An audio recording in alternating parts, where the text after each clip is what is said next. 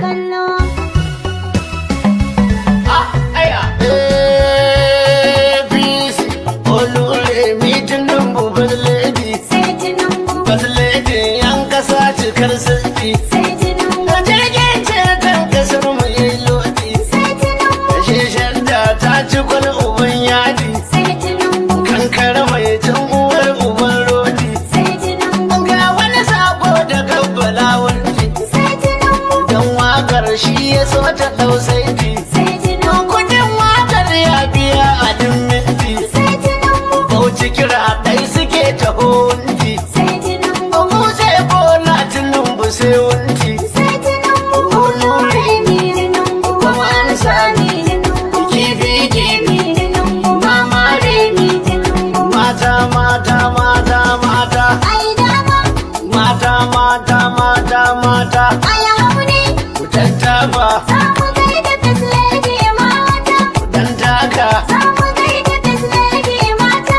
Ku dan juya. Za mu gaida First Lady mata. Daga bakwai ya tela na budar dinki. Mata, Nan mota sai ya bani mamaki. mata, Direbobi dole sai da kutuki. mata, Sarki ranar hawa ya hau doki. mata, Ashe morewar kudi a kai banki. mata, Idan za ka aje ruwa ka sai tanki. mata, Ashe gona za ta so a kai taki. mata. Kuna ku daban ne. Ashe na ku da Mata da kunan ki ku gane. da ku nake ku gane. Kuna ku kullum zabari ne. Na ku kullum zabari ne. Sai da ku ko a ina ne. Sai da ku ko a ina ne.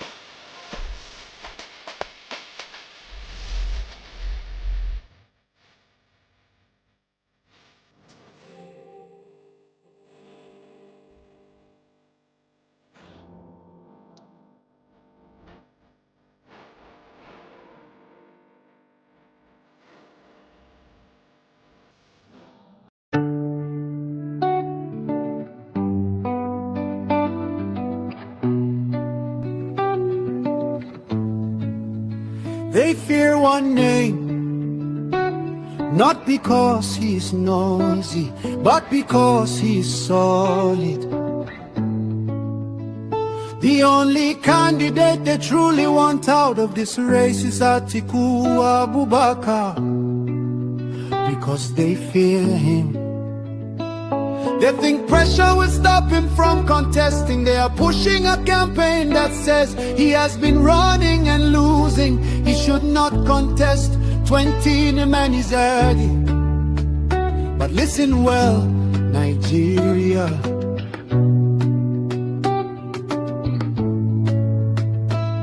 Since when did persistence become a crime? Since when did courage become an insult? Since when did experience become a disqualification? They want Atiku out because they know he can win.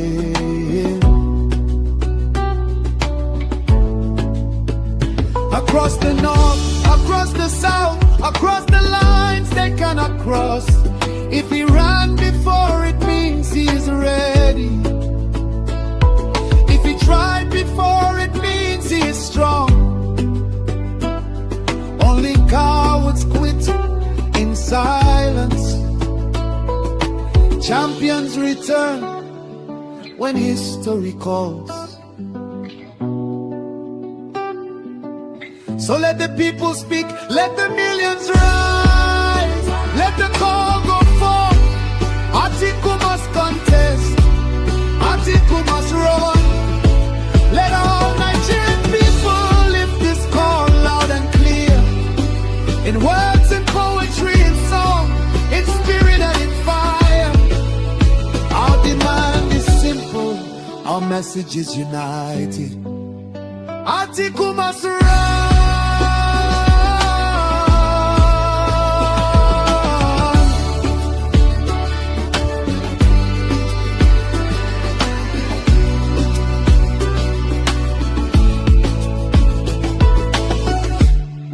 He's loved by millions across Southeast, Southwest, South, and the North.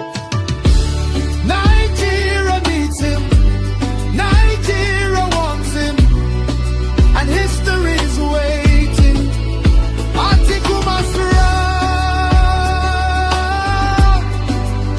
Atiku must run.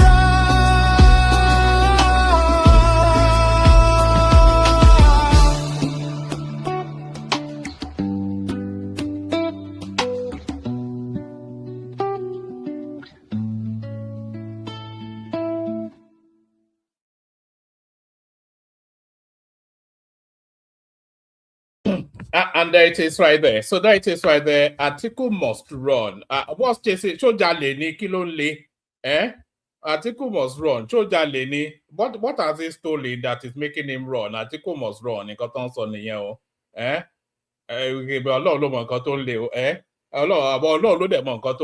Atiku wants to run, he can go and run now. Maybe he's prepared enough. He can go and face Usain Bolt. I mean, Atiku must run, and so must he. Was there ever a time that Atiku wasn't running? Very soon, something, whatever he's running away from, will catch up with him. But hold on. But good day to you. Good to be in your company and all that. You know, there are gaps in between the sessions, and those gaps are because maybe I'm not feeling it. I'm too tired. Even today, I wasn't really. I thought.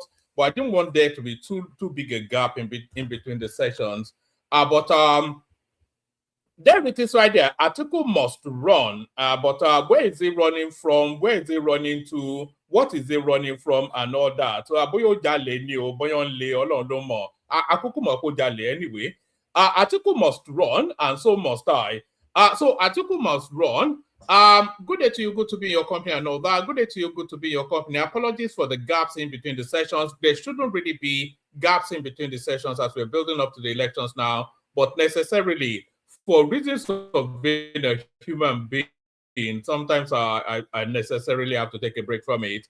But good day to you, nevertheless. Good to be in your company. Always a delight to see you here. Why my camera is not cameraing? What's going on? Is it the lighting? What's going on? I don't know, man. But Good day to you, nevertheless. The protocol remains the same. Click on the like button. We need 50 new subscribers today. So if you're not, or every single person listening to me now, you should be subscribed. So check your device, make sure you're subscribed. Subscribe and then click on the like button. So like and subscribe, the short form of that, like and subscribe. So those two things, you must do them. We should already a long time be past 100,000 subscribers by now. But we're not even at 50,000. Can you imagine that? We're not at 50,000 subscribers.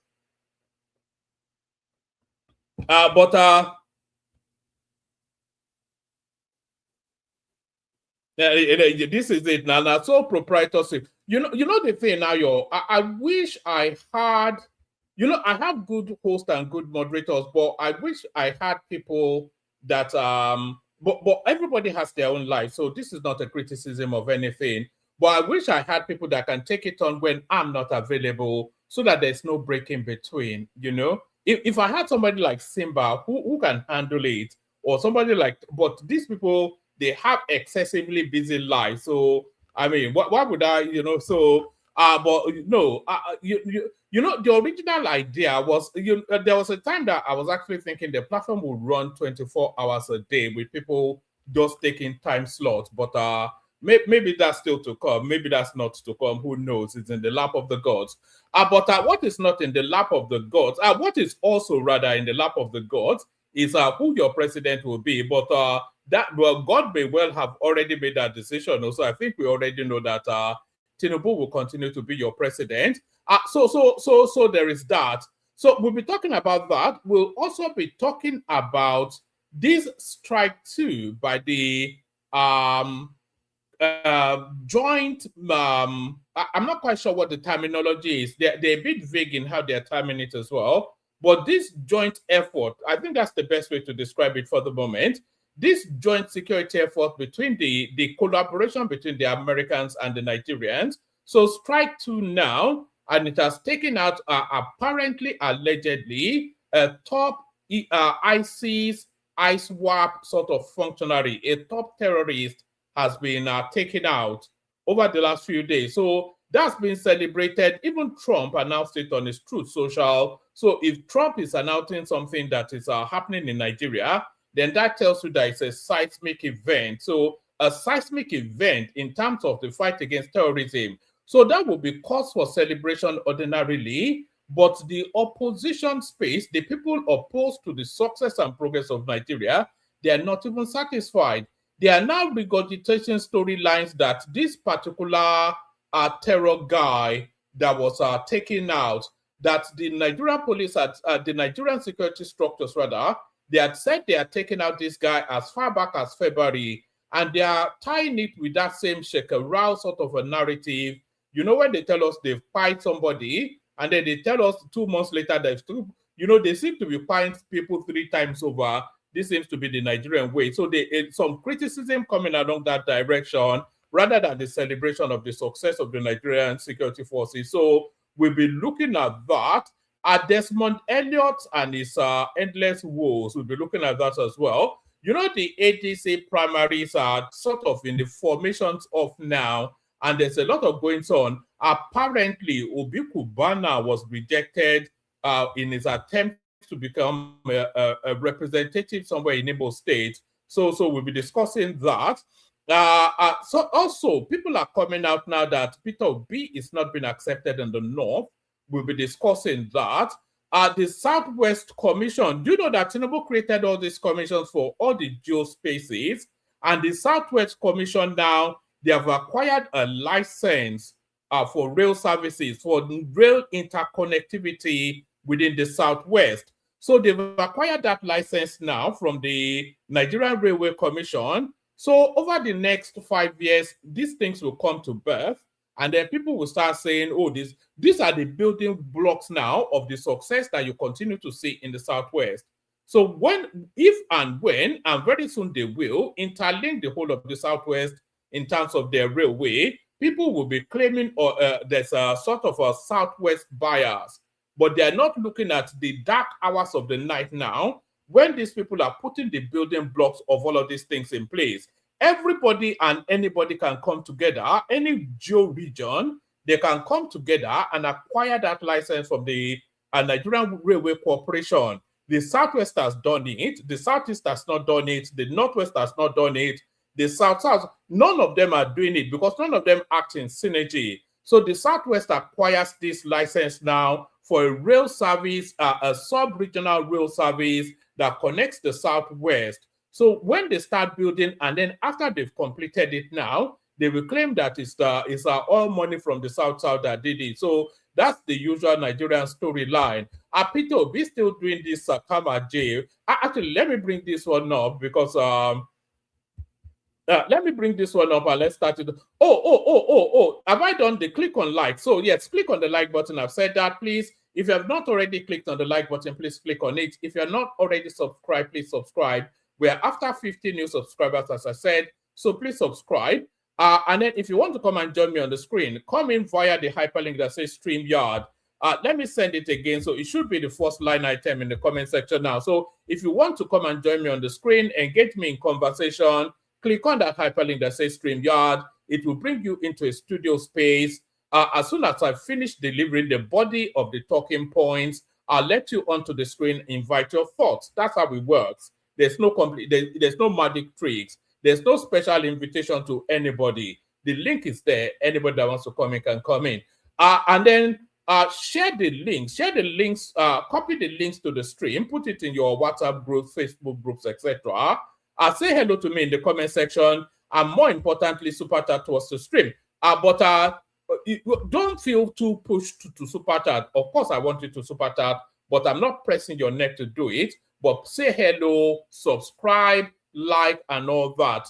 Those ones I treasure equally, if not more. The people saying hello, Ufoma Michael, the first one to come in is usually Agbadorian. I wonder what's happened to. I'll show you something from Agbadorian in a moment. So that's Ufoma Michael. That's Abimbola Olatubosun right there. Good to see you, Abimbola, the chief priest of the one-man platform. That's Ayo right there, the mighty man. Jeje Laye, there he is right there. Ayo Jeje Mo, my friend. I'm sorry to be the harbinger of bad news, but Ayo Jeje Mo. So everybody keep saying hello in the comment section. Let me know where you're calling from, where you're joining us from, rather, so I can acknowledge your presence, say hello back. That's all up popping right there. So let's just start with it, shall we? Please keep making sure that you're liking and subscribing. That's so important, you know. That's just, you know, that's paramount over and above everything else. You have to like and you have to be subscribed. Let's see what just came in. You know, usually in the throes of these things, I suddenly get a text from my wife saying, "Oh, Wale, you are too loud. You are waking everybody up." But there it is. And of course, that's Princess Rosie right there joining us from Texas. Safety Domain. Good evening, one man. Top thoughts, of course, the mighty man from Chicago. I never knew that Princess Rosie was in Houston. I thought she lived in Canada. So I've known her for what? For goodness knows how long now. But shall we just get started? 2027 presidency, NDC's one-term zoning to South, sparks praise knocks. So this idea now, you know, the hardest sell of all of the things that will make it difficult to sell Peter Obi, of all of the things that will make it difficult to sell Peter Obi, the fact that the Constitution facilitates that it can serve 2 terms, that is the hardest hurdle to surmount. So now, we have this unspoken arrangement, as you know, in Nigeria. A region serves, we have a north-south divide in Nigeria, we all know that. And we have a spoken but unwritten agreement in Nigeria that the north serves the presidency for 2 terms, and then the south serves the presidency for 2 terms. So it's the turn of the South now. Tinubu has served 1 term now, and now there's only one more 4 years left before power transits to the North.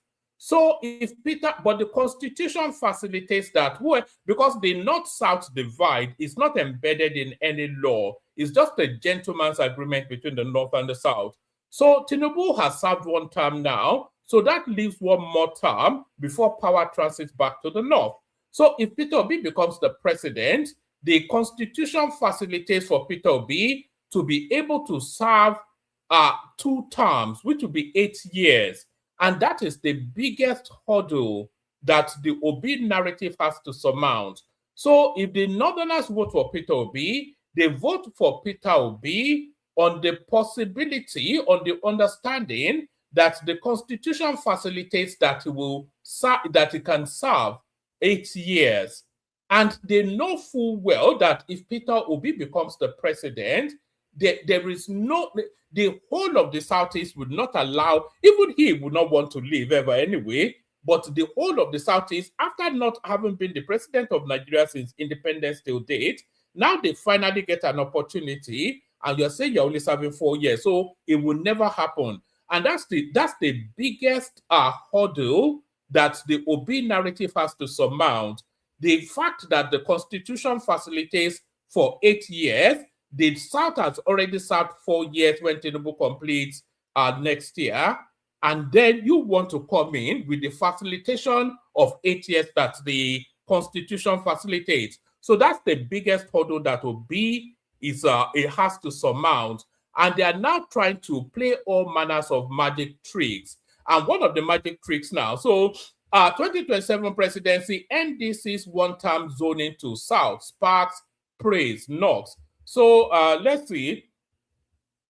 The Nigerian Democratic Congress NDC's decision to zone its 2027 presidential ticket to the South and return it to the North in 2031 is drawing mixed reactions from stakeholders across the country. Even El Rufai mocked this idea that Peter Obi is trying to sell, that he will only serve 1 term. The Nigeria Democratic Congress NDC's decision to zone its 2027 presidential ticket to the South and return it to the North in 2031 is drawing mixed reactions from stakeholders across the country. The development comes on the heels of recent defection of former Anambra State Governor Peter Obi and former Kano State Governor Musa Kwakwanso from the African Democratic Congress ADC to the NDC. Both politicians are being tipped for the party's presidential and vice presidential tickets in what supporters believe could pose a formidable challenge to President Bola Tinubu of the ruling All Progressive Congress APC in the 2027 elections. Among those who reacted to the zoning arrangement were the founding national chairman of the All Progressive Grand Alliance ABGA Chief Chekwas Okorie, former presidential advisor Mr. Akin Oshitokun, Southern and Middle Belt Leaders Forum, former presidential candidate Chief Peter Amerada, the PDP National Auditor and Minister of Aviation and Aerospace Development Festus Keyamo. The founding national chairman of the All Progressive Grand Alliance described the decision of the NDC to zone its presidential tickets to the South for 1 term with a return to the North as a masterstroke. So forget all of that nonsense. You know, if Peter Obi ever becomes the president, which he would likely not ever be, if Peter Obi ever becomes the president, a year, 18 months to the next cycle of elections, then you will see people demonstrating a 1 million-man march in Borno that Peter Obi must serve 2 terms. Then you will see somebody in Ekiti go to court, concerned Nigerians of Ekiti. They will go to court and sue Peter Obi that he has to serve a 2nd term. And then you will see people demonstrating in Abuja that Obi is the only, you know, we all know the magic tricks now. We've circled this wagon so many times. So forget all of the nonsense. As soon as he gets that power, he's serving that 8 years, and he will even attempt an ambassador trick for an elongation of terms of tenure. So let's take it from the top again. We go through. Oh no, let's just carry. Oh, let's take it from the top. The Nigeria Democratic Congress NDC's decision to zone its 2027 presidential ticket to the South and return it to the North in 2031 is drawing mixed reactions from stakeholders across the country. The development comes on the heels of recent defection of former Anambra State Governor Mr. Peter Obi and former Kano State Governor Musa Kwakwanso from the African Democratic Congress ADC to the NDC. Both politicians are being tipped for the party's presidential and vice presidential tickets in what supporters believe could pose a formidable challenge to President Bola Tinubu of the ruling All Progressive Congress APC in the 2027 elections.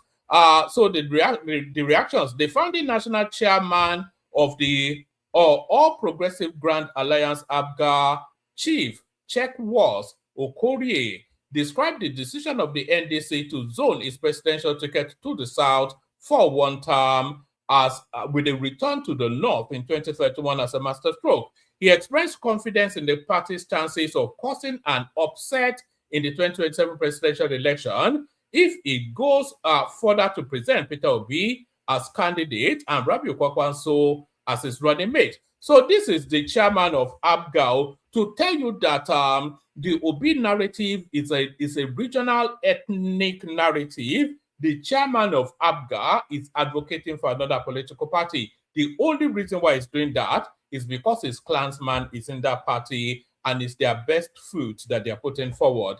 The founding national chairman of the All Progressive Grand Alliance ABGA chief, whatever Okorie, described the decision of the NDC to zone its presidential ticket to the south for one term with a return to the north in 2031 as a masterstroke. He expressed confidence in the party's chances of causing an upset in the 2027 presidential election if it goes further to present Peter Obi as candidate and Rabiu Kwakwanso as his running mate. Okorie said this in a telephone interview with correspondents in Abuja. He was responding to questions about the viability of the NDC's political strategy following its zoning arrangement unveiled during the just concluded national convention. According to him, the NDC zoning the presidency is the right thing to do. It is a strategy capable of winning the party the big prize. This will, however, depend on whether the party can go the whole 9 yards by presenting an Obi Kwakwanso ticket. The whole thing started when the two political heavyweights in their own right decided to leave the African Democratic Congress ADC to join the NDC. If you noticed, the seemingly unending court cases in the ADC has stopped. The presidency, which many believe has also, it goes on and on. Let's go to somebody, that's his thought. So let's go through to articles entry may threaten Obi's chances. This is another perspective. Also speaking, former presidential, and by the way, Akin Oshitokun was Peter Obi's spokesperson in those Labour Party days. After Donyo Kupe left because of some corruption, whatever, they replaced him with Akin Oshitokun, and Akin Oshitokun is an Obasanjo boy. So there's a lot of Machiavellian maneuverings going on there. Article's entry may threaten Obi's chances. This is Oshitokun. Also speaking, former presidential advisor to ex-president Olusegun Obasanjo, Mr. Akin Oshitokun, said although the arrangement may not automatically guarantee victory for the NDC, it will promote national integration and strengthen Nigeria's political development. He, however, warned that the possible entry of former Vice President Atiku Abubakar into the race could weaken the chances of Obi and Kwakwanso. I do not know whether it will guarantee victory for them, but it is good for national integration and the political development of Nigeria, because Rabiu Kwakwanso is a political heavyweight in the north. Rabiu Kwakwanso is not a political heavyweight in the north. The data don't tell us that. When Rabiu Kwakwanso was on the ticket as the main man, when he was a presidential candidate, it was scoring less than 3,000 votes in most of the northern states outside of Kano. So it's not a political heavyweight in the north. The big elephant in the room is the ultimate decision of former Vice President Atiku Abubakar, who has positioned himself as the candidate of the north. The utility of Kwakwanso on the joint ticket lies in his presumed capacity to mobilize Northern support for Obi and himself. The North cannot support both Atiku and Kwakwanso at the same time. If Atiku eventually emerges as the Northern candidate, it diminishes the utility of Kwakwanso and significantly weakens the chances of an Obi Kwakwanso ticket winning the election. So that's a more pragmatic way of looking at it. But even if Atiku steps down, there's still no chance for all of the reasons I just explained. The Constitution facilitates for 8-year term for Peter Obi, and if he becomes president, if you believe that he's going to serve for one term and hand it over to the North, then I have an airport to sell you somewhere in the Antarctic. So that's what I can Oshitokun thinks. It's a political scam. This is Festus Keyamo, Minister of Aviation and Aerospace Development, Olorogun. Festus Keyamo. I wonder if that Olorogun is a traditional title. Festus Keyamo SAN dismissed the NDC's zonal arrangement as a political gimmick aimed at deceiving Nigerians. Speaking with correspondents on Sunday, Keyamo described the move as political 419 and questioned its credibility. He said, the decision of the NDC is an insult to the sensibilities of Nigerians. It is nothing but political 419. What happens if Obi changes party after winning? Or if, as a leader of the NDC, he gets the NEC to reverse the decision? This is a joke taken too far. Keyamo argued that the arrangement lacks enforceability since it could be reversed at any time by the party's leadership. So commendable is how it was described by a former Labour Party member from the Southeast. Let all parties zone presidency to the South is what the Southern and Middle Belt Leaders Forum have to say. Common sense dictates power should remain in the South till 2031. This is what the PDP has to say. And that is that. So Peter Obi is still trying to run that scam that if he becomes president, he will only serve one term. If you believe that, you believe anything. Still on that narrative, actually, Peter Obi's acceptance in the North are still in doubt despite Kwakwanso's support. This is Mohammed Ibrahim saying this, whoever he is. A political alliance between former Labour Party presidential candidate Peter Obi and the leader of the Kwakwansia movement, Rabiu Musa Kwakwanso, is already generating fresh conversations ahead of the 2027 presidential election.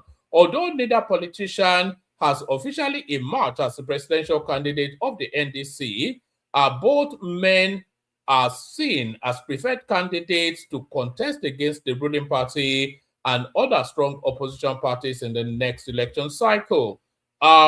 Political observers believe the talks are largely driven by the electoral realities of the 2023 presidential election, where both candidates recorded impressive but regionally limited performances. Obi secured more than 6 million votes nationwide under the Labour Party and won 11 states along with the FCT. However, and by the way, Obi is not winning the FCT. It's a matter of pride for Yemisi Wike. Obi is not even going to score 25% in Abuja this time around. Not possible. Not with Yemisi Wike being the mayor of Abuja. Obi secured more than 6 million votes nationwide under the Labour Party and won 11 states alongside the Federal Capital Territory FCT. However, in the northern region, his victories were limited to Plateau and Nasarawa states, as well as the FCT, where he enjoyed considerable support.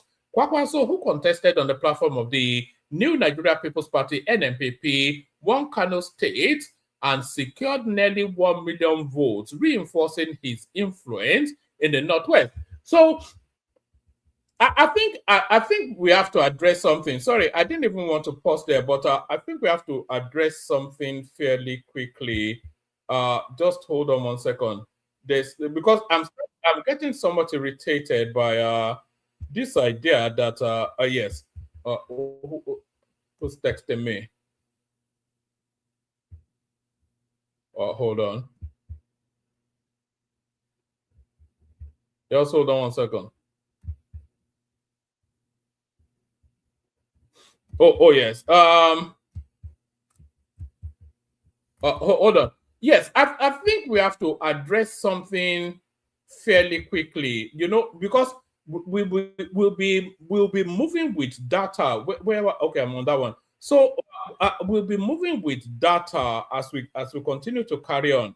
So these are is that showing on the screen? So now these are the results from the last cycle. We have to be clear on what we're talking about. These are the results from the last cycle of elections.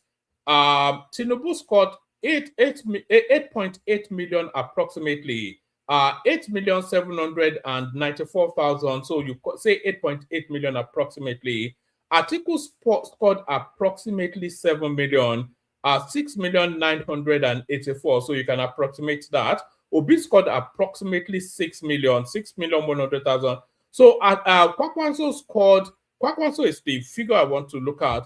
Kwakwanso scored 1.5 million votes. So 1.5 million votes. So now let's go to Kano State. Let's go to Kano State. Where's Kano State? So that's Kano State right there. Let's go to Kano State. And I hope this thing is actually going to show us. Oh, sorry, I'm hearing myself back. All right. So I want us to get exact figures so we know exactly what we're talking about. Does this give us exact figures? I want to get exactly what this guy scored in Kano State. All right. That's showing us by percentages. So let me go on Google. Let me go on Google. Google.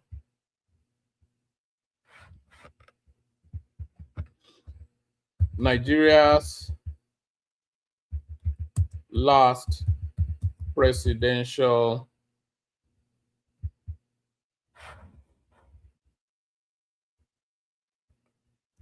right.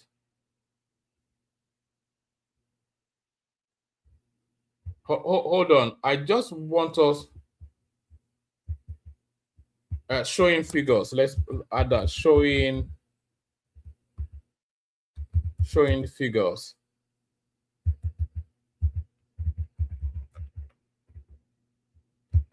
We need to be clear that Kwakwanso actually has nothing to offer in the north. That's just what we need to be clear about. Let's just see. We just need to establish certain things, you know.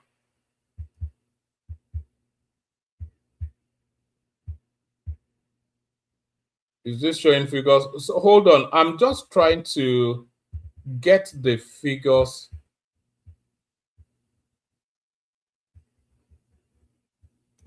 Hold on.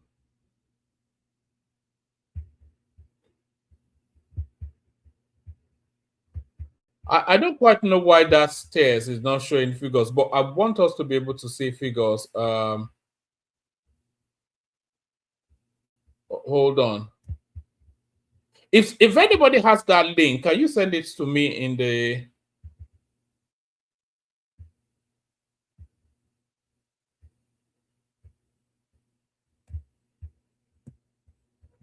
2023, yes, hold on.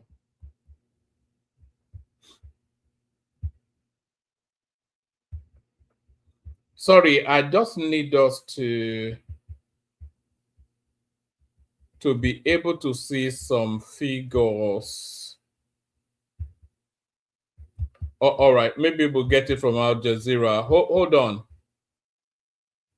You know, I do these things organically, so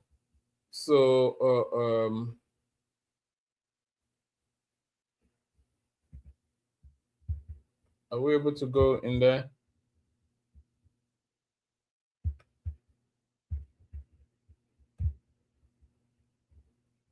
Hold on. All right, let me show it to you from here. If somebody else has a tabulized sort of something, if you look at the figures here, this is Kano State. So Kwakwanso scored 997,000, so approximately 1 million votes. So that's what Kwakwanso scored in Kano State. And I think he also scored quite sizably in Jigawa State. And then he scored nearly 100,000 votes in Jigawa State. So if you remove Kano State, Kwakwanso's influence in the north is out of all of the northern states, it could barely garner 500,000 votes. You know, in Sokoto State, Kwakwanso scored 1,300. In Kebbi State, he scored 5,000. Tinubu scored 248,000. In Yobe State, Kwakwanso scored 18,000. In Bauchi State, Kwakwanso scored 72,000. In Borno State, Kwakwanso scored 4,000. In Adamawa State, he scored 8,000, and on it goes. So this thing that Kwakwanso has anything to offer in the north is a myth. In Kaduna State, he scored 92,000. So the spaces that he scored was essentially Kano, a little bit in Kaduna, and a little bit in which was the other state, in a little bit in Jigawa. So those are and very low scores in those spaces. In Gombe State, he scored 10,000 votes. Obi scored 26,000. In Taraba State, he scored 12,000. In Adamawa State, he scored 8,000. In Niger State, he scored 21,000. In Kwara State, he scored 3,000. So Kwakwanso has nothing to offer in the north outside of Kano State. This is what the data tells us. So I'm not quite sure all this noise about Kwakwanso. Kwakwanso offers you absolutely categorically not a single thing, not one single thing outside of Kano State, and it doesn't even hold sway in Kano State anymore. So I'm not quite sure all this Kwakwanso. But let's go back to it. So people calling him a heavyweight in the north. That's the data, the figures. And by the way, when Kwakwanso was scoring all those figures, it was the presidential candidate. So they were actually voting for him. So they are not voting for him by proxy to Peter Obi or something. It was the mainstay on that ticket, and he couldn't garner any support in the north.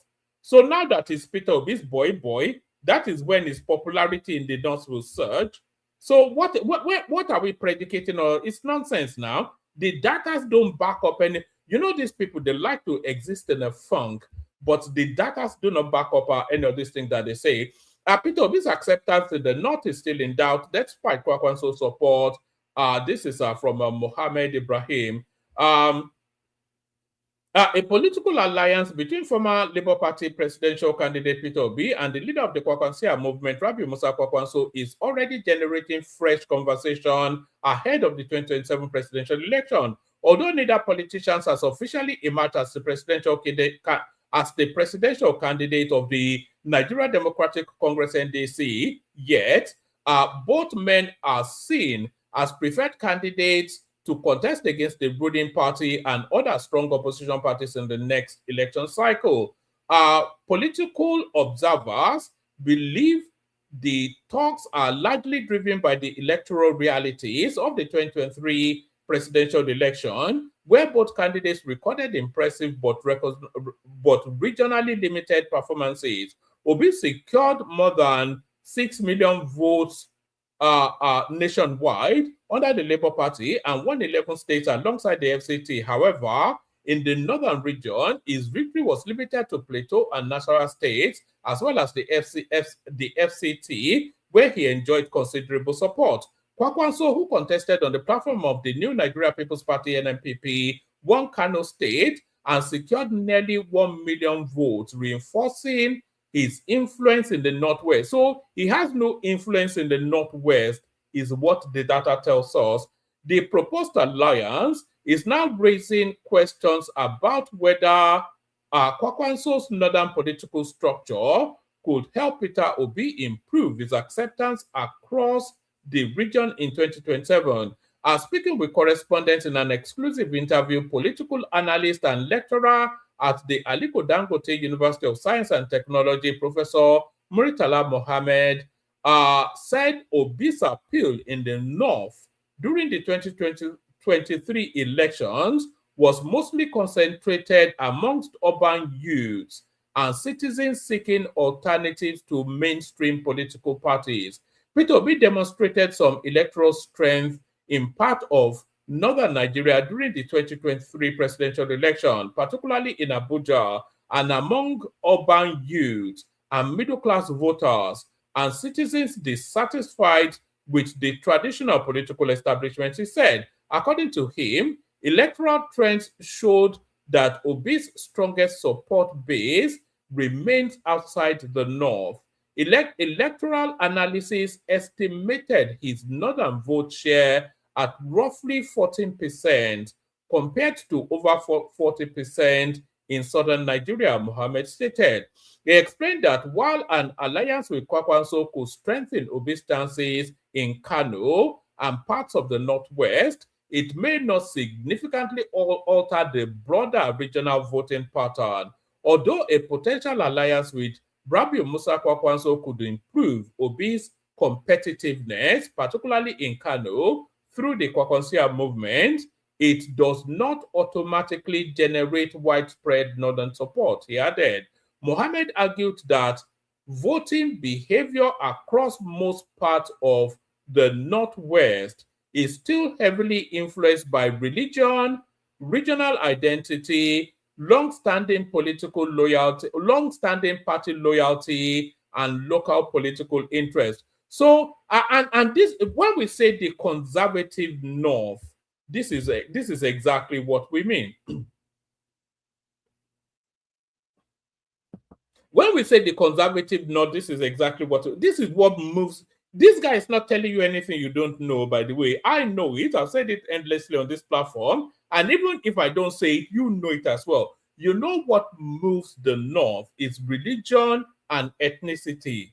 That's just the fundamentals of their pattern. And this is an expert in the field, an indigene of that space, and a university lecturer who is studied in that place, telling you exactly how they politic. And none of this speaks to anything, Peter Obi.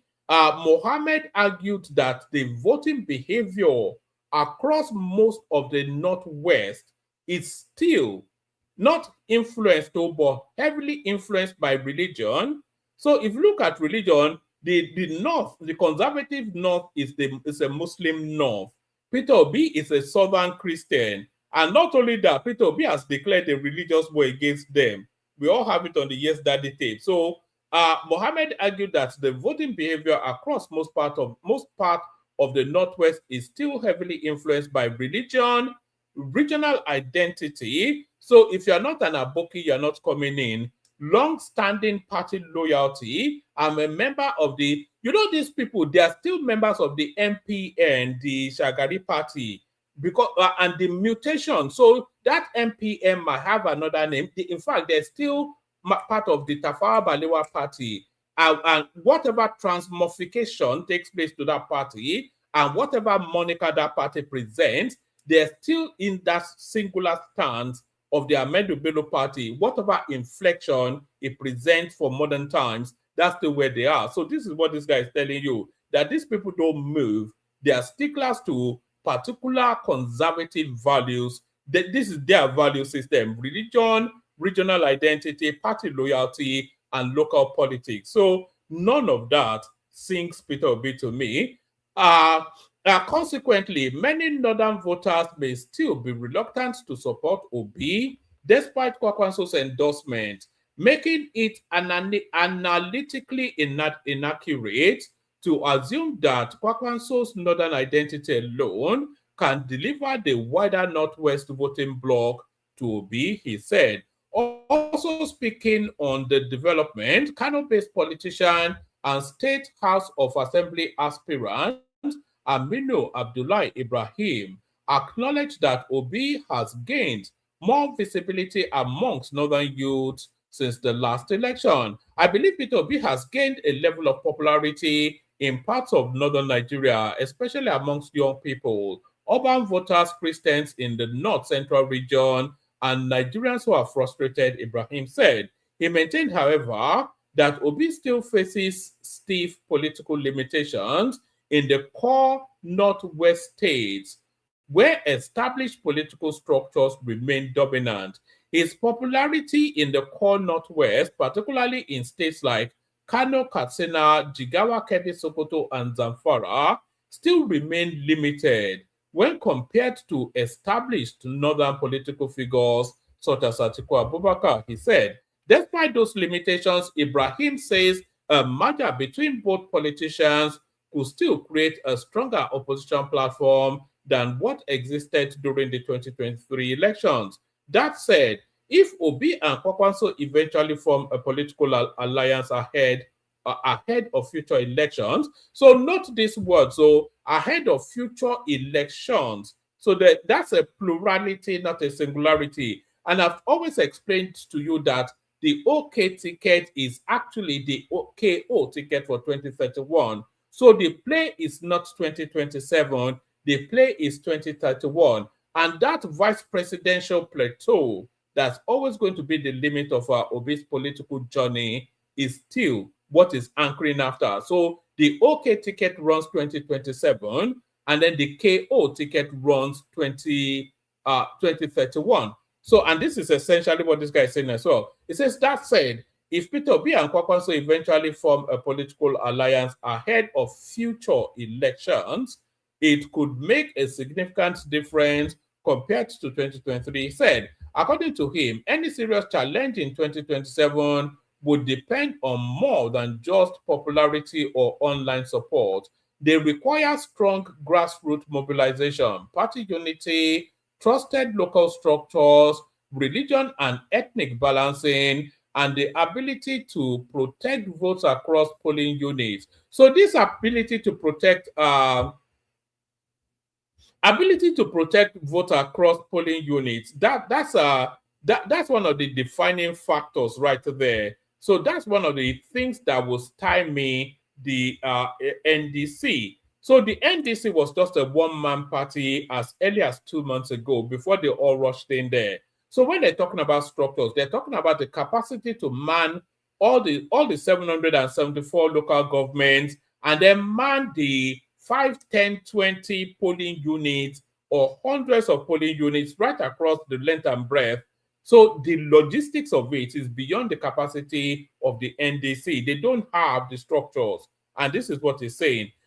They require strong grassroots mobilization, party unity, trusted local structures, religion and ethnic balancing, and the ability to protect votes across polling units. Even if Obi and Kwakwanso work together, translating public excitement into nationwide electoral victory will still be a major challenge, Ibrahim said. As coalition discussions continue, analysts say the success of any Obi Kwakwanso partnership may ultimately depend on whether both politicians can transform their individual regional strengths into a truly national political movement capable of competing across Nigeria's diverse political landscape. So that's just, those are the cold realities of it. But the headless mobs, according to Zita, they can continue to do their dancing around. U.S. Nigerian forces eliminate ISIS deputy leader Abdul Balal al-Manuki. You know, what's he even doing in Nigeria? United States President Donald Trump has announced that American forces, in collaboration with the Nigerian armed forces, carried out a joint military operation that resulted in the killing of Abdul Balal al-Manuki, identified as the second in command of the Islamic State of Iraq and Syria ISIS worldwide. In a statement posted on the Truth Social account on Saturday, Trump said the operation was the outcome of extensive intelligence gathering and strategic coordination aimed at tracking the activities of the terrorist leader in Africa. According to the US president, the mission targeted one of the most active figures within ISIS, whom he described of orchestrating attacks and supporting terrorist operations both against both Americans and communities across Africa. Trump stated that the eliminated guy would deal a major blow to ISIS operations globally and weaken the group's presence on the African continent. He also praised the Nigerian government and the country's military authorities for their cooperation and support during the operation. Tonight, at my direction, brave American forces and the armed forces of Nigeria flawlessly executed a meticulously planned. So it's quite important that Nigeria is getting a co-credit, especially from the American president, because traditionally Trump would not like to acknowledge. He just wants all of the attribution, but there would have been a lot of. This is the result of all those tea that Remi Tinubu has been drinking with Melania Trump and all of this. You know, that soft diplomacy that's been happening. This is where the acknowledgement is now coming from. This is why they are now languaging us into their achievements. Tonight, at my direction, brave American forces and the armed forces of Nigeria flawlessly executed a meticulously planned and very complex mission to eliminate the most active terrorist in the world from the battlefield, Trump wrote. He added, Abdul Balil al-Minuki, second in command of ISIS globally, thought he could hide in Africa, but little did they know we have sources who kept us informed on what he was doing. He will no longer terrorize the people of Africa or help plan operations to target Americans. With this removal, so that's the success story right there. I think did Sheikh Gumi actually come out to speak on this? I don't know. So let's go on to this one. Let me just give you this one as a headline. Southwest Commission secures rail operation license. So these are the building blocks of the future development that you'll be seeing coming out of the Southwest, the interconnectivity of rail services. So I think the Southwest is getting accustomed to living more civilized lives. So did you know that they had about in excess of 3 million passengers a year using those intra-city rail services in Lagos, the metro system? So this is the Southwest joining the civilized world as they leave the rest of Nigeria behind. President Tinubu confirms killing of ISIS top leader in fresh U.S.-Nigeria cooperation. So there's that. It says in a statement personally signed by him and released on Saturday, President Tinubu noted that the operation was achieved overnight. Our determined Nigerian forces, working closely with the armed forces of the United States, conducted a daring joint operation that dealt a heavy blow to the rank and file of Islamic State. Earlier assessments confirmed the elimination of the wanted ISIS senior leader, also known as Abu Mianok, along with several of his lieutenants during a strike on his compound in the Lake Chad Basin, Tinubu said. The president appreciated the Americans. I extend my sincere gratitude to President Trump for his leadership and unwavering support in this effort.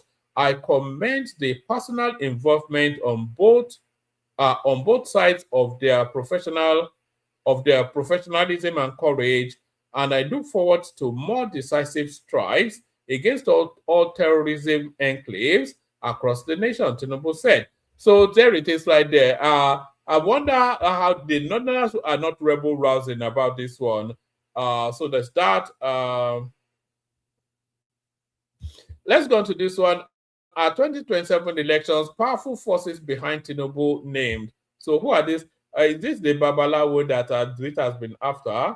Let's see. President Bola Tinubu enters the 2027 election backed by the single most powerful political coalition currently operating in Nigeria. As reported on Saturday, May the 17th by correspondents, around President Tinubu is an extensive political structure of about 31 governors, a wide network of federal appointees, hundreds of lawmakers, thousands of party loyalists. Don't do that. Don't do that. Let's just remove that. There are thousands of party loyalists, influential business interests, and deeply entrenched Southwest political networks built over decades. If you look at the weapons in Tinubu's armory, I cannot see who will remove him. The newspaper described them as powerful forces behind Tinubu. Within the All Progressive Congress APC, opposition to his re-election bid remains minimal.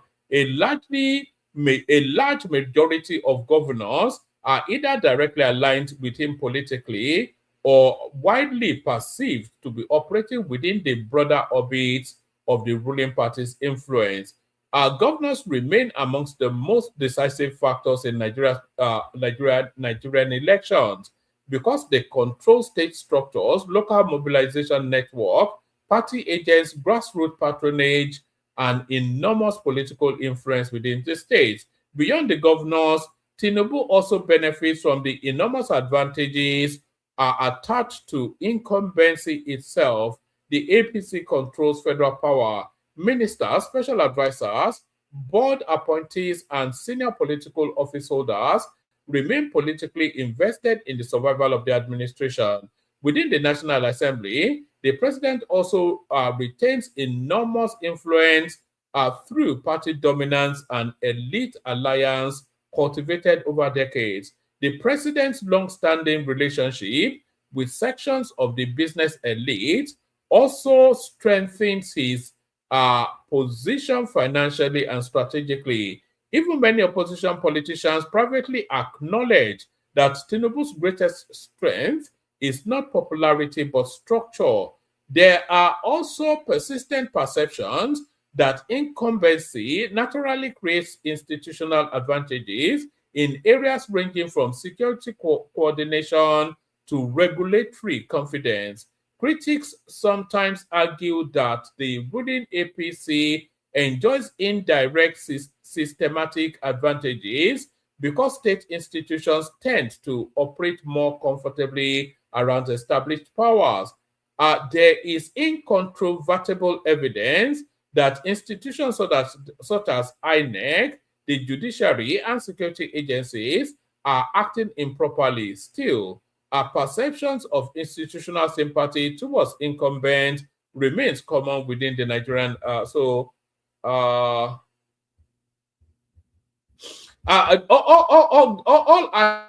eyes point to Tinubu winning that election. I cannot see how that would not be the case.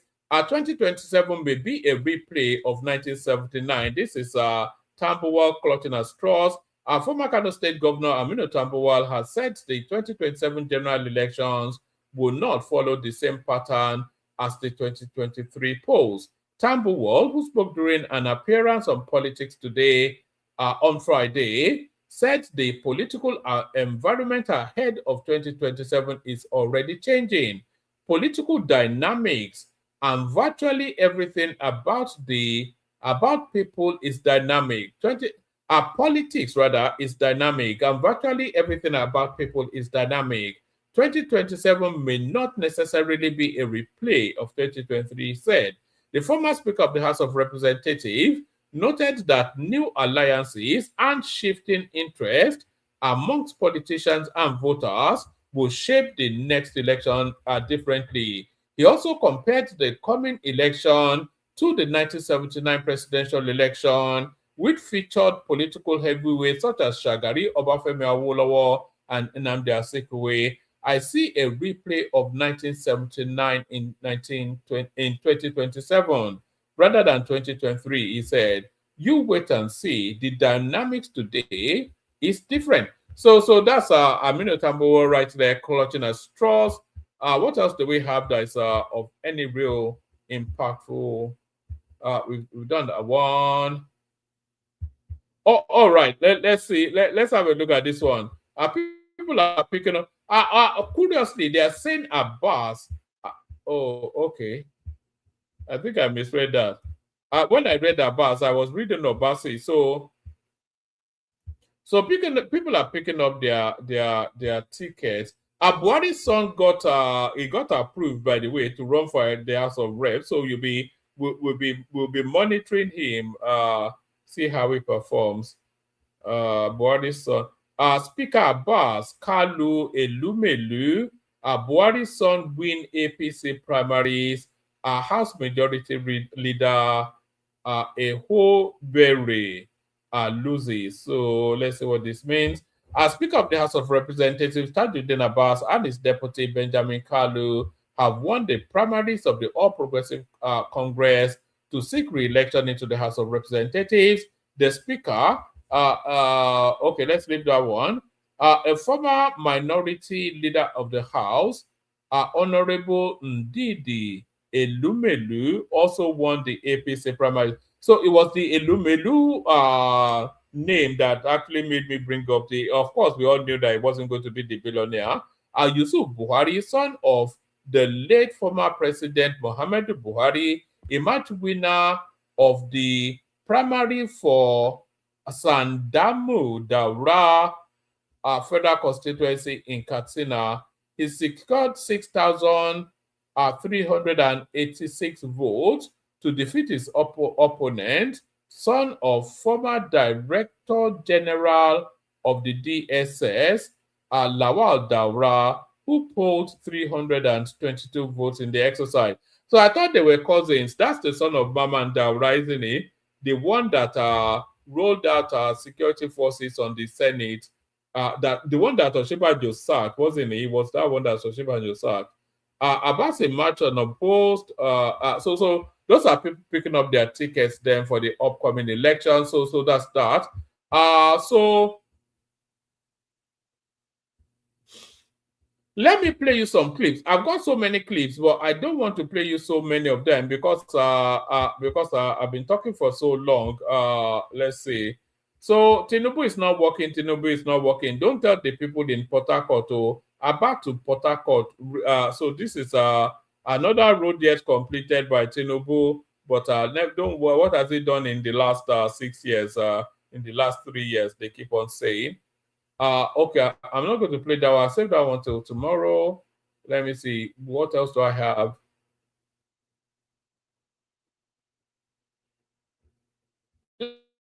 Let me come into the studio and send let me send the link. If anybody wants to come in, come in. That's the link right there. If anybody wants to, which song is sweet? Your mind. Yes, only are you ever super chat. That's your super chat right there. So thank you, Ayo. So that's what's this one here? So that's about to Port Harcourt, River State. Very easy. Thank you, President Tinubu. But Tinubu is not working. That's what they keep on telling us. Do you remember that story of that House of Rep members in his solo that was taking all of the development, all of the opportunities in his solo to his kit and kin? Let me see. Do I want to play you this one? Let me. I should really play you this one. Let me download this one to play to you. Let's bring this one up. Sorry if my voice sounds a bit husky, by the way. I think I'm coming down with something. I'm not quite sure. No, I'm not quite sure what it is. Let's down. I'm just going to download something for you quickly. Can people please check their devices? Can people please check their devices? Make sure you're subscribed. We're not seeing numbers going up. We want 50 new subscribers today. So if you're not already subscribed, please check your device. Make sure you're subscribed. So let me download this one. I'll play you this one later. You see, I've got so many tabs opened on my screen that flicking through them even is somewhat of a chore. Let's see. All right. I'll only really, unless there's one that I especially want to show you. All right. So the link is in the comment section. If anybody wants to come in. Yes, Honorable Jose. So I actually sent somebody to Oshodi. I sent not Oshodi. I sent somebody to Isolo to go and investigate exactly what is going on there. You know that we have a lot of subscribers everywhere. So I sent one of our subscribers to go to Isolo to go and investigate exactly what is going on there. And this was what he reported back. Let me show you. There's no development in Isolo, by the way. So, but this is what our correspondents are reported back from Isolo. 1 month. Yeah, this is Agbado reporting live from Oshodi Solo local government, one of the local governments that the Igbo guy is controlling. So let me reveal one secret to you. The first day I was consulted in this coalition, and that was before the unveiling. 1 month. Yeah, this is Agbado reporting live from Oshodi Solo local government, one of the local governments that the Igbo guy is controlling. So just to show you, this is one street. This is one street. I will try and go. I will try to go to where there is sign that show this is Oshodi Solo for you to believe. So you can see this side here. So this is part of his constituency. Can you see? Can you see it? See the street. Look at the way this place is. This one is. I think this one is somewhere in Solo. This is somewhere in Solo, right? This is somewhere in Solo. Yeah, this is somewhere in Solo. You can see. I'm trying to. Huh? No.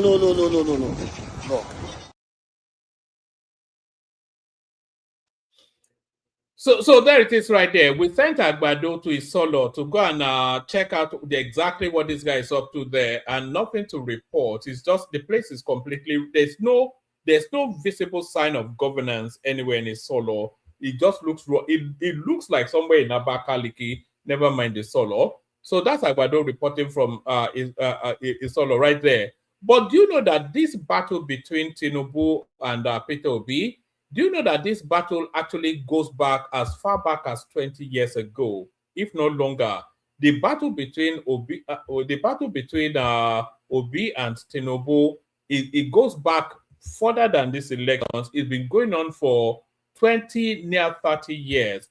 Here is an example of just one of the early skirmishes in that battle between Obi and Tinubu. We see some of their candidates making foolish, unsubstantiated claims. Because they are so empty upstairs, they lack the knowledge of economics and fund management. They call other people fraudulent and mismanagers because that is their stock in trade. They are failures from the beginning to the end. They have always been noted for failures, mismanagement.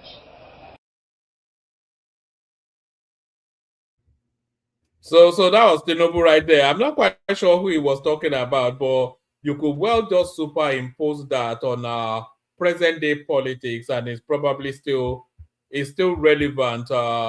It's still relevant to what is going on now. I want to play you a Sheikh Gumi clip if I can get it to download.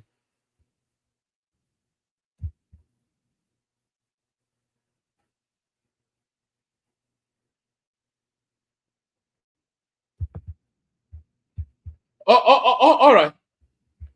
All right. I'm going to play you a Sheikh Gumi clip now. And it's probably as shocking as you find Sheikh Gumi to be. this is probably even one of his more shocking pronouncements. And at any point in time, don't be surprised when the Americans declare this guy wanted and subsequently pick him up. He should be picked up. The Nigerian authorities do not have they don't have the minds to pick him up because of the fallout in terms of violence. But the Americans can pick him up, and I suspect that the Americans will pick him up. This Sheikh Gumi element. It's impossible for him not to be arrested.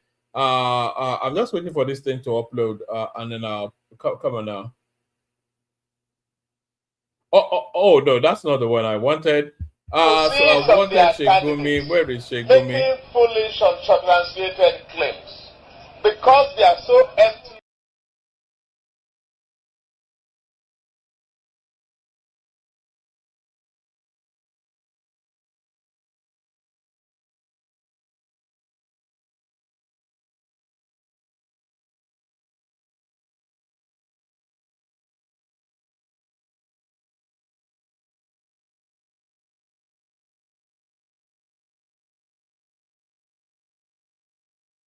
All right. So that was that was Tinubu slamming whoever he was slamming all those years ago again.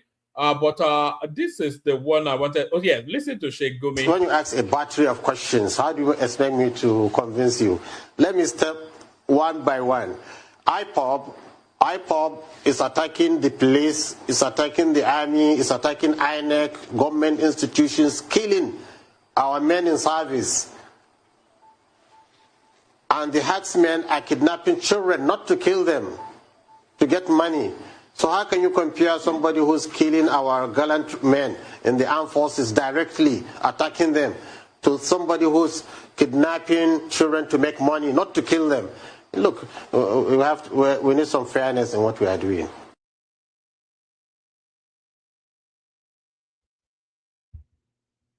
All right. So that's Sheikh Gumi right there telling us that Boko Haram is only kidnapping children just to make money. You know, that's he said they're just doing it just to make money. So why are we so angry about that? Obasa secures rep ticket. A massive crowd of party faithful thronged Agege on Saturday, May the 16th, as the Speaker of the Lagos State House of Assembly, Mudashiru Obasa, secures his place as the All Progressive Congress APC consensus candidate for the Agege Federal Constituency seat in the House of Representatives. So this is this guy now leaving the local space for the national space. This seems to be what it is. At the heat-free primary exercise, saw card-carrying members in their numbers validate his candidacy, underscoring the strength of his grassroots support. The development comes just days after Obasa's May 13th declaration at the stakeholder meeting in Agege, where he announced his ambition to contest for the federal seat. At the earlier event, he explained that his decision was driven by calls from party leaders and stakeholders who believed he could serve Agege more effectively they want him out of Lagos is what it is, really. They're giving him a soft landing, but they want him out of that seat, you know. It's not become an impediment to progress in Lagos. So they are moving Obasa to federal. That's just what they are doing right there. What else do we have? All right. Let me play you the Kegite music. We see who turns up for a conversation. Let's play you the Kegite music at the Kegite. Only water,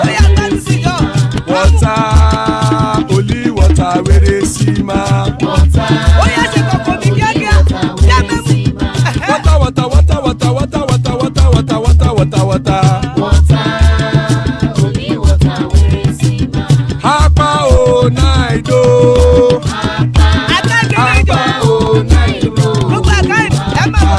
Hapa you don't come oh.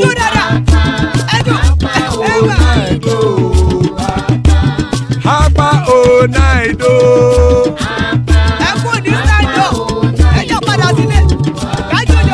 Oro keke elemu ye o. master kẹ̀kẹ́ rẹ̀ lẹ́mú rè o. Bobby master kẹ̀kẹ́ rẹ̀ lẹ́mú rè o. Chief Faila ti kẹ̀kẹ́ rẹ̀ lẹ́mú rè o. Eruku lẹ̀lẹ̀ ẹlẹ́múdé.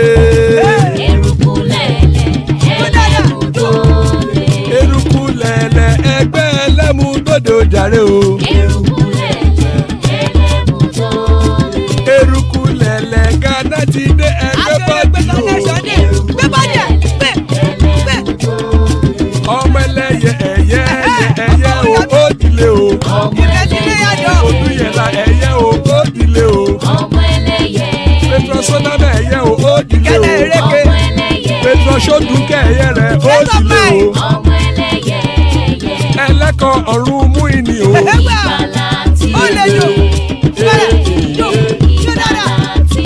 Àkùkọ ọ̀run méjìkọ.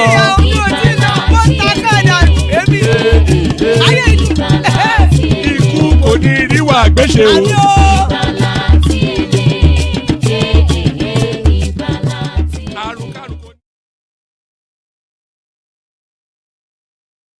There, Ikoko Niriwa Gbeshe, may death have nothing to do with us.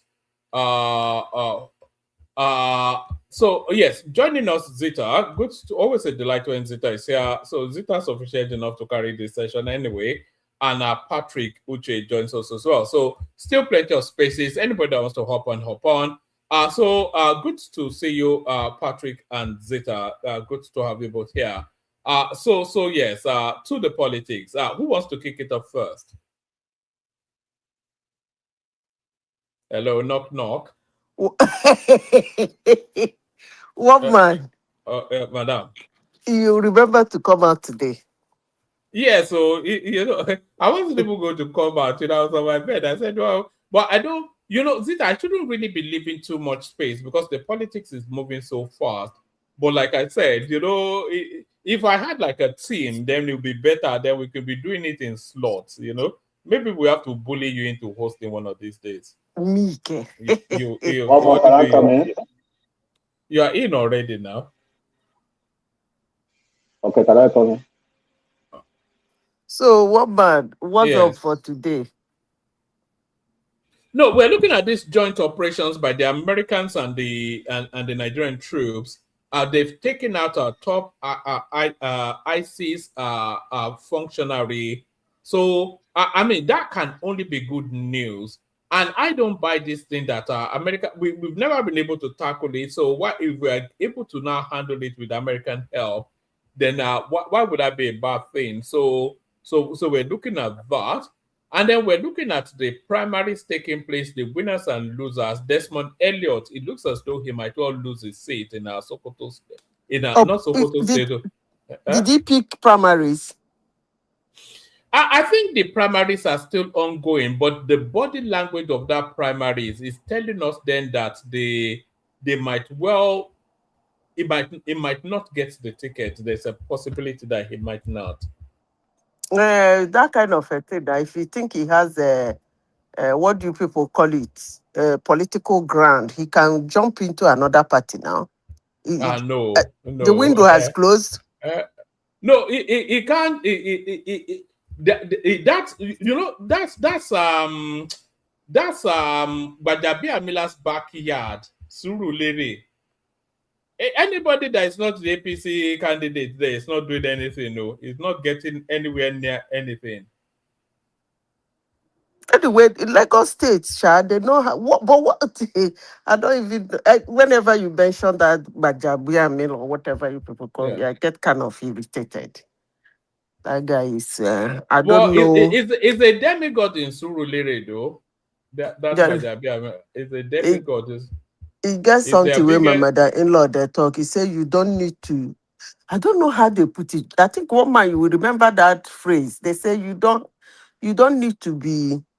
You don't need to be that brilliant or you don't need to be that smart. All you need is one luck here and there. I think whenever I see people like Bajami and Mila, I see them as those ones who are lucky here and there because such a person has you say that, but luck actually probably propels more than brilliance.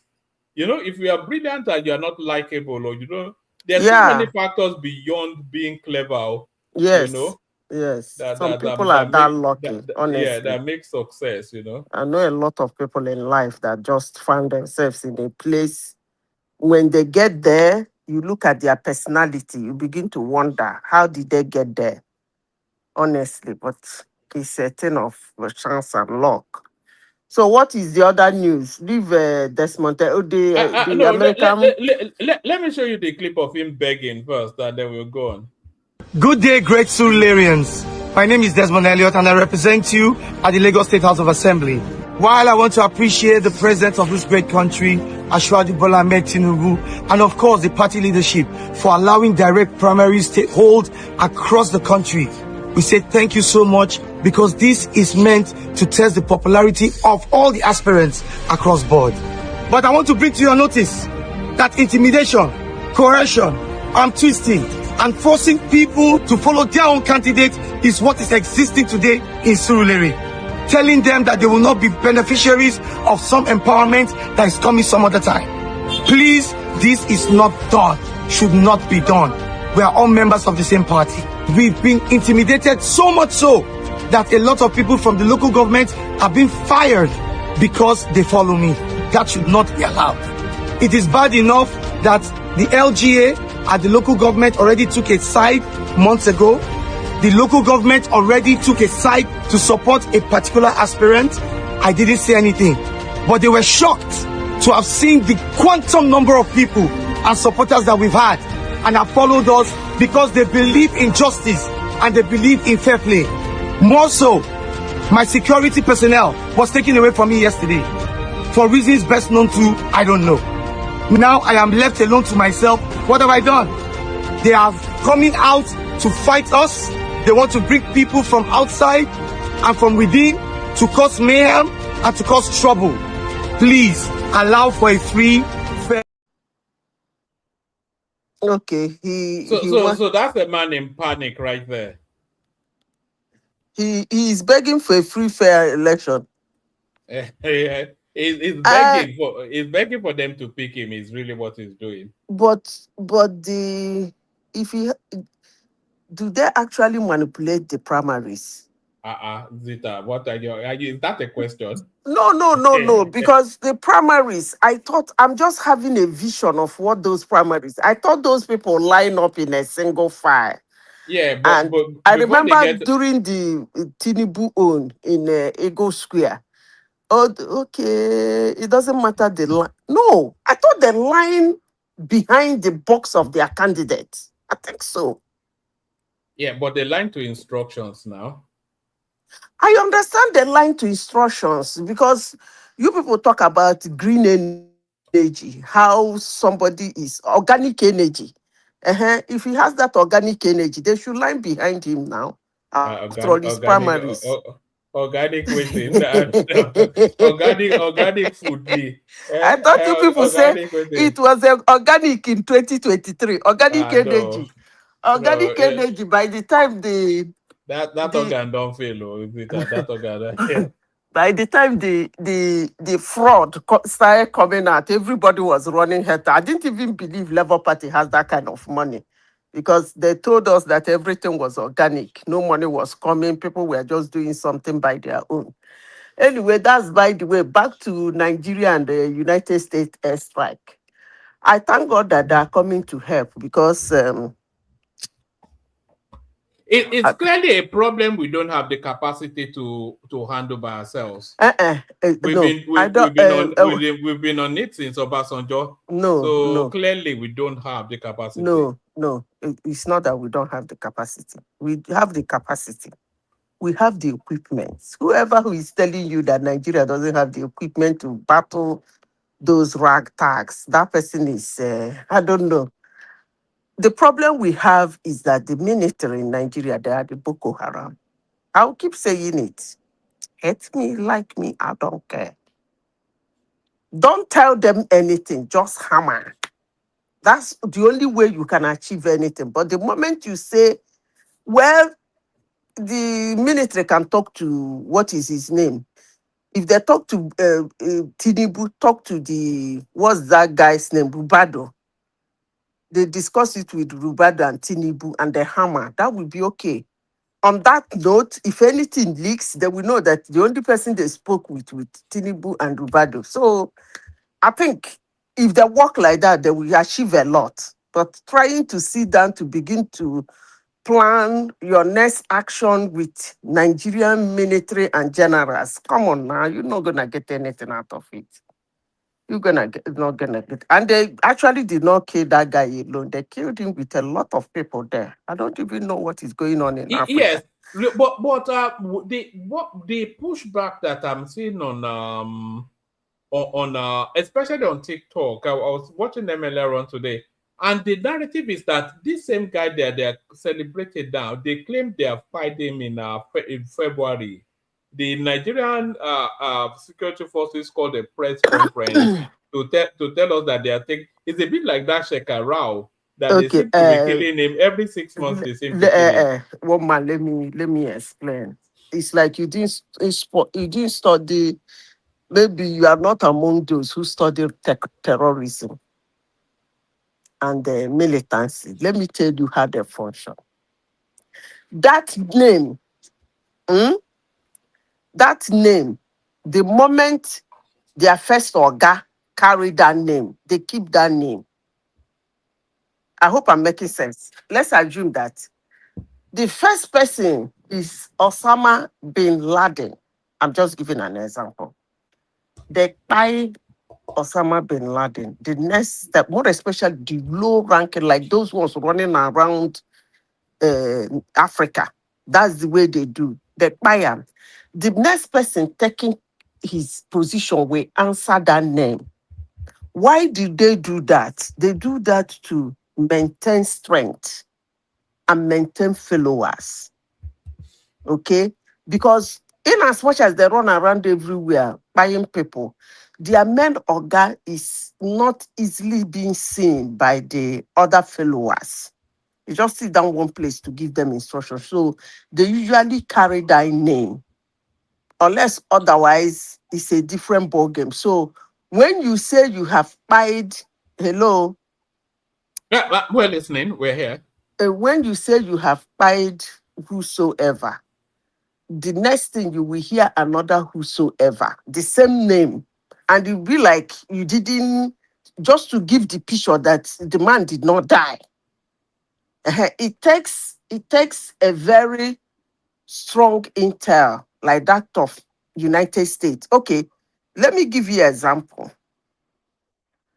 When people like US and Israel, when they buy somebody, because they have high-powered intel, the moment they buy the person, power, they'll be the first to announce. They will be the first person to announce that they have killed, pied so and so person. You will see those people, like if you say Hamas, you say, what is it called? Hezbollah, whatever. It will take them 24, 48 hours. What are they trying to find out? They are trying to find out whether they have a glimpse of what they did. If it is not sure, they will claim that the person did not die. It takes them, I hope if you are monitoring them, you will notice that it takes them time to announce it. And when you study terrorism, you'll be asking your teacher, why is it that the person that is sitting beside you, your guy, they tie your guy, it takes you 24 hours, 48 hours, sometimes 72 hours to announce that your guy was tied. He said that's the trick. That's why US and Israel, they are master in doing that. The moment they do, you will hear. And the moment they announce it, they keep quiet too. They don't follow, they don't say anything again. They just keep quiet. They will just tell you, this person on so terrorist group is being fired. Period. They shut up their mouth. They will not leave them to battle with it. 3 days later, they can't. Hamas have announced their head of commander was by the. I say, look at these people. But it is what it is. I thank God for what is happening. But it's actually United States is actually a country that come into your country that it's difficult to get rid of. Trust me. You see, that's my concern actually, That's because difficult to get rid of.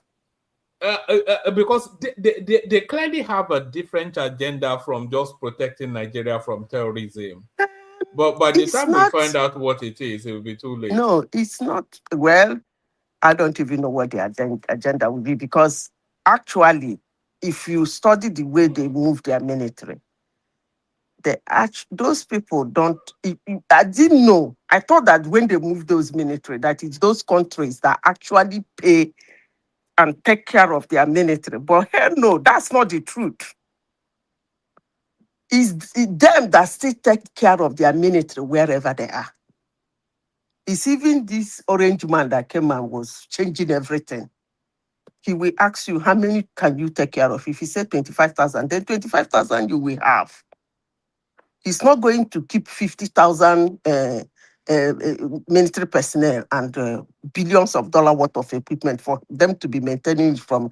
I don't know why they do that, but let me say this, it might be for intel, not really mineral resources. I don't think it's mineral resources. I think it's for strategic positioning. I think the moves into Africa by the Americans, I think it's part of the this is my own perception. I think it's part of the overall battle against China. I think they want to, not only do they want the resources, but they don't also want China accessing African resources unfeathered. The woman forget that resources. Because of the no, growth remove of the China. resources. Yeah. Woman, I wouldn't accept that resources. I will not accept that. Do you know why I said I will not accept that resources aspect? The resources has been there long ago. African resources has always been there. And then this country called United States are the greatest and highest donors to Africa. So if they have wanted hold on. resources, they would have asked for it a long time ago. Hold on. That means you didn't hear what I said. I said the primary purpose is to deny China access to the resources in order to slow down the growth of China. I think it's more of a China strategy than anything else. That's what I think. I don't know. Woman, I don't want to buy that one, but I would think it's for Intel's for security. That's what I would say. That's the highest I can say about it. I don't want to go deep into it. I think how does that affect America? What Intel for security? Okay. That means you don't know what is happening. Woman, let me give you an example. You see, if you observe what is happening in Mali and in Sudan, the people who are displaced, the people who are running away from the fight are Black people, Africans. But the people they call their military are all Blacks. They're all Blacks, except for the few Russian military. You will know that they are pure white skinned Russians.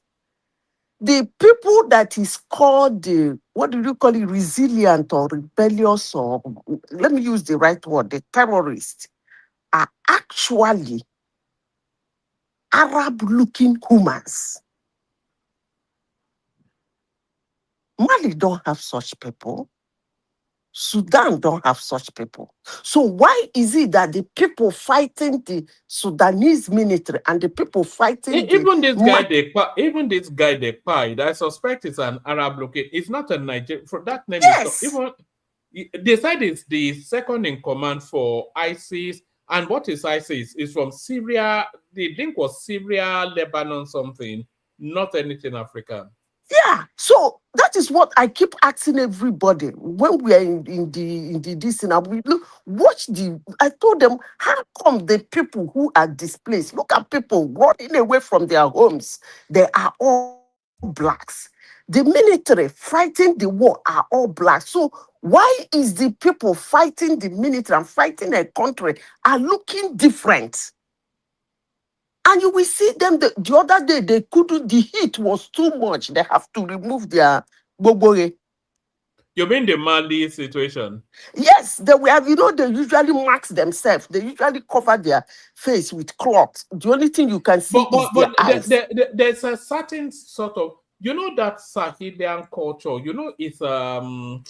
it's a hybrid sort of culture.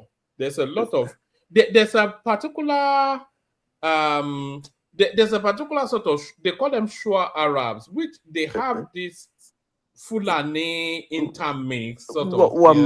Woman, I understand the people you are talking about. We even have some of them in the northern Nigeria. I understand the people you are talking about, but please understand, try and see the people I'm talking about. We do not have brown people with Oyibo hair. Those are the people fighting this war. I'm telling you, I know the type of people you are talking about. We have a lot of them in the northern part of Nigeria, more especially the Fulanis. I know the type of, even when you go to Mauritius, you will see them. But their hair is coily, not really fluffy like our own, but coily. But these people I'm talking about is Arab, like Omanis, like Saudi, like Malaysians, like that kind of look, like Qatari, that have fluffy hair with a heavy straight nose and deep eyes. Those people are not. We don't have such look in Africa. We don't have it. Remove their bobogena, you will see the hair. Come on now. That place is not North Africa. Even in North Africa, they don't have people like that. A North African can always pass for a Caucasian if he clean himself very well, if not for his accent. I have a lot of North Africans that are my friends. They can pass for a Caucasian. And that's exactly who they are, if not for slavery. Come on now.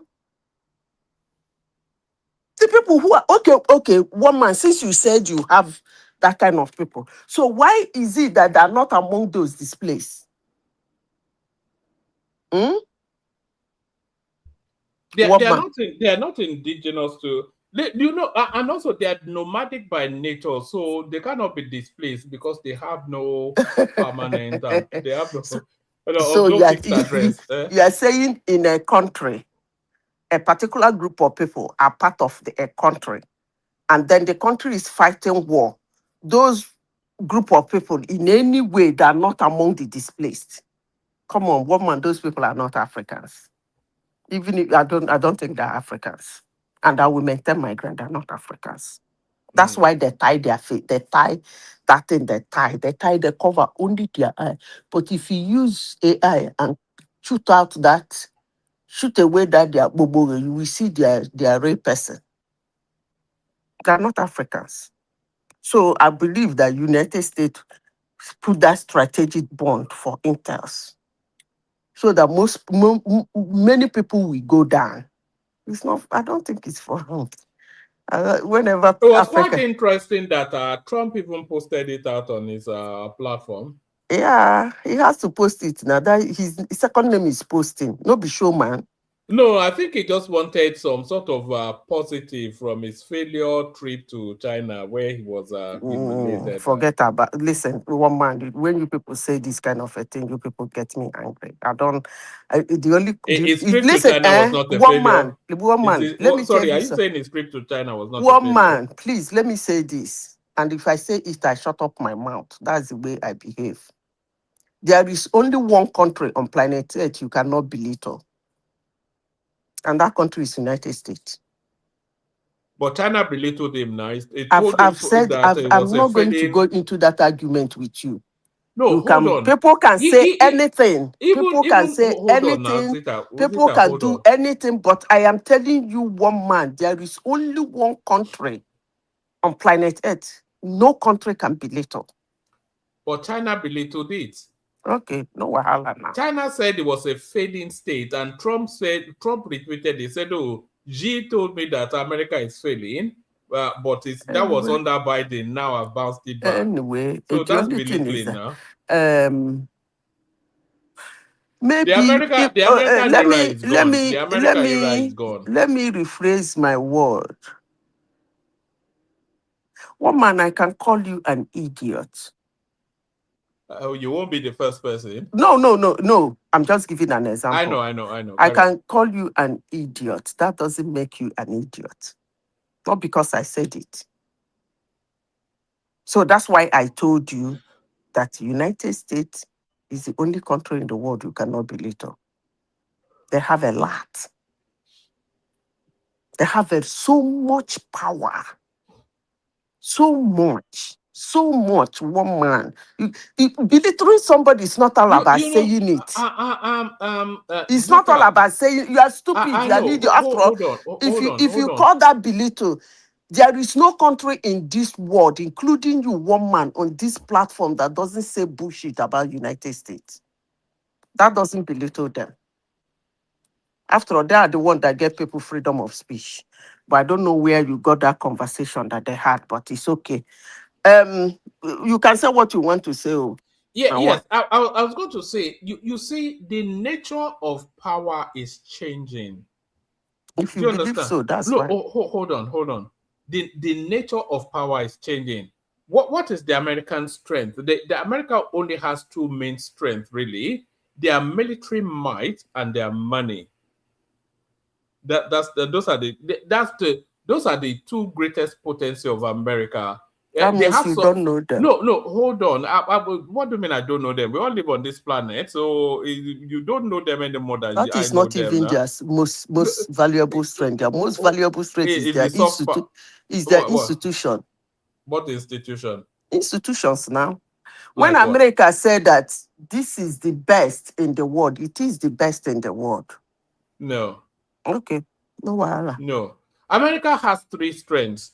The soft power, which is through the media, because everybody they have a cultural You are supremacy. belittling them too. No, hold on. It's Hold funny. on. It's No, funny. You're doing your hold own. on. Don't worry now. Look, let me tell you what I think is going on. But how I'm reading what's going on, should I say? So I feel that the American strength is threefold. I've already said the military might, their dollar, and then the cultural overload over the whole, because the whole country consumes the American culture, music, movies, etc., etc. So those are their strength spaces. But what I'm saying is that military something. What we're seeing now, especially with this Iranian example, that military strength, it might not be the be all and end all. You know, for them to be able to, for that military power to have the potency, he has to go to some extremes, which might not like for instance now with Iran, short of nuking them, I can't see how they can defeat them Okay, militarily, we shall and they see. Now not cannot be nuke them. planet every day. So that's one. And then the dollar supremacy is also under threat. So the America is not as powerful as you think, oh, because what they traditionally hinge their strength on is being recalibrated. It's being recalibrated now. So America is just One man. we are actually seeing the decline of America One now. man. You If said you don't this want 3 years if you don't ago. want to know now, well, No, and you I said said it this 3 three years years ago, ago, and and it still maintains now. It still subsists. okay, Is there one man, anything that changed? one man, America is done now. America one man, is done one and man. Let me dusted. say this It's now. dead as a dodo. You keep repeating yourself, but let me say this.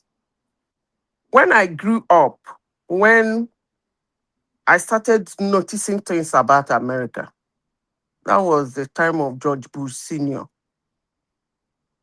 This thing you are saying now, that we are saying it in the media. America is done. America is done.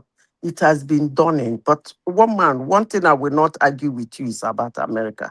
I'm not interested to argue with you about that. You The you same know thing. Wait, hold let me on. finish, please. I Yeah. don't want to, Well, one man, because of my position, I don't want to sit down with you here and be running over America or no America. Whatever you know about America, continue. I will not do it with you. But the only thing I will tell you is the same thing I tell Obi and his supporters. When you say you want to replace Tinubu, I will ask you for your options. That's all I have to tell and I you. will offer, Please, I I don't will want to. offer you China. I don't want to. I I don't will want to offer sit you down here China, and be Russia. arguing with you and be abusing America and be cursing America and be telling you how they are done or how they are finished. No, Never. I nobody. will never do that with you. You are in No, don't Britain. worry You now. can do that, but I won't do that. But you're in It's a high risk for Scandinavia me. I now. won't do that. You're in If that is the Scandinavia only now. topic you have, I will shut up my mouth. But if you have another topic, we can discuss it. Don't worry. We can discuss the United States. It's only a country now. Nobody. No, I'm not in a position to discuss them the way you are Okay. discussing them. Okay. Please. You don't want to discuss it, but I can give my views. You can now, but not with me.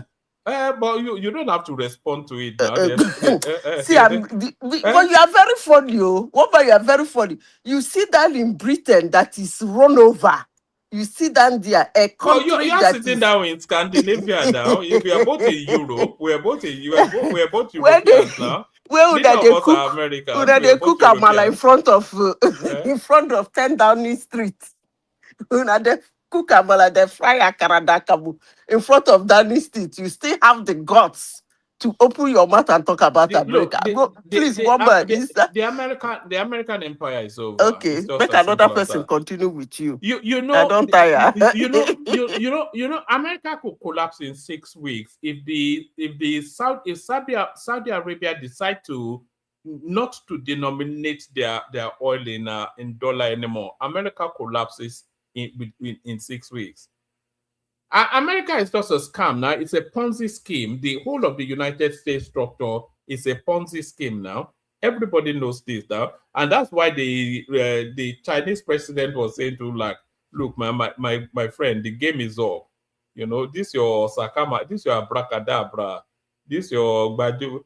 Anyway, America is done because this war with Iran now, it has blunted their military might. So we know now that the military might doesn't carry the potency even against Iran. So that's dead, you know, and we know that the currency is under threat. You know, once those two spaces fall, which they will within the next 24 months, thereabout, we're seeing every great empire comes to an end. And what we're seeing now is the decline of America, thanks to the orange man in the White House. But there it is right there. America done and dusted. What else do we have? Okay, we're talking about somebody is saying that the next cycle of elections will be a replay of the 1979 election where we had Shagari, Alex Ekweme, and not Shagari, yes, Obafemi Awolowo and Nnamdi Azikiwe. That's what Tambuwell is estimating the next cycle of elections about. Peter Obi is now, you know, they've now in the NDC, they've now embedded it in their constitution that the power will only that the power will only go to the south for one term and then it will come back to the north. So they're running all manners of scam in that space. So there is that. And then yes, we've talked about Mudashiru Obas. You know, this guy, they want to get rid of him from Lagos State. That seems to be the reading of it. After all that kerfuffle about the speakership of the Lagos State House of Assembly, they're sending him to the National House of Reps now because they want him outside of that Lagos State cycle. Cycle, yes. So there's that. And then the Northerners are telling us that the alliance between Peter Obi and Kwakwanso, it means nothing. And when we look at the data also tells us that alliance, we just looked at outside. Kwakwanso got 1 million votes in. Are you reading out the topic for me because I went off? No, I'm just putting out the topic so that if anybody, Patrick is there, Prince Dad is here as well. So okay. So whoever wants to. Who is Crystal Wright? Good to see you, Crystal Wright. But that's so yeah. What are you making of this idea that the NDC are now saying they have formally zoned their ticket to the south only for one term? What sort of magic tricks? Eh? Do you remember? Do you Oh remember my when? Do goodness. you remember when Wole Soyinka said Badwe? This is Well, what it means. This is proper. This is Badwe on Red Book. Badwe Pro Max. one Eh? man, one man, I have asked you people, whosoever did this juju for Tinubu, I need the person's contact too.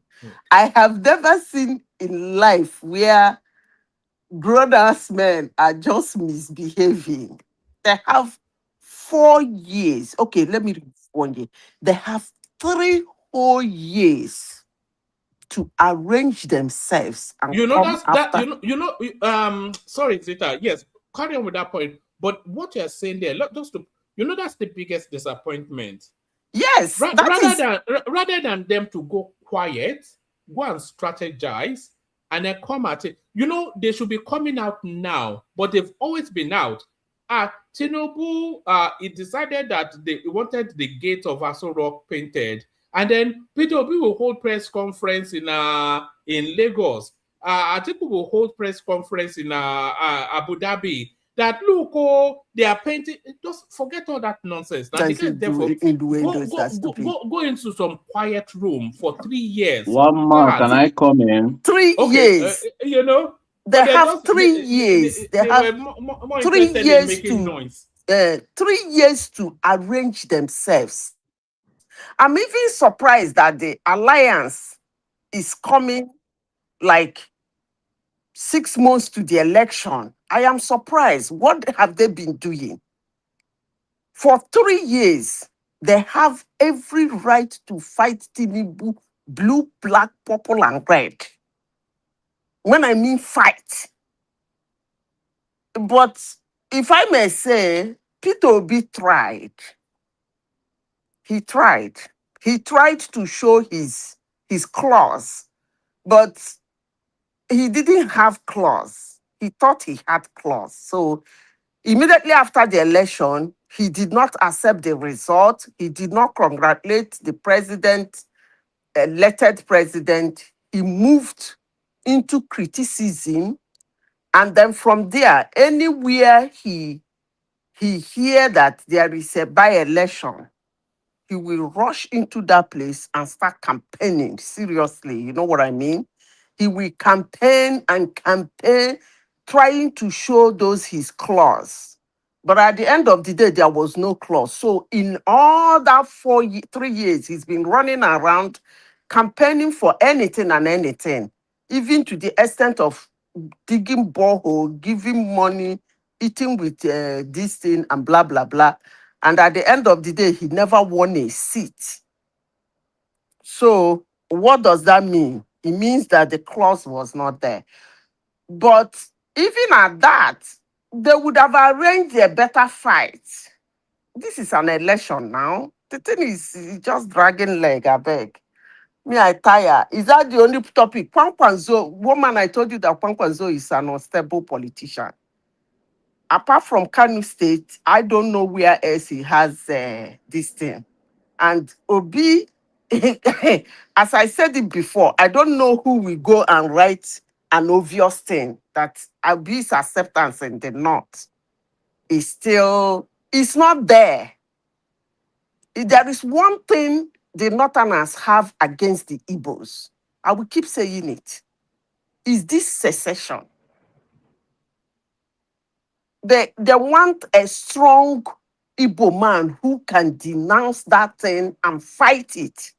If that person come out, yes, but any Igbo person that is dilly-dallying on that topic, it will be difficult for Northerners to accept the person.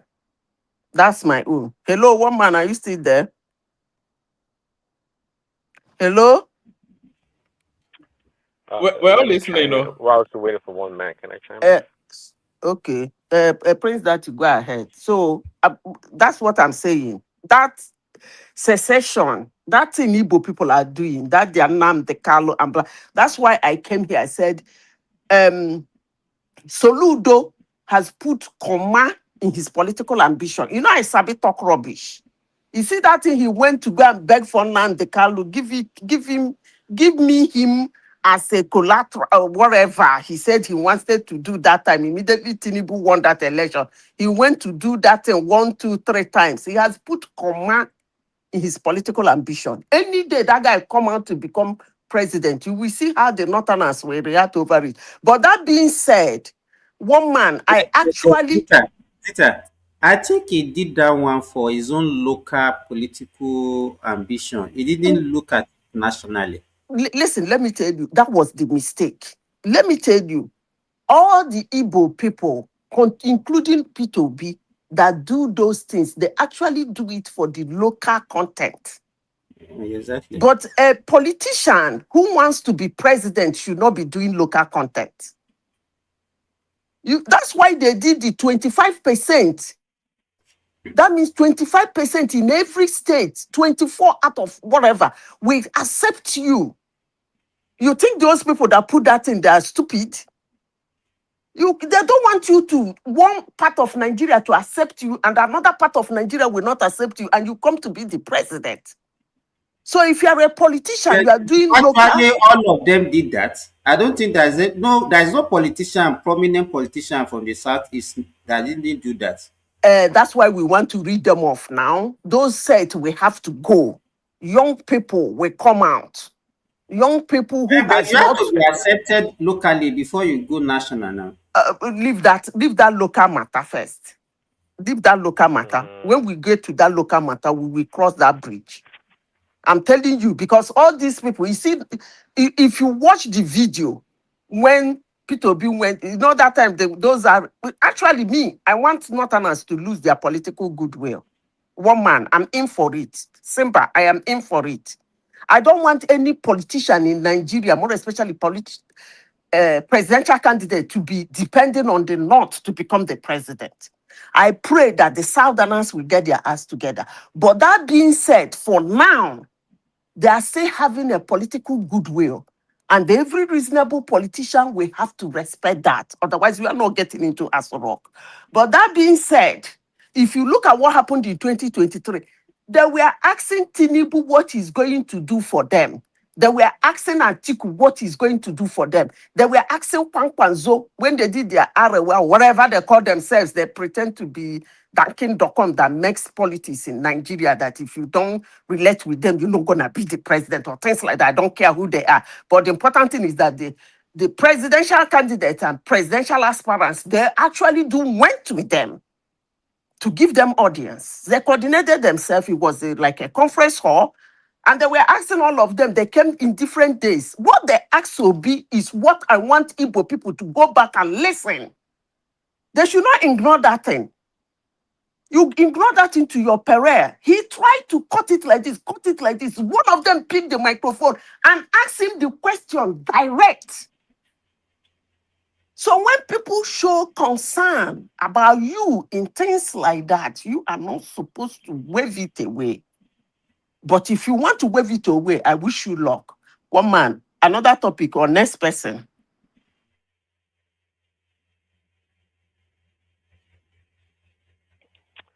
Okay, can I chime in now? So, I actually believe Peter B, when he said he was only going to do like one term, because if he became the president and it's another turn to become in 2031, Peter B cannot fight or stand the heat in the kitchen. He can't do that. So he would give it up. It would give it up. It's shown that he can fight.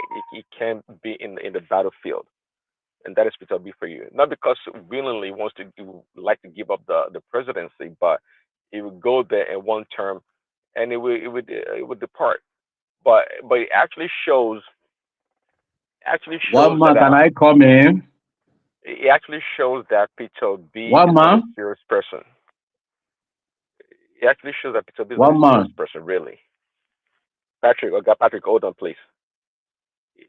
It actually shows Peter Obi is not a serious person because any serious, not like we're not talking about the Scandinavian countries, not even in America here, actually. We're not talking about a well-oiled machine that you can just substitute a president from a different party and things will go on accordingly. Not in Nigeria. No damn president in Nigeria can spend 4 years to fix the country or put that country in a trajectory where they want it to go. It's not going to happen that quickly. Peter Obi gets into the presidency. The first year is not going to do much. Then in 2 years, by the time you become a lame duck president in his fourth year, what is it going to do? It just shows that he doesn't have the heart of the Nigerian people at heart, especially the Igbos, actually. For him to want to agree to such a Peter Obi wants access to the CBN. That's what he wants. He wants. What more can I come in? Well, that's a good point. We're asking you to speak. You can't just be doing that. Well, let Prince finish and then come in. But I was asking who wanted to speak earlier. You never said a thing. So. But I'm the first person who came to your platform this morning. You never called my name.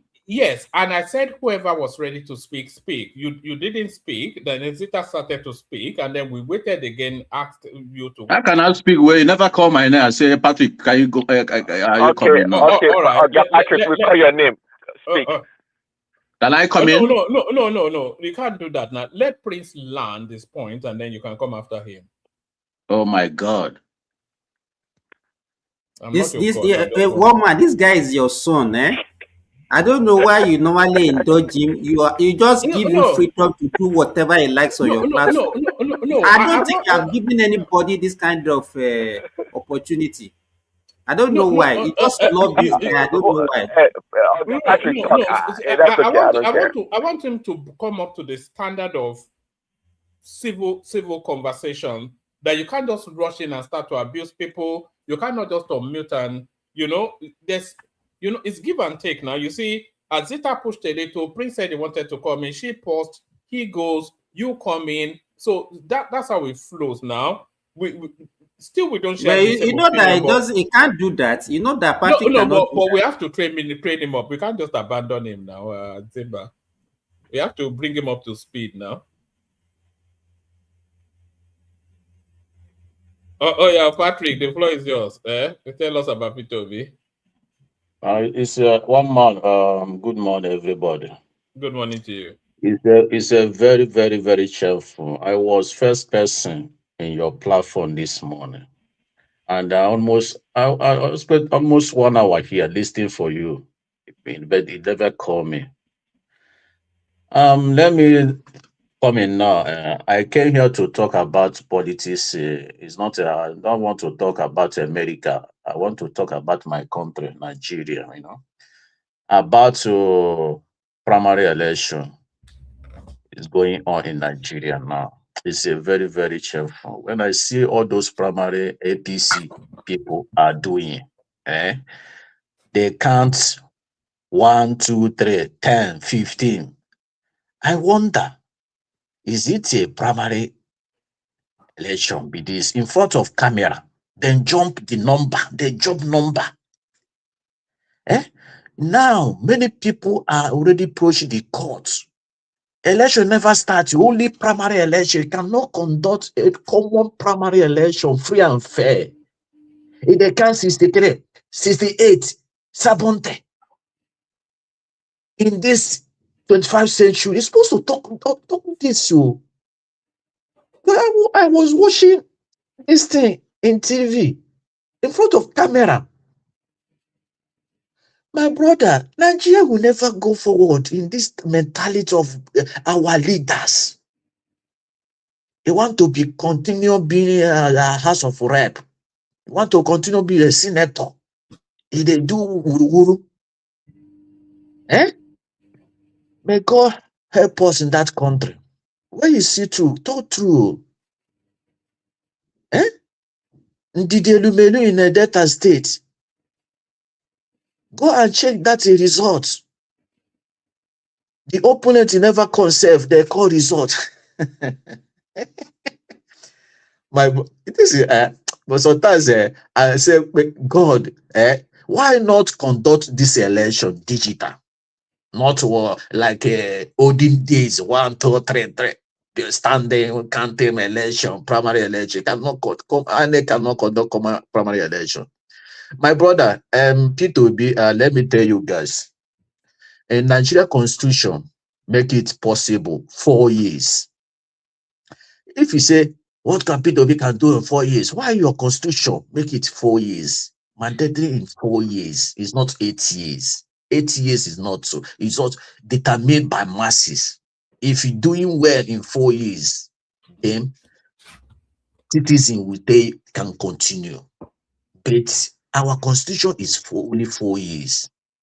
ADC follow our Nigeria Constitution. It's not man-made Constitution. When P2B say, I will fix this country before 4 years, that 4 years, you will see evidence of democracy in that country. You will see how to conduct election in that country. You will see how police work. Hold on, Patrick. What has P2B done? Because P2B has governed before now. So did we see evidence of democracy under P2B in Anambra State? Yes. I said it before. Evidence? I will continue saying it. Wait, before P2B. What evidence of democracy did we see? Yeah, I want to tell you the evidence of democracy. Right. Anambra State are benefit today in P2B regime. Right. You know, before P2B came as Anambra government, my brother, he cannot govern Anambra 8 years. No governor of Anambra State have rights. No, hold on. Hold on, just hold on. I'm not talking about government. You said democracy. Yes, so, I'm telling you. I'm telling you today, right. Now. Yeah, I'm telling you. P2B brought peace in Anambra State. P2B pursue all the... No, that's governance. That's governance. Yeah, I'm telling you the peace Soludo enjoy in Anambra State today. If you know Anambra before 1991. All right, just hold on. So we're all in the same conversation. You said under P2B we will see evidence of democracy. So P2B was the governor of Anambra State. What evidence of democracy did we see there? Unless you don't, unless you mean something else. Because Because he give Anambarians life, freedom. That's evidence of democracy. Yes, he gives them freedom to. Yeah. Because in my governance, my ex-governor, I will tell you. Hold on. Let me tell you what evidence of democracy is. You know that we operate a federating system, and all the states are sub-autonomous. So every single state in Nigeria is almost like a country, and the state governor is almost like a president, quasi sort of. And they run all of the structures. So in Anambra State, they conducted elections, or they were meant to conduct elections for local government. He never did it for 8 years. So how is he a Democrat if he cannot? You see, when I say evidence of democracy is not only conduct election. P2B conduct local government election before when? Go and check. P2B conduct local government election. Yes, because P2B was in court. Hold on. It was there for 8 years. And he conducted local government elections in his last 6 months of his 8th year. My brother, can you conduct election without proof? House of Assembly. Proof? What are you talking about? I don't know. Yes, can you conduct election without House of Assembly approve? He can conduct that election. It cannot. So the House of Assembly. Oh, hold on. Yeah, House of Assembly in Anambra State, did they approve him to conduct local government election? All right. Go and check. He went to court. Hold on. Can you award contracts without the House of Assembly? He went to court. He was in the court before he won that. Can you award contracts without local government, without state assembly approval? My brother, any bill you pass today, House of Assembly will approve it before any infrastructure you do in your state. It cannot pass a bill. But P2B did a lot of things now. So if Was he acting outside of the House of Assembly in order for him to govern? You know, he want to divert my. So I was talking something now. He want to divert me to another place. You know, I don't like it. When I finish, he can ask me a question. You know, I was going somewhere before you divert me. Local government, this. You know, so I don't know. I don't know. But I ask you your question. P2B conduct that local government election before he left. And rather, P2B went to court because Anambra House of Assembly never proved that local government election. He went to the court. He was in the court almost 7 years. I don't know when some people come in social media cannot say the truth one day. Some people say the lawyer, the doctors went to strike. Do you know the meaning of that? It's not P2B fault. P2B can admit the amount of money federal government reach agreement with all those hospitals, all those lawyers, all those doctors, medical doctors. You know, the Anambra say, okay, I will give you 60%. They request 100%. How do you get that 100% in Anambra State revenue? How do you get the money? P2B promised them 60%. How did the other states get it? Who state that P2B regime paid that amount? No states. No states. So were the doctors striking in other states? And the medical doctor in Anambra State hospital didn't shut down. It can wait hospital. But only thing we notice, most of doctor not coming to work. Some they come, some no come. When somebody came here and say, make the hospital in Anambra State shut down. Now lie.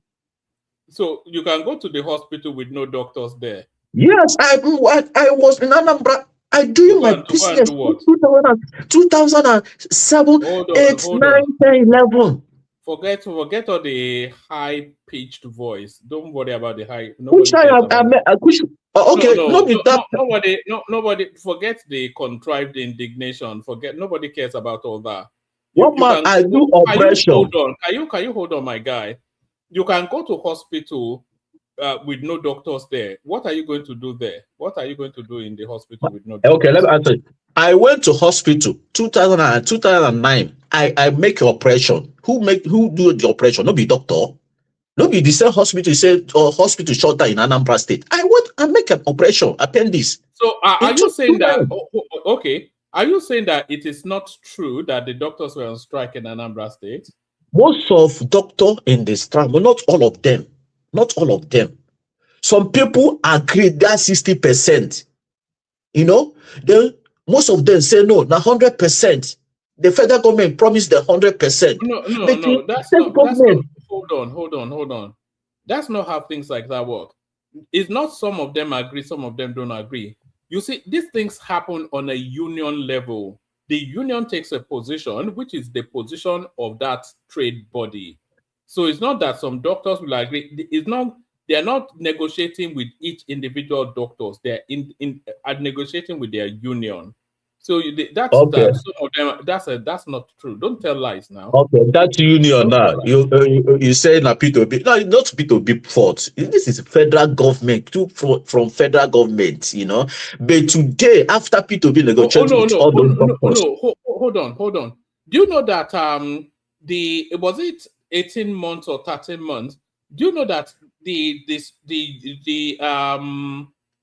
doctor strike in Anambra State was a world record until about 18 months ago, when doctors in some country in Asia they were striking for longer than the strike in Anambra.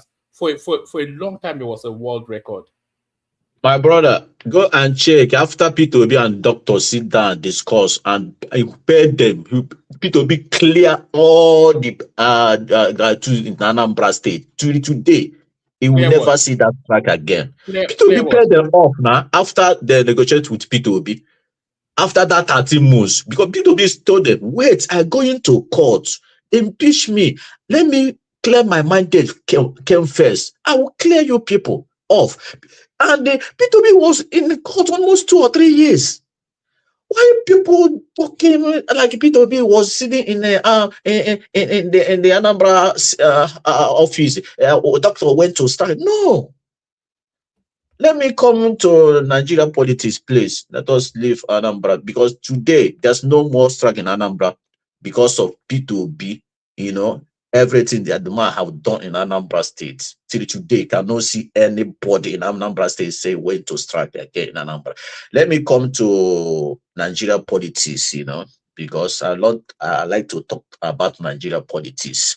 You see, when I say evidence of democracy, my brother, he cannot continue doing election like this, you know. It's a pity, you know. Where is okay? This all those people now going to court now, approach the court, never reach 2 days. They approach the court. Which court they going? Which court? Eh? The court will see everything, they will see evidence to, but they will still give that judgment with the high bidder. Nigeria is not working, judiciary is not working, everything in that country is not working. Because people being all those things people will say, give me this 4 years. 4 years will be 4 years. You see, all those politicians, most of them will run away from Nigeria. Most of them will run away from Nigeria. P2B want to put Nigeria in the map. If you want to conduct election free and fair. If you are fair, I go home. Let me just say something before because I don't know how long you want to engage this your friend.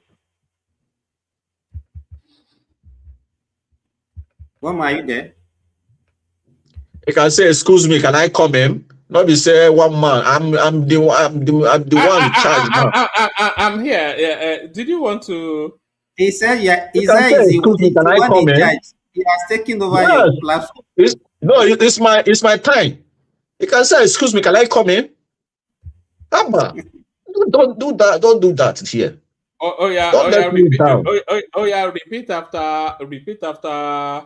Repeat after Patrick. Say excuse me. Patrick. Yeah, repeat after him. Say, Patrick, can I come in? Can I come in? One man. No. And I've been made. He can't just call you by name like that now. He has to say, excuse me, sir. Can I come in? Oh yeah. Now. Oh yeah. Sorry, Siva. I like to short it down now, so I like to deco, you know. And it don't sorry, excuse me. Has he ever say excuse me to anybody on this platform? They say you this woman. It's always it that brings him in. You this okay, woman. Let me round up, okay? If you don't want to come, let me round up, you know. Give me just 5 minutes, I'll round up. 5 minutes. 5 minutes, just you've been talking for almost 20 minutes now. You say yes, 5 minutes, and the same thing that you are just you are not saying anything different. The same thing that you are repeating now. The last speaker talk more than 15 minutes. Let me just give me 2 minutes. Okay, excuse me, sir. Please give me just 2 minutes. Now you come. Okay, no problem.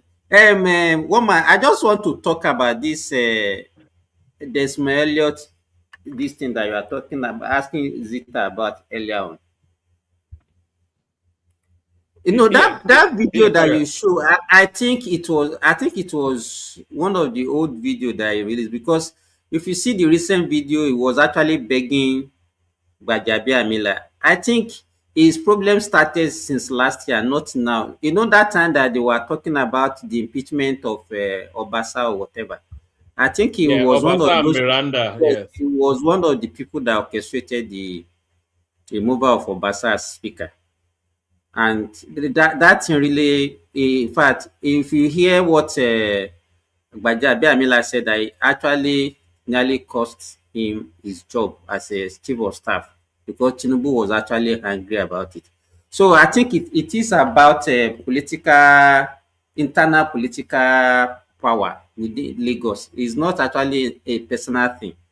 But what I think, because you know that guy has been in the Lagos House of Assembly, I think he's going for the 4th term or so. So I don't even know why they want to encourage people to be going for 4th time, 6th time. Who's that? Desmond Elliott. No, it's not in the Lagos State House of. It's in the federal rep. No, it's state. It's state. Is it in the state? Yes, You now. know, there's something that I've always not been clear. Is he a Yoruba man, Desmond Elliot? He's an Igbo guy. He's an Igbo guy. I think it's a South guy. I don't think it's an Igbo guy. No, he's an Igbo guy. Desmond Elliot is an Igbo guy. I think his mother. Why is his name Olushola then? His name is. You know all those. Okay, when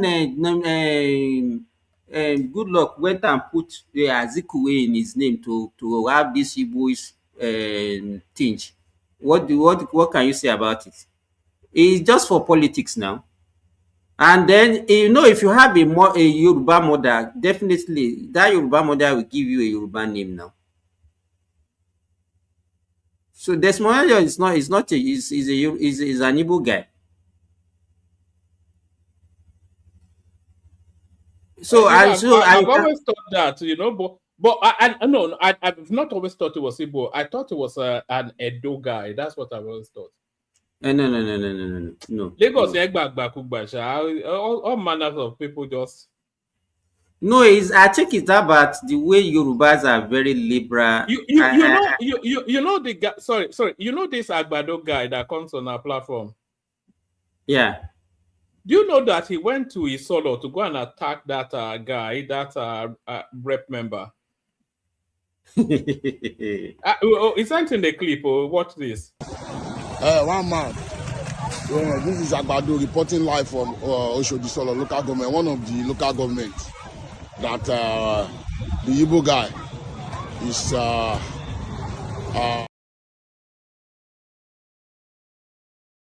He went to Isolo to go and try and hunt the guy down. But the video is actually not against the man. I think it's actually against the Lagos State and the Lagos State local government.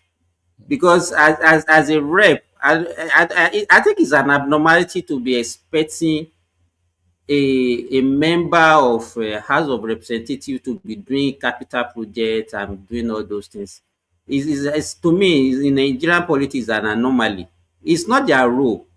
It's not their role to be judging them by capital projects that they actually undertake. As far as I'm concerned, I don't think that's not their. But they should be but they should be advocating development to their constituency now. And there was they can do that, but you can't judge them by capital projects. That's what I'm saying. At least you have to look at them. Okay, what are their contributions? Their contribution in the house. How many bills did they sponsor? How many motions did they move? Those are the things that you're supposed to be using to judge an honorable, not capital projects. No. What has bill got to do with somebody in Isolo? They want clean roads, they want security, they want light, they want order. They influence things by legislation. It's not by them doing it directly. That's what I'm saying. But what about all these constituency projects that that they always get all these billions for?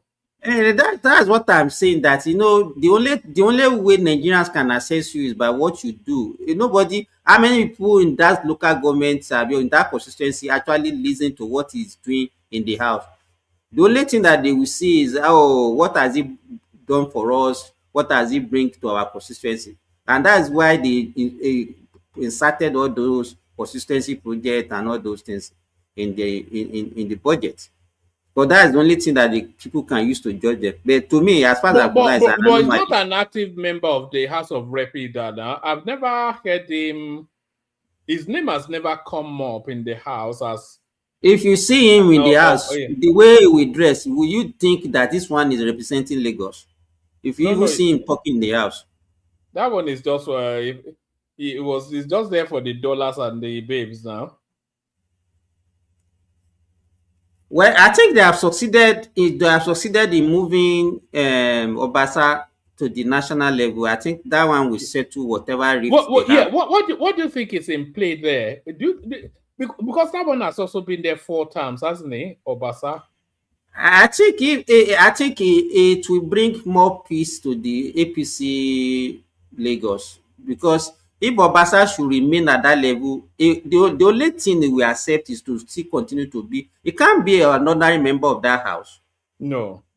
Yeah, exactly. So, and even if he's an ordinary member of that house, he will be causing chaos in that house. So the best thing for them, because it's also the guy has a political capital, so they can't just say they will just want to just push him aside. That's why they push him to the national level. Because if they do anything worse to him, it will actually affect APC, especially in that Agege or whatever. Actually, pushing him to the federal space is a demotion, because I don't think he will. I don't think he will get away with any of his shenanigans at the federal level.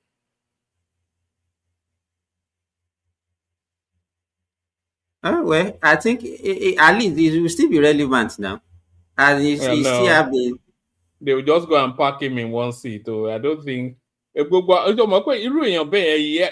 needs to be able to wield power, and he's not able. He would not be able to wield anything. But Amila was at that level before now. What level? But Amila was in the House of Rep. Yeah, but it was the speaker now. No, but he didn't become speaker at that. It was in the house for like two or three times before he became the speaker. Yeah, but Gbajabi Amila is a cosmopolitan international figure. Obasa is just like an Agbero sort of, something now. If he knows his onion, he can put there. Sorry, one more. Can I continue? I thought you were done. I used this. You say have more. No, your friend say he want as you give him 2 minutes. 2 minutes have already gone. Okay, one man, continue with your guy. Make I just chill there. Don't come out. Oh yeah, Patrick. You better have something meaningful to say. Okay. You can say your candidate. I can say my candidate. So it doesn't matter whether I say the meaningful something or not. You see, in this country, I want this country be restructured. I know. I want P2B. Because when I say I want this man to come, when you go to Anambra State today, all those make offer, nobody here make offer again. Nobody here hand over again. Who do that? P2B. When you come to all Nigeria, we never see Anambra. Nobody here Andrew Mba again. Andrew Mba. Yes. Have you here hand over? Yeah, have you heard about after P2B left Anambra State? Every time, it's a powerful figure in the Anambra politics. Yeah, but in Anambra, nobody hear them again. Nobody. Go and check now. I remember P2B is see today. People love it. And Amberia love this man because this man work 100% give Anambra good governor in Anambra State. This airport now you see. Obi are not built in Anambra State. Now P2B is supposed to build that airport. Go and check in Oba. He get one big land. P2B want to build that airport. You already cleared that land. But Anambra House of Assembly stop it. Tell him no. Anambra don't want airport now. See what Anambra was. See what Anambra was. Do you know a man called Ralph Nwosu? Yes. Right. Yes, see Anambra, what Anambra was. P2B stop that airport. No, forget the airport. Nobody. P2B didn't build I tell you, go and verify. Go. That's Oba now. Go to Oba. You will see that land is still remain there because you want to be that airport at the market. Nobody cares about nonsense. He wanted to. It's not an achievement. No. In the House of Assembly. I'm asking you about Ralph Nwosu. Do you know a guy Ralph Nwosu is chairman of ADC. What do you know about him?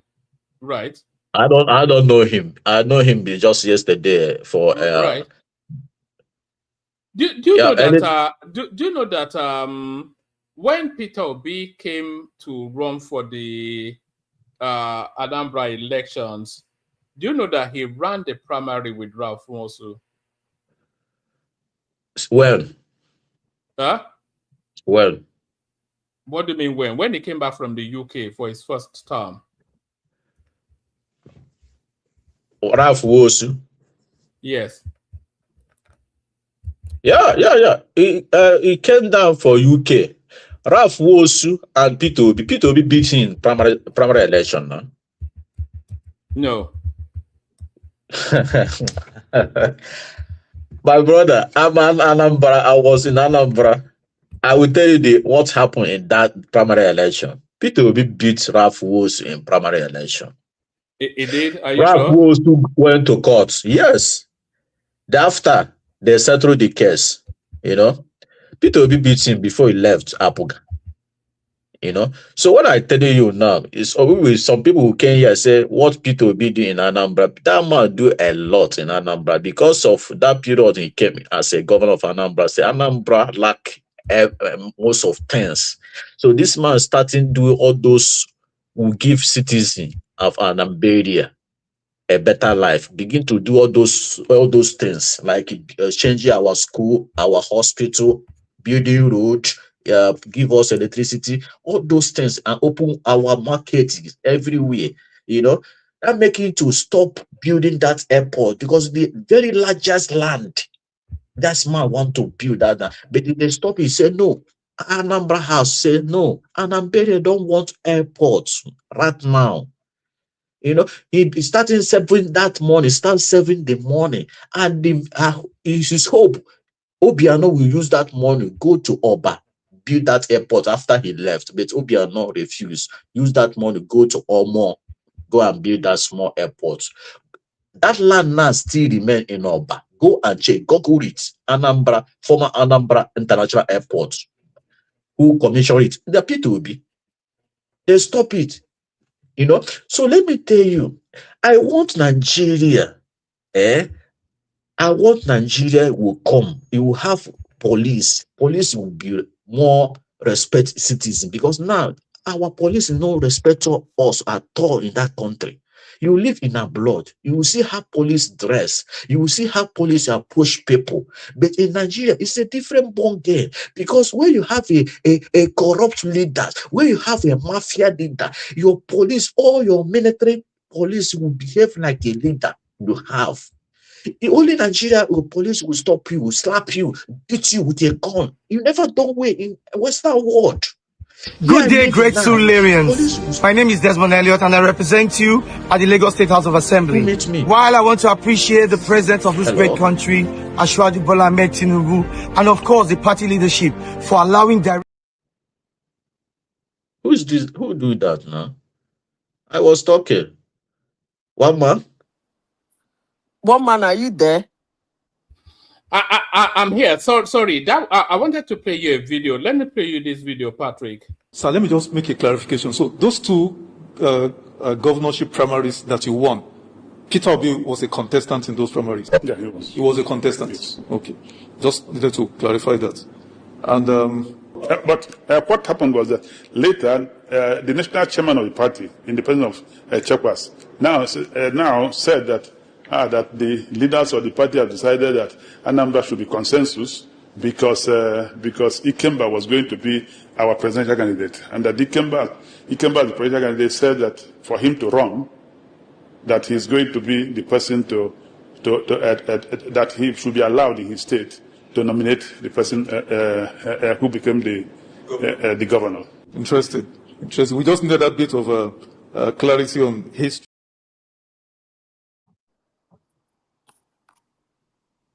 So Patrick, just hold on, don't say anything. So the person you just heard from there is Ralph Wosu. Sorry, I'm here. Oh, I think that one will be from Zita. So the person you just heard from there is Ralph Wosu. He won the Anambra State primaries for ABGA in 2007. And then Ojukwu then asked him to step down for Peter Obi. So Peter Obi never won that primary. He has never won a primary in his life. So what do they do? They do consensus, Abi. Huh? What do they? It said Ralph Wolves stepped down. Yes. Who told you? Ralph Wolves never stepped down. And consensus they do now. He just told you now. He won the primaries. Don't mind all politician now. You see, let me tell you, Mike, I want this country to be okay. And this country will be okay by Peter Obi and Kwankwaso. Come 2027. Peter Obi that cannot win a primaries. Yeah, he's already be candidate of NDC now. Go and verify. No, I'm talking about the APGA. My brother, he came in under dubious circumstances. In primary in that country is not primary. I told you before I started this topic. I say this primary they conduct is not primary. You will count one, another one you count 20, another one you count 30. Is it primary? It's flawed. How can you expect a gentleman? Hold on, Peter Obi came in under fraud in APGA now. How can you expect a gentleman go and contest that fraud primary? Hold on. Guy, you just talk. Peter Obi came in under fraud in APGA. That was how he started his political journey with fraud. No, not fraud. Hold on. Let me play you another clip. Forget all those things you read. Obi is a man who is afraid of free, fair, credible primary election. And this is the reason he left.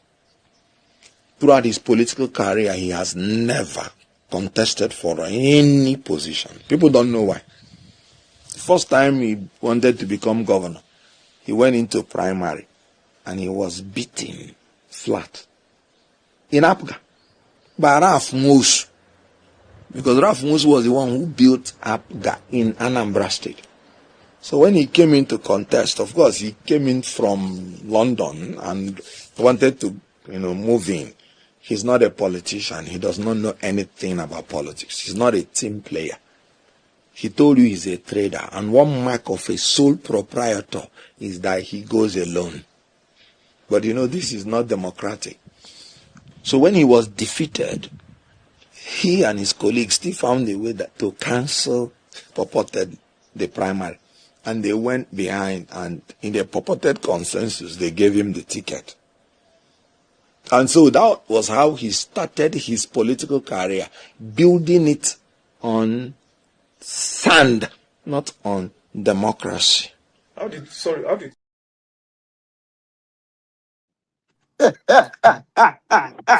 when you're saying Peter Obi it's a Democrat, you are talking nonsense. Okay, one more. Let me tell you. We know his history now. So why do you even do this? His history is there. Everything. When you are saying Peter Obi, forget Kenneth Okonkwo. Let me respond. Can you just settle yourself down? It's not Kenneth Okonkwo. I played you Kenneth Okonkwo, that's one. And I also played you Ralph Nwosu, that's two. The guy that won the primaries, then Peter Obi then used his pounds from the UK to cheat him out of that seat. So forget Can I respond? It's public record now. You are calling this character. Can I respond? Are you a joker? Can I respond now? You see, Kenneth Okonkwo is actor and he's a politician, still living in bondage. Go and check Kenneth Okonkwo video 2022 and 2023 about Peter Obi. You cannot trust this kind of man every time. Now he's supporting Atiku and they want to bring the Peter Obi down because of supporting a highest bidder, giving you money to be a spokesman to him. No, hold on. And they want to bring another man down. Hold on. Okay. Hold on. Can you just hold on? Did Ralph Nwosu win the APGA primaries in 2007? Apple can never do primary before. Are you a joker? These are public Go and check. They do consensus. The winner of the primaries just told you. What are you doing? Can you bring the video of primary? Can you bring the video of primary? Can you bring the video? So let me just make a clarification. So those two governorship primaries that you won, Peter Obi was a contestant in those primaries. Yeah, he was. He was a contestant. Yes. Okay. So let me just make a clarification. So those two governorship primaries that you won, Peter Obi was a contestant in those primaries. Yeah, he was. He was a contestant. Yes. Okay. Just needed to clarify that. And but what happened was that later the national chairman of the party, in the presence of Chekwas, now said that the leaders of the party have decided that Anambra should be consensus because it came. Yeah, where you say something, say but there's comma there. Show that there's no primary election. Let us Are you stop okay? deceiving. That's no. Get Yes. out. The journalist said the primaries you won. The guy said the primaries I. What are you?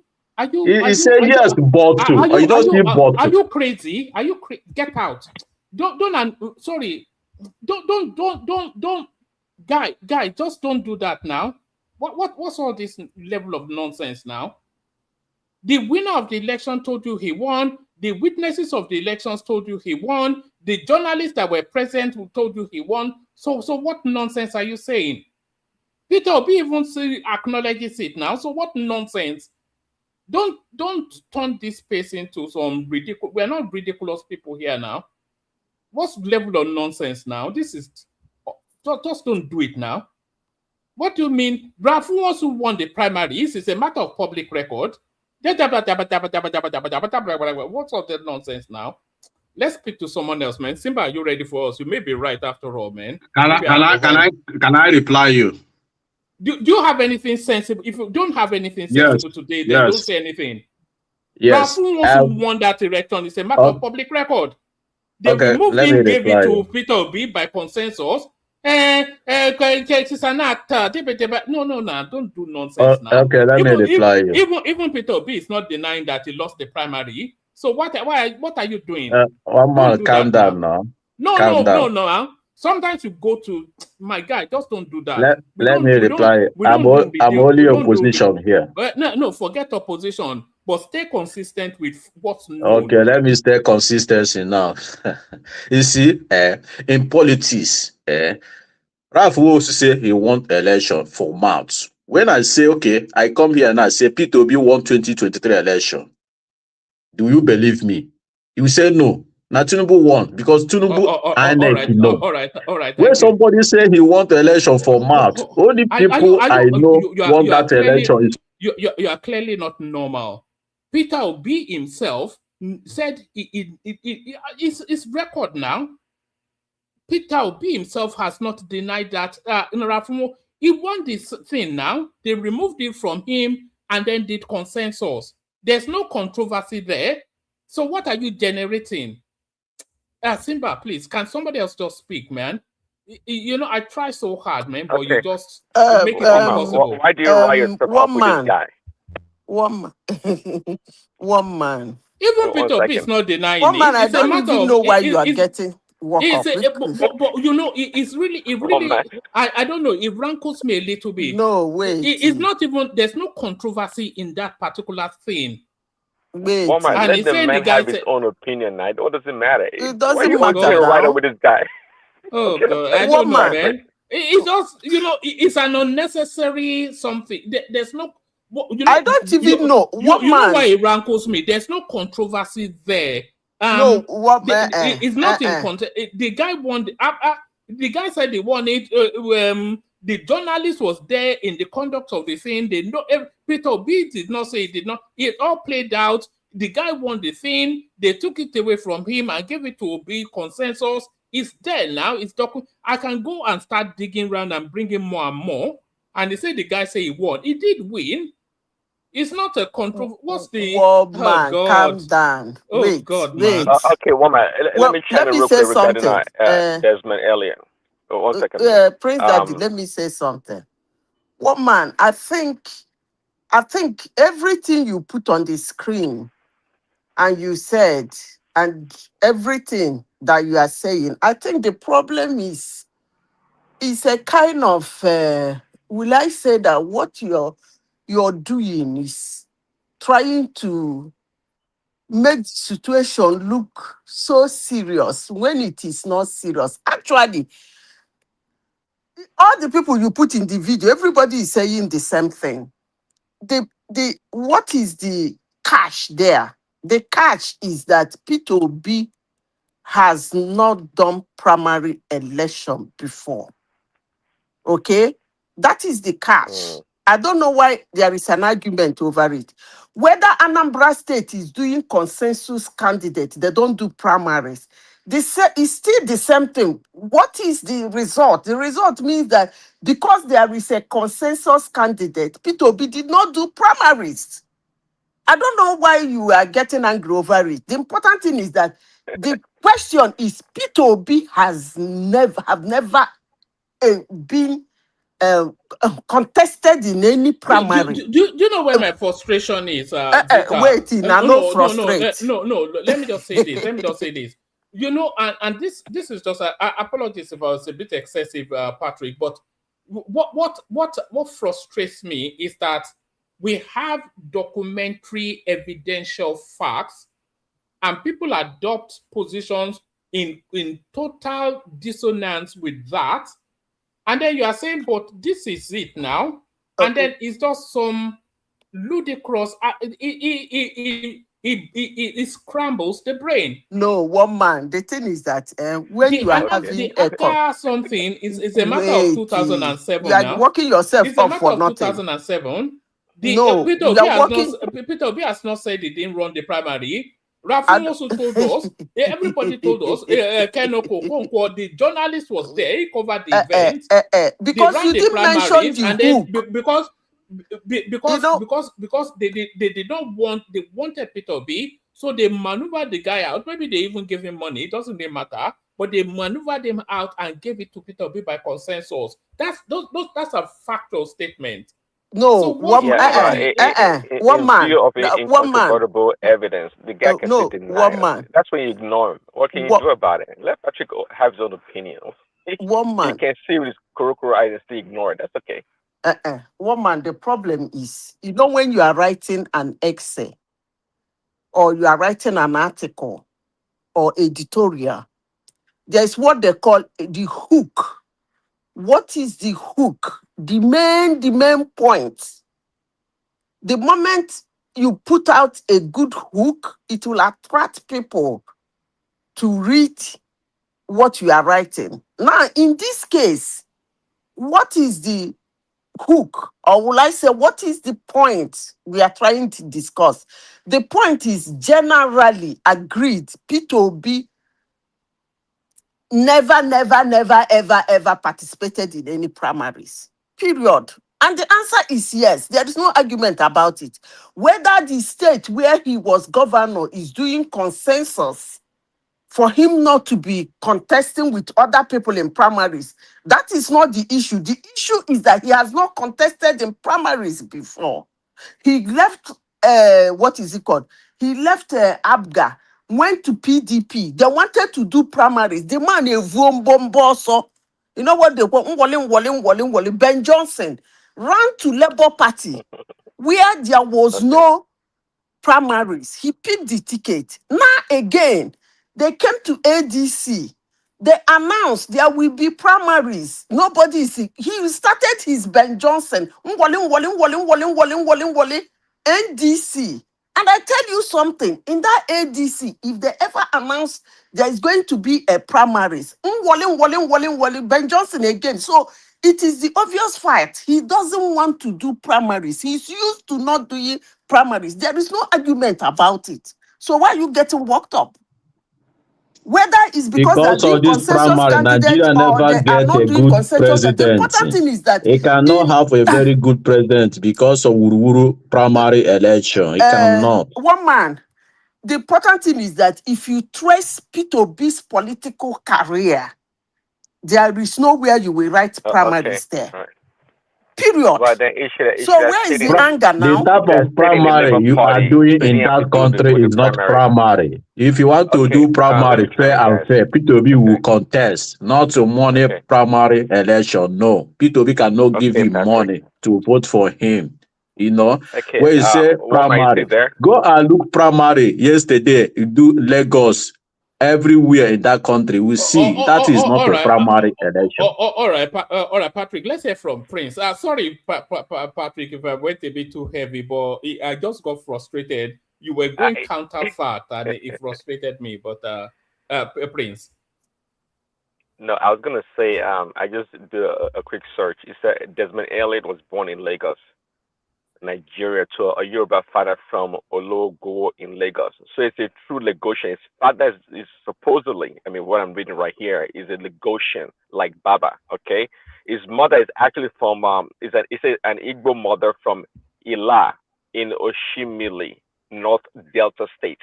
So it's not actually maybe true Igbo. It's like Delta Yoruba person, and yeah, so it's a true Lagosian in every respect. So what is the problem? Why are they trying to de-Urubanize him or de-Lagosian him? How do you put it? What is the problem with him? No. I've always thought that he was an Edo man, but I stand corrected. So I've learned that. No, you said it before that is well, I guess maybe you said a Delta. You said it before actually. It seemed that he's an Igbo person, but it's not an Igbo person. He's a Yoruba person. Yeah, Baba was even commenting in the comment section that is but it's gone anyway. Either way, it's gone. Why don't they want it? What has he done wrong, or what happened actually? What happened because he's not towing the party line. He went against the hierarchy. Do you remember that Mirinda Obasa or something when they were tussling for the Lagos State speakership? Oh yeah. Yeah, I remember. It was coming out that I think we were hearing Zita's TV. It was coming out that he was one of the people backing Obasa then in that fight, which got to Tinubu and he got a bit angry about it. And Desmond Elliot is Gbadabi Amila's boy. So he said, you either sort your boy out or you look for another job. Okay. Yeah. Well, I can't say much, but at one moment you were putting forth a double standard earlier. I heard you in your readout, and when you were talking earlier. Why are you demanding an Igbo what you call it, local government chairperson or councillor in Lagos? Is he in his solo? Why are you demanding him to be more responsible for the infrastructure in his area? Is that the same demand that you put on other councillors across the state? Why didn't you put it on the governor? Because the guy is in play, and then Agbado went to investigate him. Agbado that comes on the platform, so he went to his solo to go and investigate him. And he said the place was totally run down, his solo. And we know that they get all this constituency project money. So what's he doing with the money? Well, yeah, but I understand that. I heard that better when he spoke. I understand that. But again, why? I mean, I think the same thing runs all across the state and across the country. So it should not be singled out to do wonders with its own allocation when the rest are not doing nothing. In fact, Baba just told us not too long ago that one of the constituencies in Lagos, the chairperson or the councillor bought like SUVs for the members, brand new SUVs all across, like a bunch of them. Is that what it was supposed to use the allocation to do? Of course not. They all corrupt and they all do the same thing. So if he's the winner, if he's the leader of that local government, I won't put an extraordinary demand on him because they all do the same. Of course, I'm not advocating that he should do nothing, but it is what it is. Oh, all right, but we're just using him as a point of contact now. It's the test case, So from him to the rest of them, but I think he'll be out anyway. There seems to be a groundswell of opinion in his solo that his time is up. I don't know why you people want to keep that guy out. It is politics at the end of the day. If he was an Igbo person, a Yoruba person, it don't matter. In fact, the Yoruba indigents or from other parts of the Southwest that have been in politics in Lagos, they've been dealt with. Did you say the mother is Igbo? Yeah, that's what it shows. You mean Desmond Elliot? Correct. No, it's not actually Igbo. It's not actually Igbo. Ila, Ila in Oshimili. Sorry, go ahead. So is that not in Delta, Prince? Yeah, it's in North Delta. Ila in Oshimili in North Delta State. But we don't go mother side in Nigeria now. We are not Ghanaians. No, but I thought it Yeah, was but his father is a Yoruba person. He said he's from Ologbo. That's what it says. I The don't know father is why. from Ologbo in Lagos. I'm not a fan of the guy, but I don't know why you people want to push the guy out. I don't know who you want to replace him with. You know, Zita, there's a saying that goes, the nail that sticks out must be hammered down. So he backed the wrong side in the Obasa Miranda fight. So now they want his head. I don't even think that is the problem because a lot of things happened in 2023 in that Lagos state too. I'm telling you, all those Bajamila Mila, Sowolu, this guy, what's the other guy's name? All those people from Lagos State. We are in there when P2B won Lagos State. They allowed those coppers do those shenanigans. Is it not when they come to gubernatorial election that all of them decided to sit up because even Showolu self thought he has to put his hands down to make sure those coppers did not do that nonsense. Those people need to be flushed away, including Showolu. And I mean, they tell you. You know, so Olu is gone anyway. As I talk nonsense in this election, if there is any place Tinubu should be scared of, that is Yoruba people. You guys are fun. I saw this guy Kayode Fayemi coming out earlier today campaigning against Tinubu. Who is Kayode Fayemi? You know, the former Ekiti guy, the one that was do nothing. One man, he actually worked against him in 2023 now. He worked against him in 2023 now. How about all the ministers?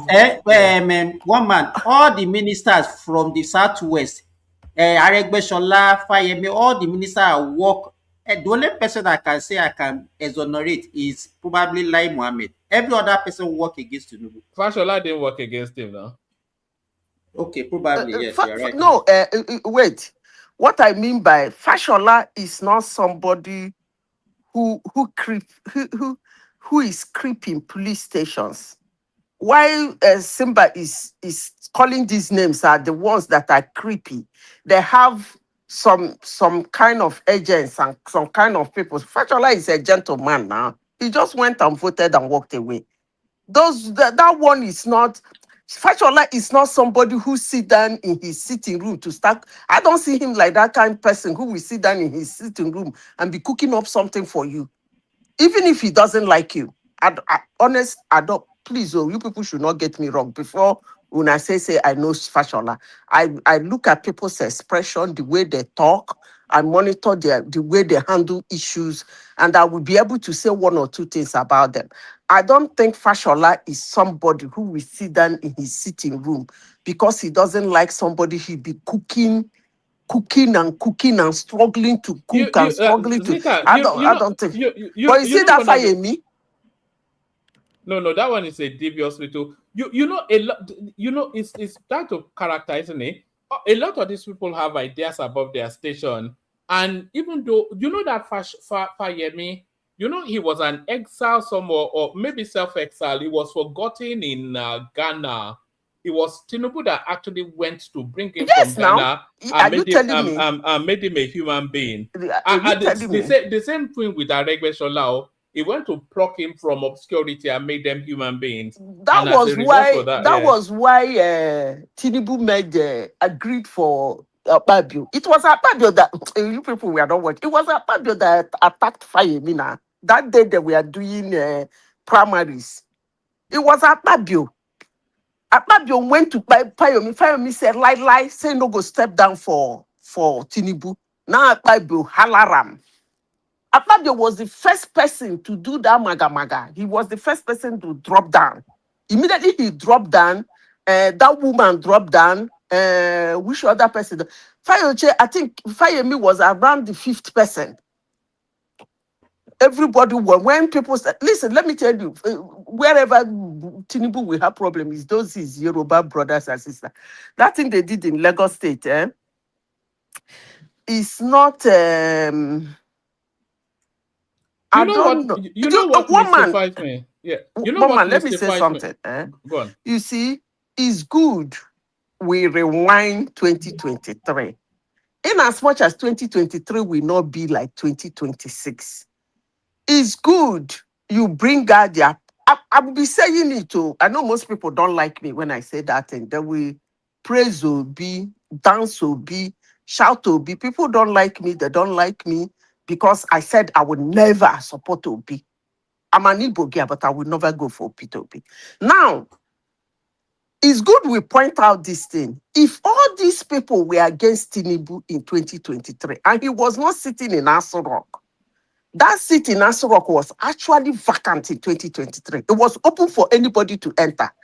And he managed to maneuver it. And some people come here in your platform and say Tinubu, they don't really think Tinubu has that political power. You see, woman, is when you say these kind of things and then you go and lose the election, you will not see either that person beat you. You will turn to the institutions and start abusing them because you didn't see the beating coming.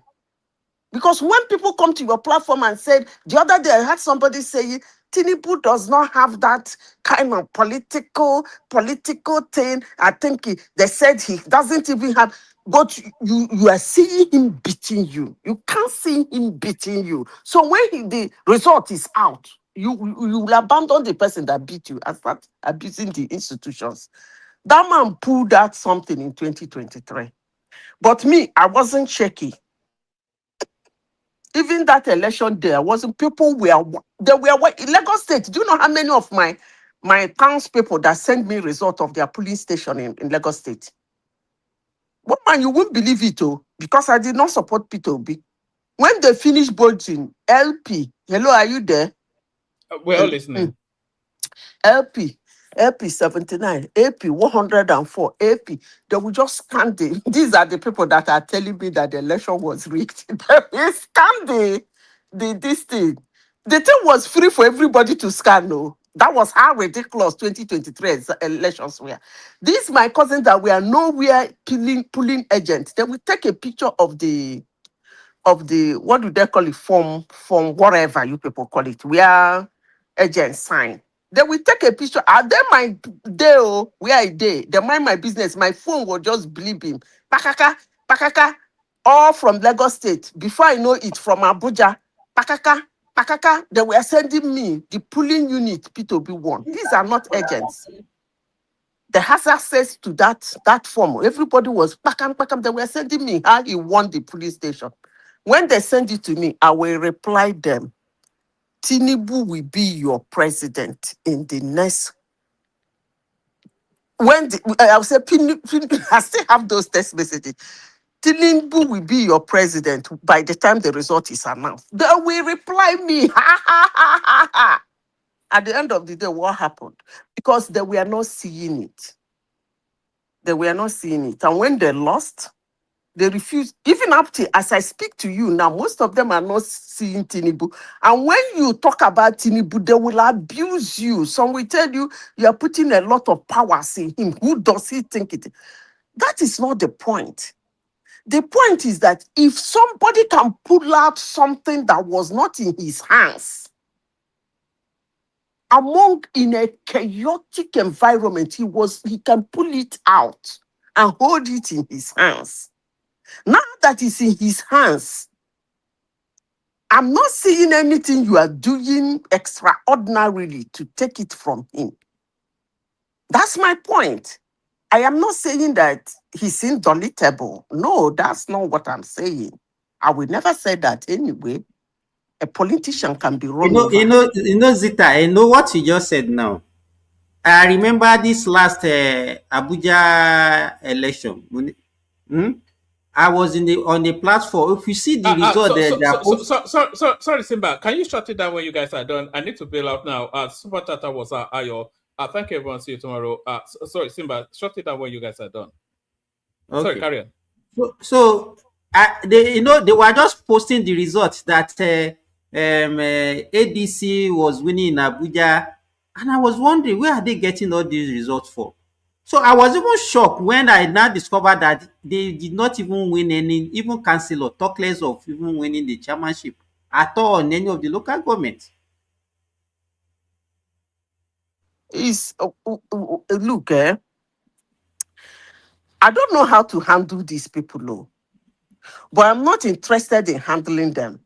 You see, Simba in 2023, here they abused me so much in this platform, called me all manner of names, and I told them that in 2026, 2026, because this year is the election year, next year is just to vote. I said I will personally campaign against P2P. But I don't really need to do Yeah, that. yeah. I remember the day you said it. Yes, I said I will come out personally with my full chest and campaign against him. And I said in this platform, any candidate who needs extra information, I will bring that information and give it to the candidate for free to run him straight. They called me Oman of Ray, abused me, say Oman, I didn't care. But the problem now is that the man made the thing easy, sir, for me. I don't even need to campaign for him. He's running from ADC. His Ben Johnson lifestyle, like he's been a Ben Johnson since I know him, from PDP to ABGA, ABGA to PDP, PDP to LP, LP to ADC, ADC to NDC. All you need to do, Simba, is gather some boys in that ADC, find them small money. Then we start shouting, we no go gree, oh, we no go gree. Cannot happen, no consensus candidate. There must be a primary. Obi will just take off. Paka, paka, paka, paka, paka. You will see him running. Maybe he will run now and run to PPP. Do you know why they He's were a against ridiculous idiot. do you know why they are against good luck? Because immediately some people are clamoring that good luck should come back. They knew that probably he might want to use that NDC platform, and that would mean another primary for Primaries.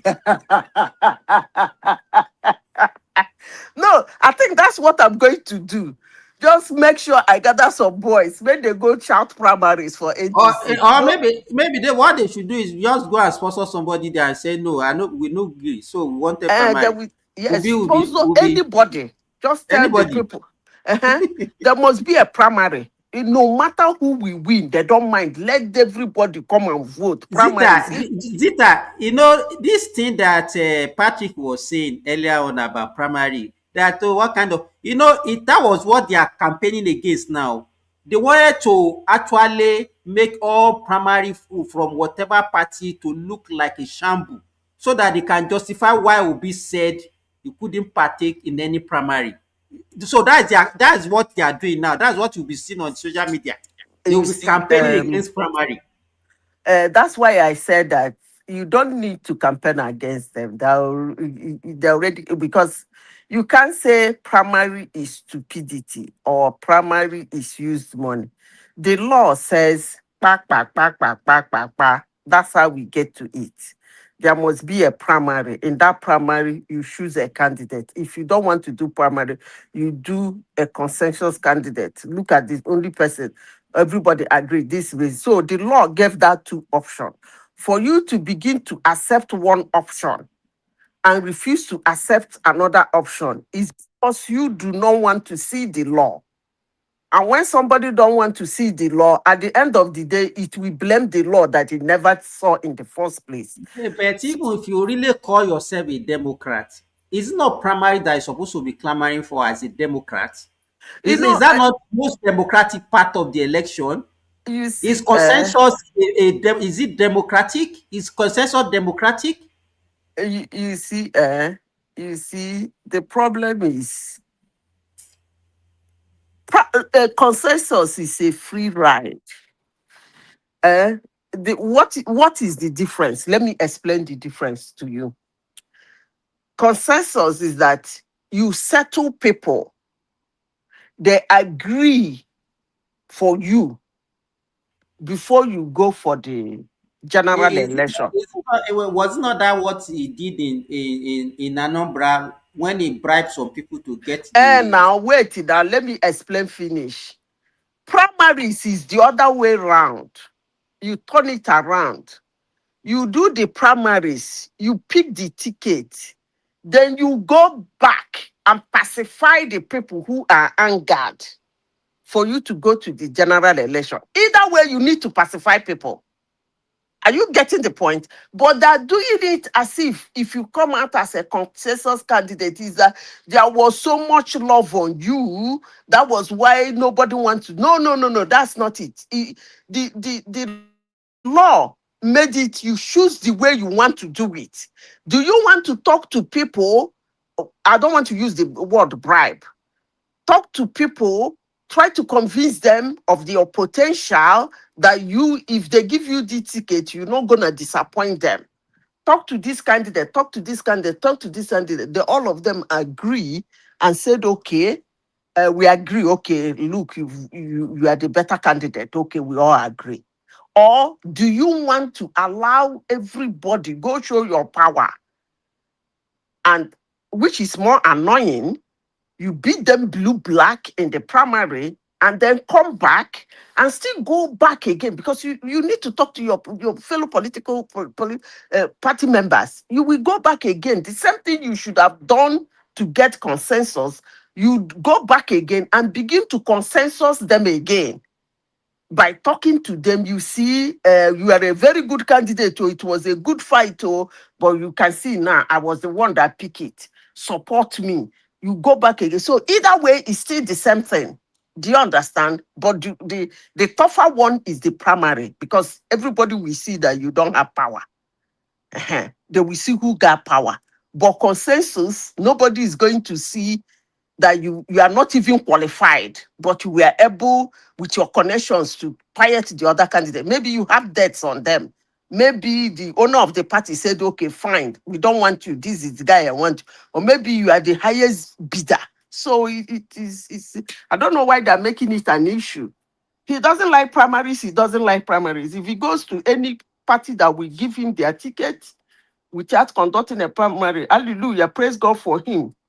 But the thing is that heat is better. You start that heat from primary, so you start the heat. Madam Zita, can you hear me? I can hear you. But he has gone to NDC now. So if NDC is not having primary, let him just choose him now. No problem. I go organize some boys when they go shout primaries. You want to scare him.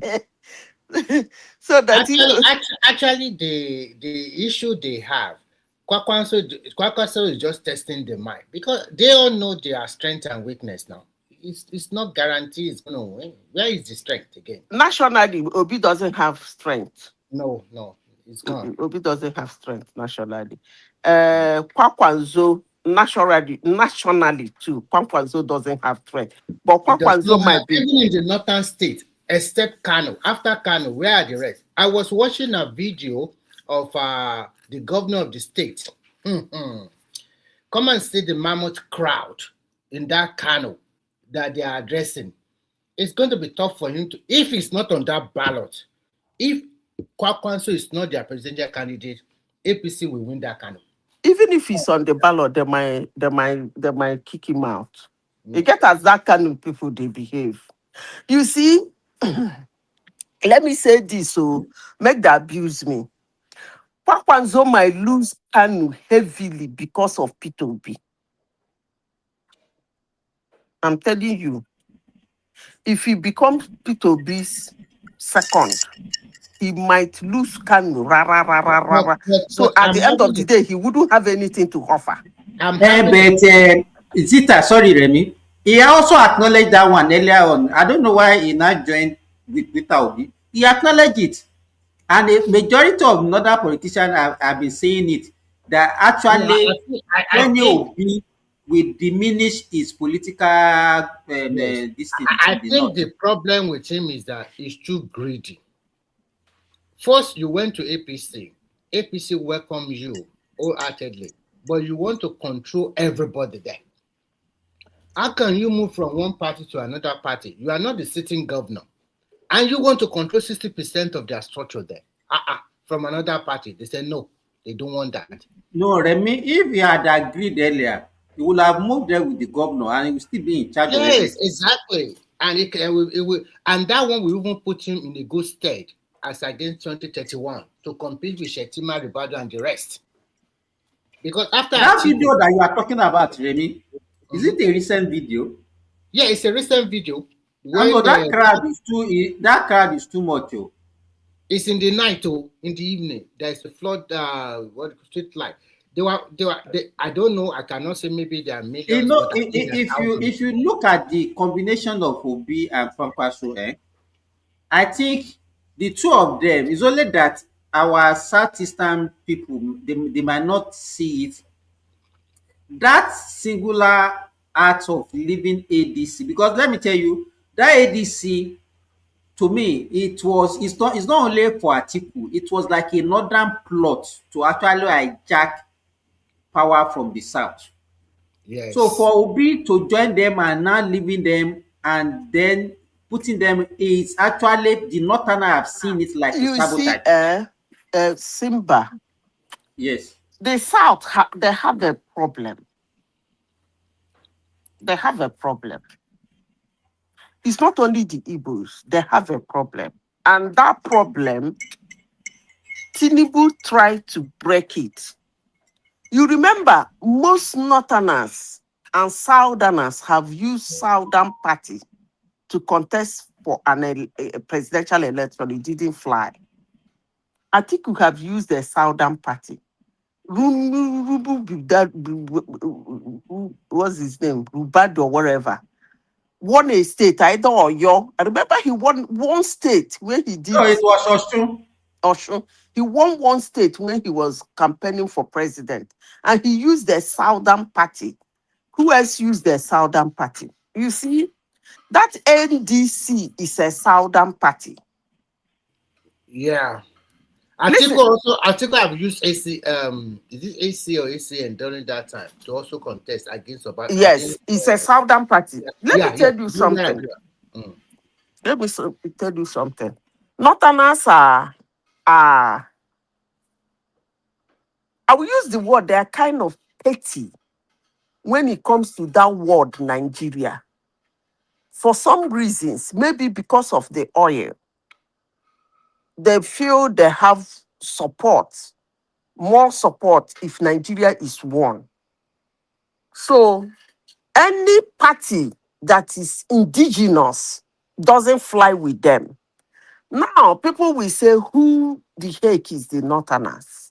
As we speak today, unless this election changes the trajectory, as we speak today, they are the only part of Nigeria that have political goodwill. I will keep saying it. They are the only region in Nigeria that politicians salivate for their support. They are the only region in Nigeria where more especially presidential candidate, want to romanticize with them. Now, you are right, but it is coming to an end. And I hope.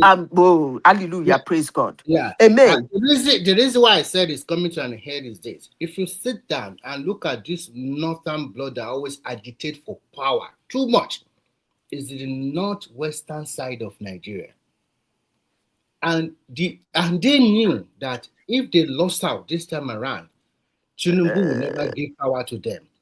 Let me finish. If he does not give power to the Northwest, and by 2031, assuming he won in 2027, is going to give power to whether Northeast or North Central.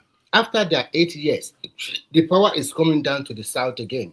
Now, it's now left for South and Southeast to play their politics intelligently. They will not.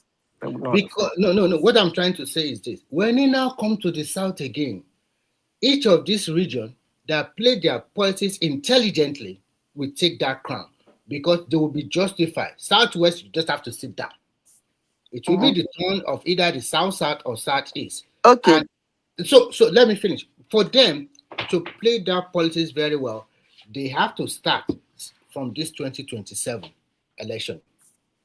So if South, like they all put themselves in one APC party and they vote en masse for APC and APC wins, then they are putting themselves as a VP candidate in 2031. And by 2039, they would probably be one of them will become the president of this country. Remy, But in as much if as Southeast also play their process very well as well, more better than South, they also put themselves in a good state. That is the way I just say it. okay, let me say this, Remy, in as much as both of us wish the North to lose their political goodwill, I don't think it will be in the near future. I've been assessing what is happening since they started this, since 2025. They are going to be relevant for the optics. Why do I say that? They're still going to do their vote the way they used to do it. Not that they are still together, but they will do it for the optics to keep that goodwill going. What about us in the South? Can we do the optics? The answer is no. Already, Yoruba people have started their nonsense with Tinubu again. I've been seeing some clips, and those things are not AI. I've been seeing that clip, and I said it before, and I'm saying it again. I will be shocked. Oh, let me reverse this statement. I will not be shocked if North Central gives Tinubu more vote than Southwest. It's possible. I won't be surprised. Because it's possible, you are right. If the care is not taken, Tinubu will not only lose one state in the Southwest, they might even lose two. This time around, he might not lose. He lost two the last time out now. He lost two now. But this time around, if you are talking about losing a state, I look at it, is it going to be Lagos or Osun as usual? Because APC is quite strong in Oyo, Ogun, Ondo, and Ekiti, no problem. So if you are talking about losing a state, is it going to be Osun or Ekiti? Now, let's do it this way. There's going to be an election in Osun this year. If, and Adeleke already in Accord Party, if at the end of the day, he wins, no wala, they will vote massively for APC because Accord is not presenting any president at the end of the day. Even if he loses and APC wins, that means guarantee Osun will vote massively for Tinubu. If Accord win, they will vote for Atiku. But unfortunately for Adeleke this time around, it is not the sentiment to vote against APC now is not all there. I know Simba is from Osun, probably will tell us more. But I think majority of the player in Osun, they're all castigated and put their house in one order. So I'm seeing probably Adeleke might not win that election. And if he does not win, that means APC will carry Osun. For Lagos, they will do everything in their power to make sure that he wins Lagos State. So that is the way I just see it. To me, I just see that every region should play smartly. And Northwest, if they could not get this power through Atiku, that means they have to wait for 20 years before power can go to them, or more than that. So that is the fight they are fighting. It's not that whenever they say no, it's a lie. Remy, if you look at it now, you discover that the attention has actually been shifted away from APC. It's now NDC, ADC. They are the one fighting among themselves now. How many offices? You know, this NDC actually want an interesting electioneering period. It's not interesting at all. Tinubu a bad guy, you. See, as Tinubu don't quench everybody. It's not going to be interesting at all because at the end of the day, even when you are talking about, even when you look at the strength and weakness between ADC and NDC, ADC is still more powerful than them, even with Obi and Core Council living there. Because you can see that the ADC is very popular in the Northwest. Very, very popular in the I don't Northwest. even know why you people are comparing Atiku with P2B. It's actually annoying. It's quite I annoying, said it in 2023 that abused the hell out of me. In 2023, I came to this platform and said it's actually ridiculous is it not for Atiku that forced anybody it to for himself? compare Tinubu politically with P2B. I said it in this platform and I got abused.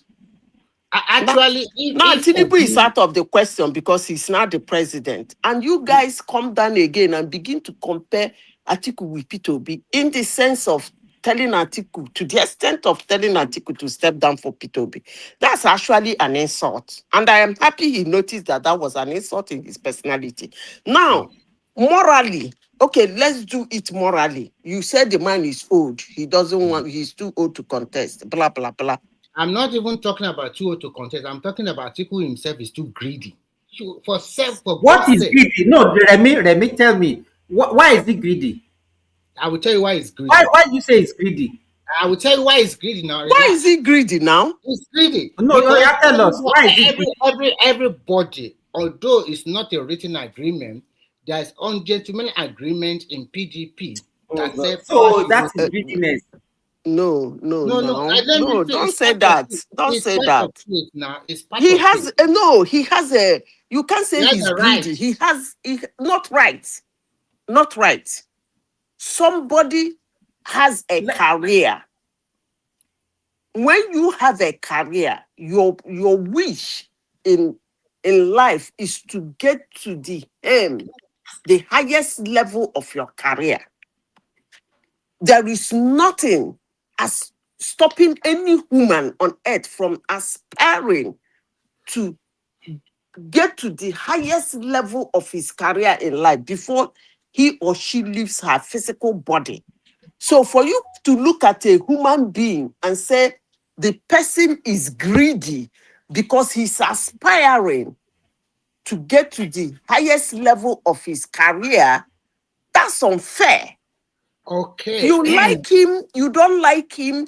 Like me, I don't want Atiku to be in the ballot because I want these politics, in as much as they are not seeing it, I want it to be between Tinubu and P2B as people who come from the South side. But I cannot say that Atiku should not aspire. No, now, Atiku, there is nothing you can offer Atiku again in life. He got money, he got connection, he's a household name in Nigeria. He has workers. Zita, let me even tell Remy, let me ask you this question. In 2003, did Buhari contested against Obasanjo or not? I think he did. Okay, so it was not greedy. It was not greedy when he was contesting every year until 2015. Buhari was not greedy. What? But what? No, let me answer your question. And he has been a president before, technically. They are different, though. Atiku has been contesting since 1992. And so what? And so what? And so what? Well, maybe you guys, because of your point, maybe you are right. But I'm also looking at it in terms of fairness and equity. At least your man from the northern part of the country, from the north, Buhari just finished spending 8 years, for God's sake. And I think Atiku is not a good. It does not strategize. Remy, I asked you that. I asked you what happened in 2003. I'm ready to answer your question. I said that you guys. The reason why I asked that question. Wait now. The PDP, they were the one that actually started this because when they were thinking that they will rule for 60 years, that was when they made this agreement. Say, okay, they'll be zoning from the south to the north, from the north to the south, and all those things. In 2023, that arrangement was already in place, and a northerner, Buhari, contested against the southerner. Yes, you so are right. So Atiku was not the first to do it. That is why I said that. Through your analysis, you are right. But if you also look at it from this angle, that PDP have an ungentleman agreement that power should shift from the north to the south, I don't see the reason in 2023 why Atiku, being a member of PDP, contested against people like Wiki and the No, rest. now. Let me finish. Knowingly that, knowingly, and no, let me finish first. Knowingly that agreement you are breaching it. That is one.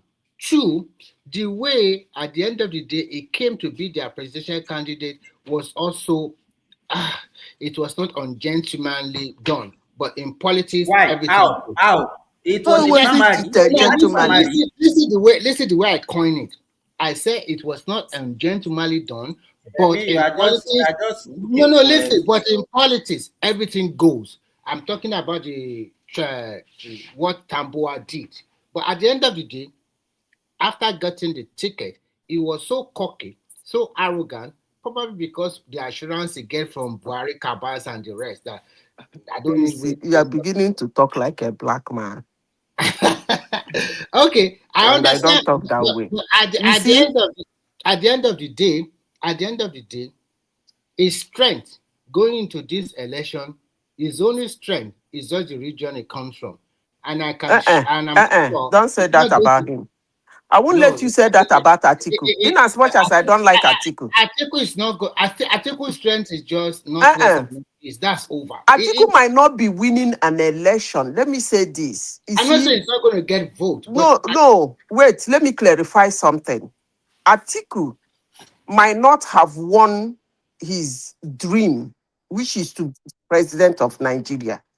But you cannot demean Atiku by saying that he's getting vote because of the region he comes from. No. Atiku is a house-known name in Nigeria. And he, as Atiku, drag other big-wig politicians around him. This is a man, when Nigerians don't even wish him or want to support him, he got out of PDP, went to Tinubu. Tinubu handed him over his party to use to contest election. That was in the world, not recently that anything can happen. That was when politicians were holding on to their party. But he went to the man gave him his party. Again, anytime he step out, look at the caliber of politicians that hang around him.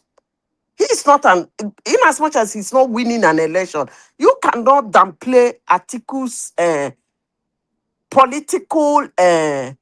political presence in Nigeria. No, that's wrong. You can't say that. You can't say that's why when I was saying, people were saying Obi, he should step down for Obi.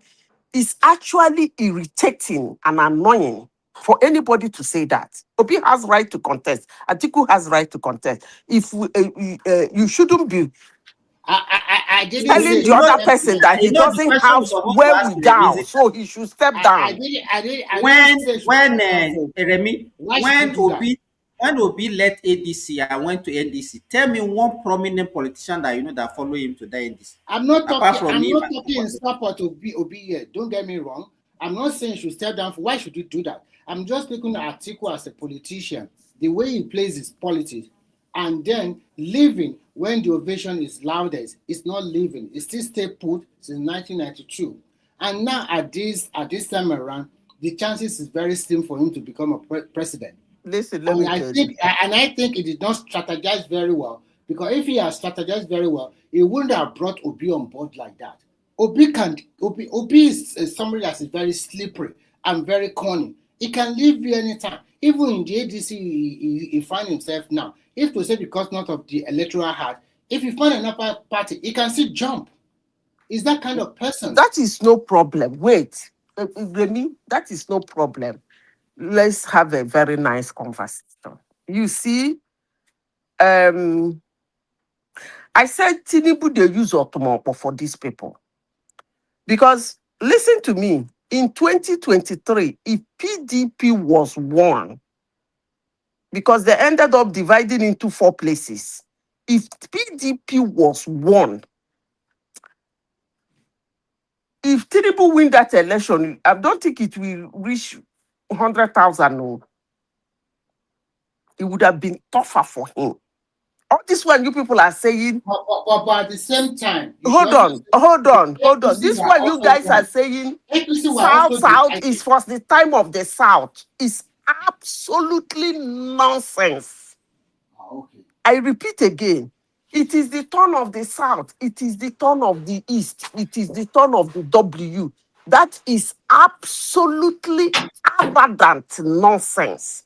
As long as the Constitution of the Federal Republic of Nigeria allow a citizen of Nigeria to pick the presidential form, fill it, do his primaries, and get nominated as a flag bearer of any political party, it does not matter the region he comes from.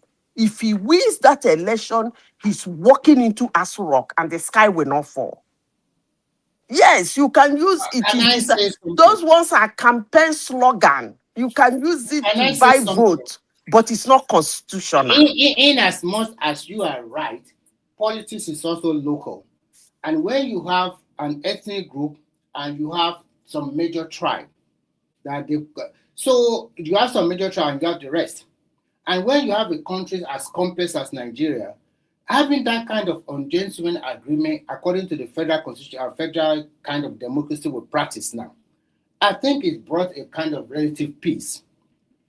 But it will get to a stage whereby anywhere you come from, Nigeria will vote for you. Unless we are lying. Simba, tell the person here that he can speak, or that we are just talking rubbish. So I think we are just having a conversation. You can tell. So don't say you are waiting for them.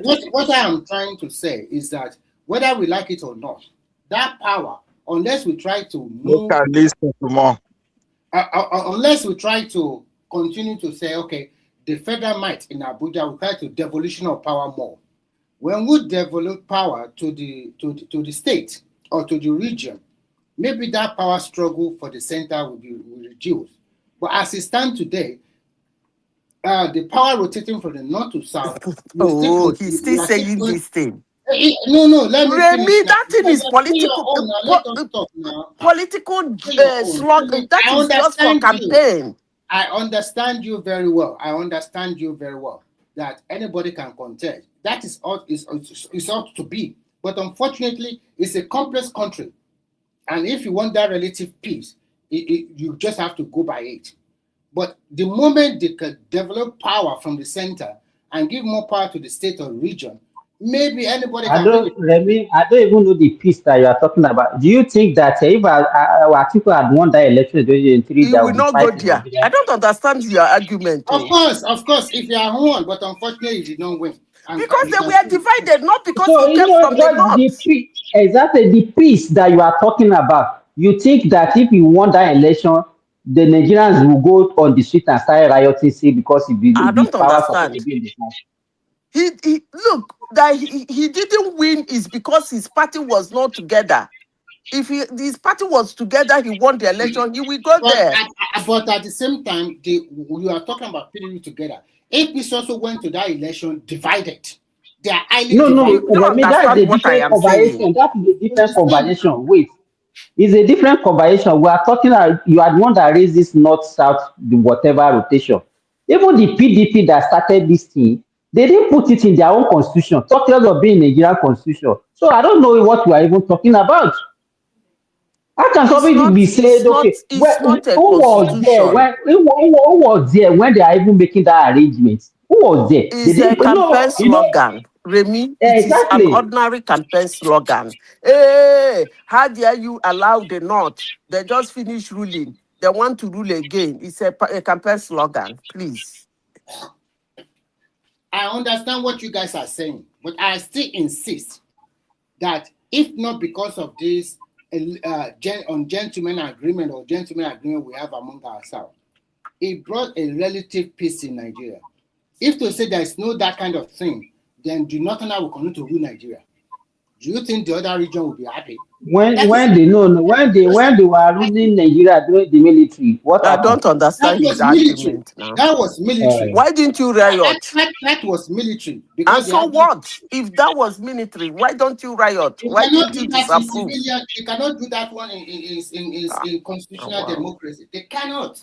Listen, the argument, let me tell you, there is nothing you are saying.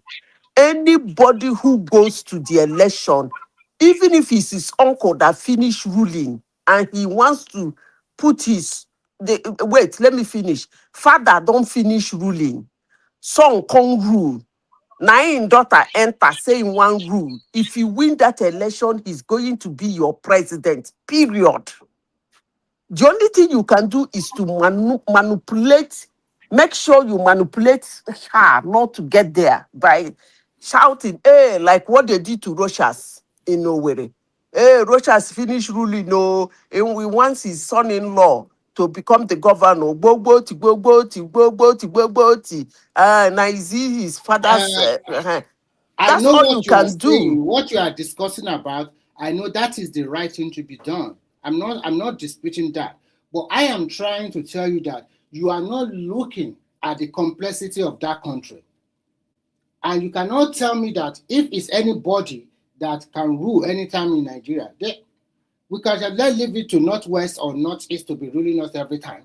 We don't need to go to any election because the South is already divided. Remy, I don't understand what your argument is. My argument is that because of that ungentleman agreement, it has, to be frank, because of that ungentleman agreement, if not because of that ungentleman agreement, don't you think Jonathan in 2015 should have used everything within his power to remain in power? And who told you he didn't? Come on now. That it didn't work doesn't mean he didn't. The reason do you know how much Jonathan spent in that election? Do you know the federal government money Jonathan pumped into that election that he did not win? What do you mean by he would have used everything in his power? It did not win because an average Nigeria is sentimental and emotional.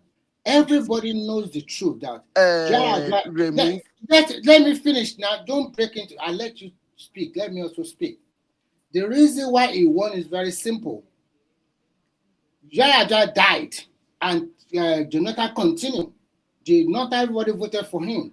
And then, because he had an agreement with him, he just finished Yaradua tenure and he would go home. He did not. And by 2011, it continued to 2015. Everybody knows, in terms of fairness and equity, that power should go back to them. And that is why Buhari gets, and unfortunately, Jonathan too did not rule very well.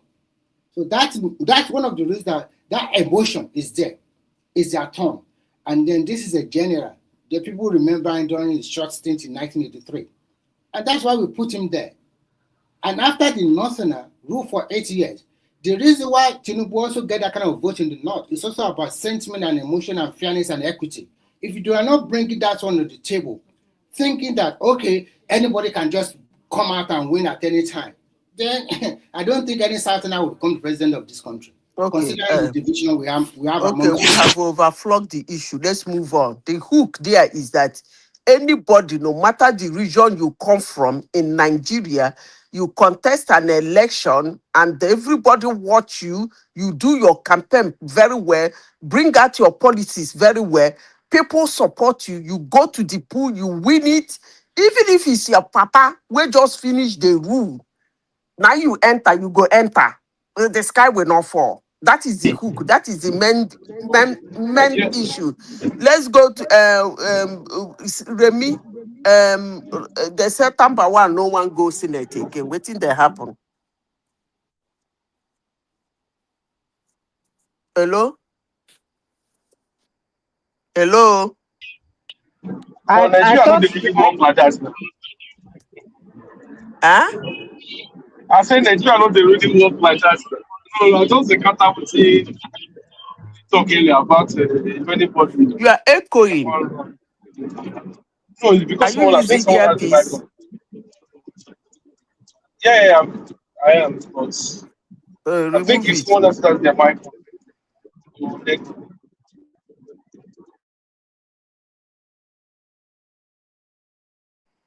Continue. I'm not hearing you. You are echoing. Can you guys hear me? Yeah, we can hear you. So I was asking, Tamba 1, no one be politician again. Because I think it's a smart politician. It's like probably is not sure he's going to win that senatorial seat, or maybe he's preparing himself for VP position against any other Southern presidential candidate. Who knows? He's also a very slippery politician. You see that? Be very easier for any. Don't you think you'll be better off when you are still alive in politics to become what you want to be than it's only Tinubu that put that in. I want to wait for another politician in Nigeria to pull it. Like you are off politics for so many years and come back and win an election. I don't think we can get that kind of man in a long time. Just like Trump, you get off politics after some years, you come back, you sweep everywhere. The only person that I think, if he probably put his neck into the ring in 2031, that he can really win, but he's not. He does not like politics. I think it's Dangote. Dangote will not win, no. He will win, no. He will not. But I think that is the only person that is a billionaire, but I think he knows. He will not win. He will not. It's not about being a billionaire. You go, your money go. You think because Trump pulled that thing out, any billionaire can pull it out? No, American election is different from the Nigerian election. Even at that, Trump has swag now. See what they do, cheap Chris Kubara now. With all the money, he come out the talks. He come out the talk say he's disappointed in the elders. How you could just come from nowhere? Wait, how you could just come from nowhere? Bribe elders, think the elders will give you. They will just give you the votes like that. No. According to what I read from him, he said he withdrew before the actual election took place. So how come he got some votes then? 5 votes. How many votes? But this is a primary election. Maybe it was not. Listen to me, Remy. Let me tell you something. There are a lot different types of politicians. And any of them that identify his stronghold, he uses to fly. I want to tell you the story of what's his name? Rochas Okorocha in Imo State. Rochas Okorocha was doing a lot of things in Imo State. Has school for orphanage, for orphans, massive school. All over the country. I know one of his school in Ibadan. That man, oh God, he's a good man. He was doing that, not be today. Yes, he built massive schools, orphans. They live there, they feed there, they go to school. Because they are orphans, they don't get holidays to do. So that is his holidays. That place is their holidays. All they do, they have buses. In those days, the buses will come and carry those children. They will go, this thing. They will go, what do you call it? Excursion. Take them around the country, show them places. Then they will come back, bring them back. That's the only way those children. Then during the 2015 election, which one? Is it 2015? Yes, now. 2015 to, it's 2023 that he left, right? No, I think he left in 2023 now. No. I think he left in 2019. Because the present government is also Dima from 2019 now. No, now Ozodinma is doing his second term now.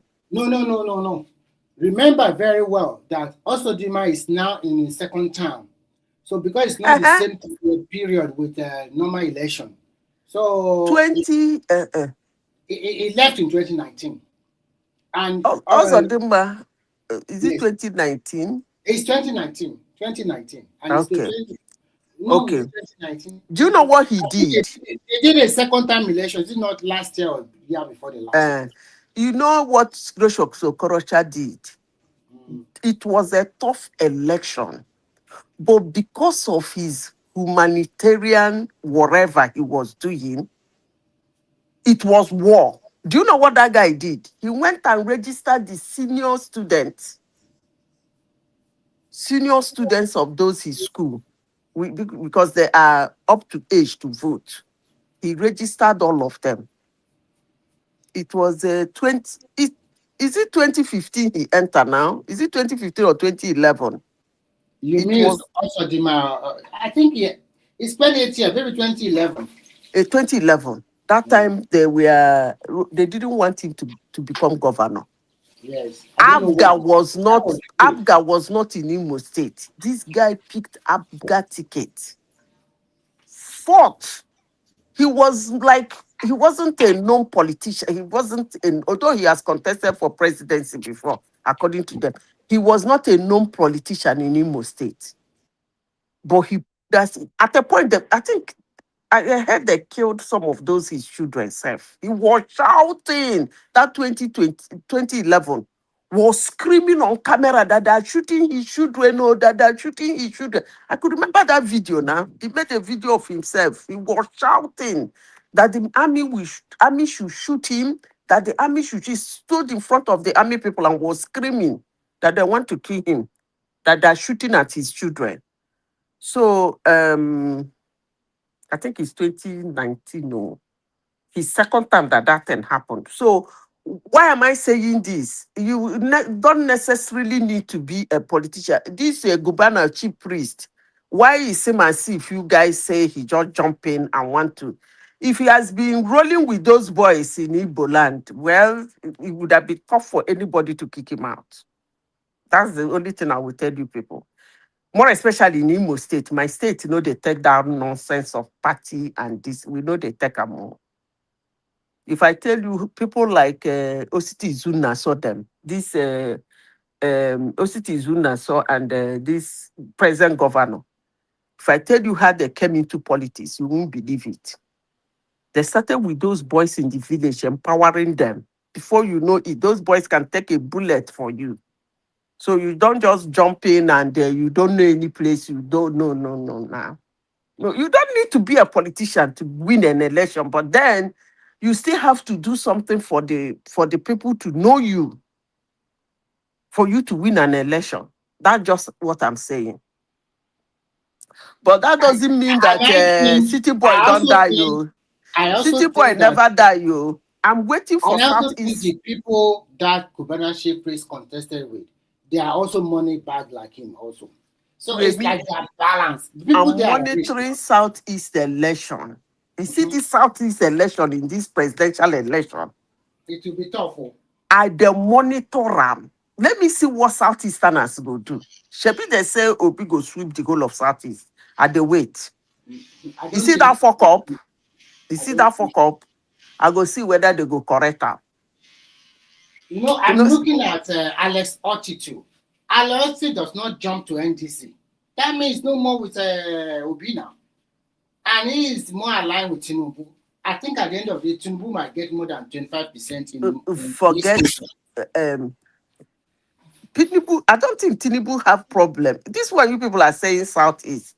I don't think Tinubu have problem. The only place I see problem with Tinubu is in the Southwest. No. I mean, they tell you, if he's not taking, he's going to lose 2 states again from there. The reason why he's going to win in the Southwest massively this time around, that is Southwest politics. You think he will win Oyo? No, he will win it. He will. He will win Oyo massively, even massively, because the Oyo politics like. Make I answer that one small. Good morning. Now, this morning in Oyo State, terrorists have raided a school. They took 17 students. And if that continues, the chances for Tinubu to lose the election in that same space is very obvious because of that insecurity. Because nobody, and no Yoruba son that have that belief that when a Yoruba man become a president, he will allow any space of Yoruba territory or surrounding area within South to be witnessing that kind of horrific killing, traumas, and all those kind of bad things. I think Tinubu should be serious. Because if there's no state... Midwest, let me tell you something. Anybody of all the candidates that is probably will use insecurity as a campaign for this election It's no. And then you see those ones that those abduction you are talking about. Let me quickly add this one to it. Because election is still far away. I'm just telling you. 2027, we may be thinking it's close. Because those that are fighting Tinubu, I'm not saying Tinubu is responsible, but you have to do something about it. Because this thing happened. The Jonathan faced, it was, I think during Jonathan administration, it was also having this same problem. And sabotage. I will explain why Jonathan's case is different. The United case is more terrible than this. It was so serious that time. No, it wasn't terrible as this at all. It was terrible. I did not look, let me allow him to finish now. Make I just plan this one. See, you see this thing. The people that are sponsoring this thing, they are trying to strategize, or their module of operation in a way that will make Yoruba people to lose confidence over Tinubu. I see no reason why this should be happening in this. I don't see any reason why we should be having certain precedent and critical issues not openly addressed. So, okay, look at what Madan is saying just now. He said, why are they rotating power? The reason why Nigerians decide to do gentleman is because they want to have that sense of inclusion, sense of belonging. We are together. Everybody know he has his own negative side. But however, there is no pure foundation or government foundation that really address the yearnings and cries of Nigeria. There is too much power in the hands of president. You can't. I don't think that will make Tinubu lose the election. Well, I think he will if they start attacking severely in the western part of Nigeria. Let me tell you why. I'm telling you. Do you want me to explain? You can explain. You see, comparing Jonathan's situation and the Tinubu situation is actually, if we are not observant, we can compare. First of all, when this madness started, during Jonathan's time, it wasn't that bad, but he let it become very bad. Jonathan, first of all, denied it. He did not accept that Nigeria is having a problem. And because he did not accept, he kept mum, and the rot was happening. It took Nigerians to agitate, demonstrate, fight, abuse. All the heavy people in Nigeria have to question Jonathan face to face before even international community. They came in and before Jonathan, first of all, accepted it and started looking for a means to handle it. Now, in the time of Tinubu, number one, he came into it. He came in. The thing was there. He did not keep quiet. He did not deny it.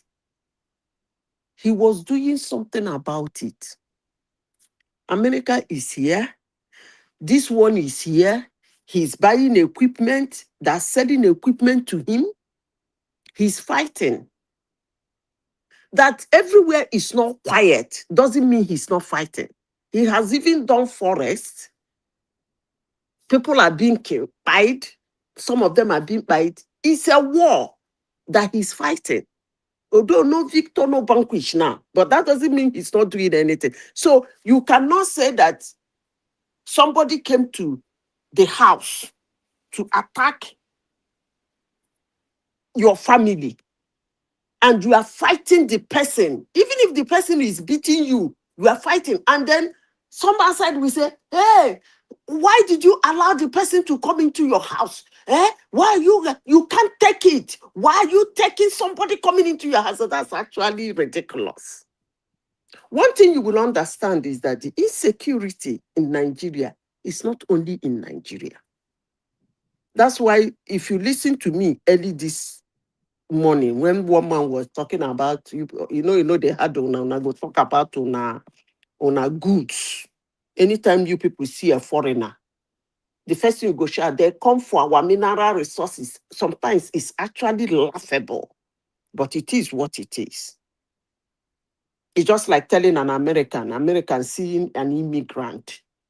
Because the propaganda is that any immigrant in America that walk into America come for a better life. That the place you are coming from is a bad place. That is the idea, the propaganda they gave them.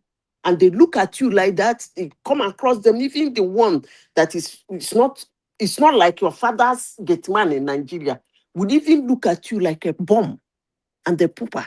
So that's the same thing that is happening in Africa.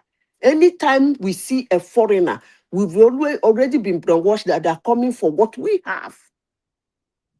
But this security in Nigeria is not only in Nigeria. I was discussing here about what is going on in Sudan, in Mali, in Niger, in Burkina Faso, in what is it called? All those places are rampaged.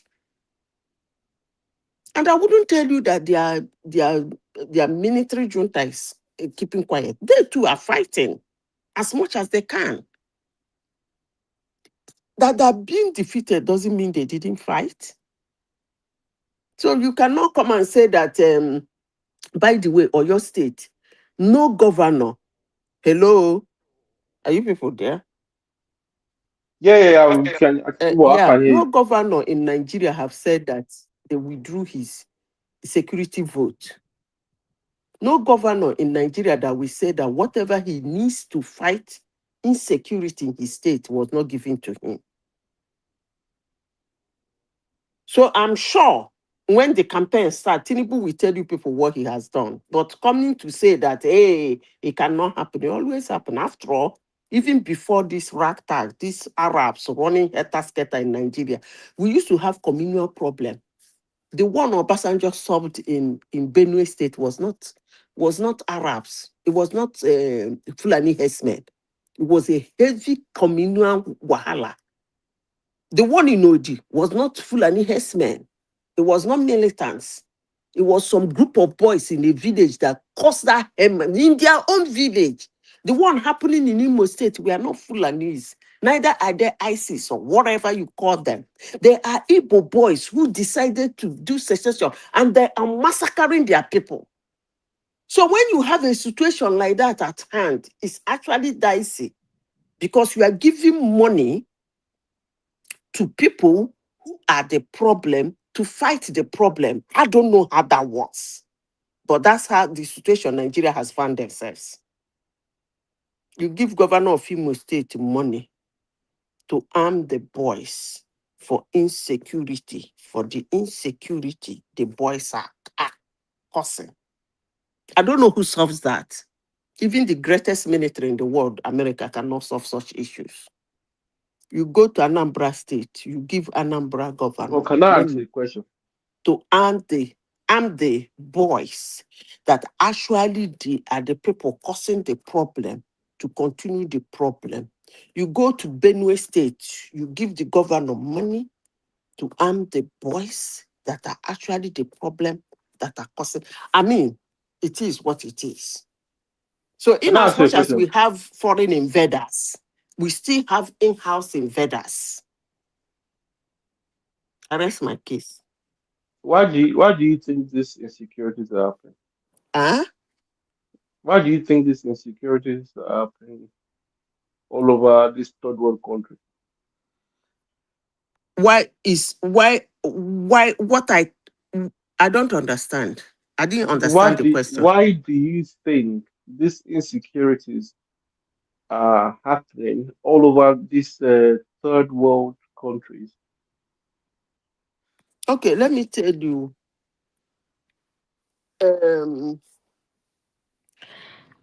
Which way do you want me to answer you the question? Do you want me to answer you the question for real or for propaganda? For real. For real, okay. You see,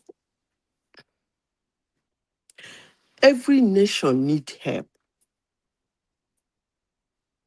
And it will do you a lot more good when you sit down and look for a proper help. Okay. Let me not use the word help. Let me use the word. Every country need another country to align with for help. Because why? The world is humans want power.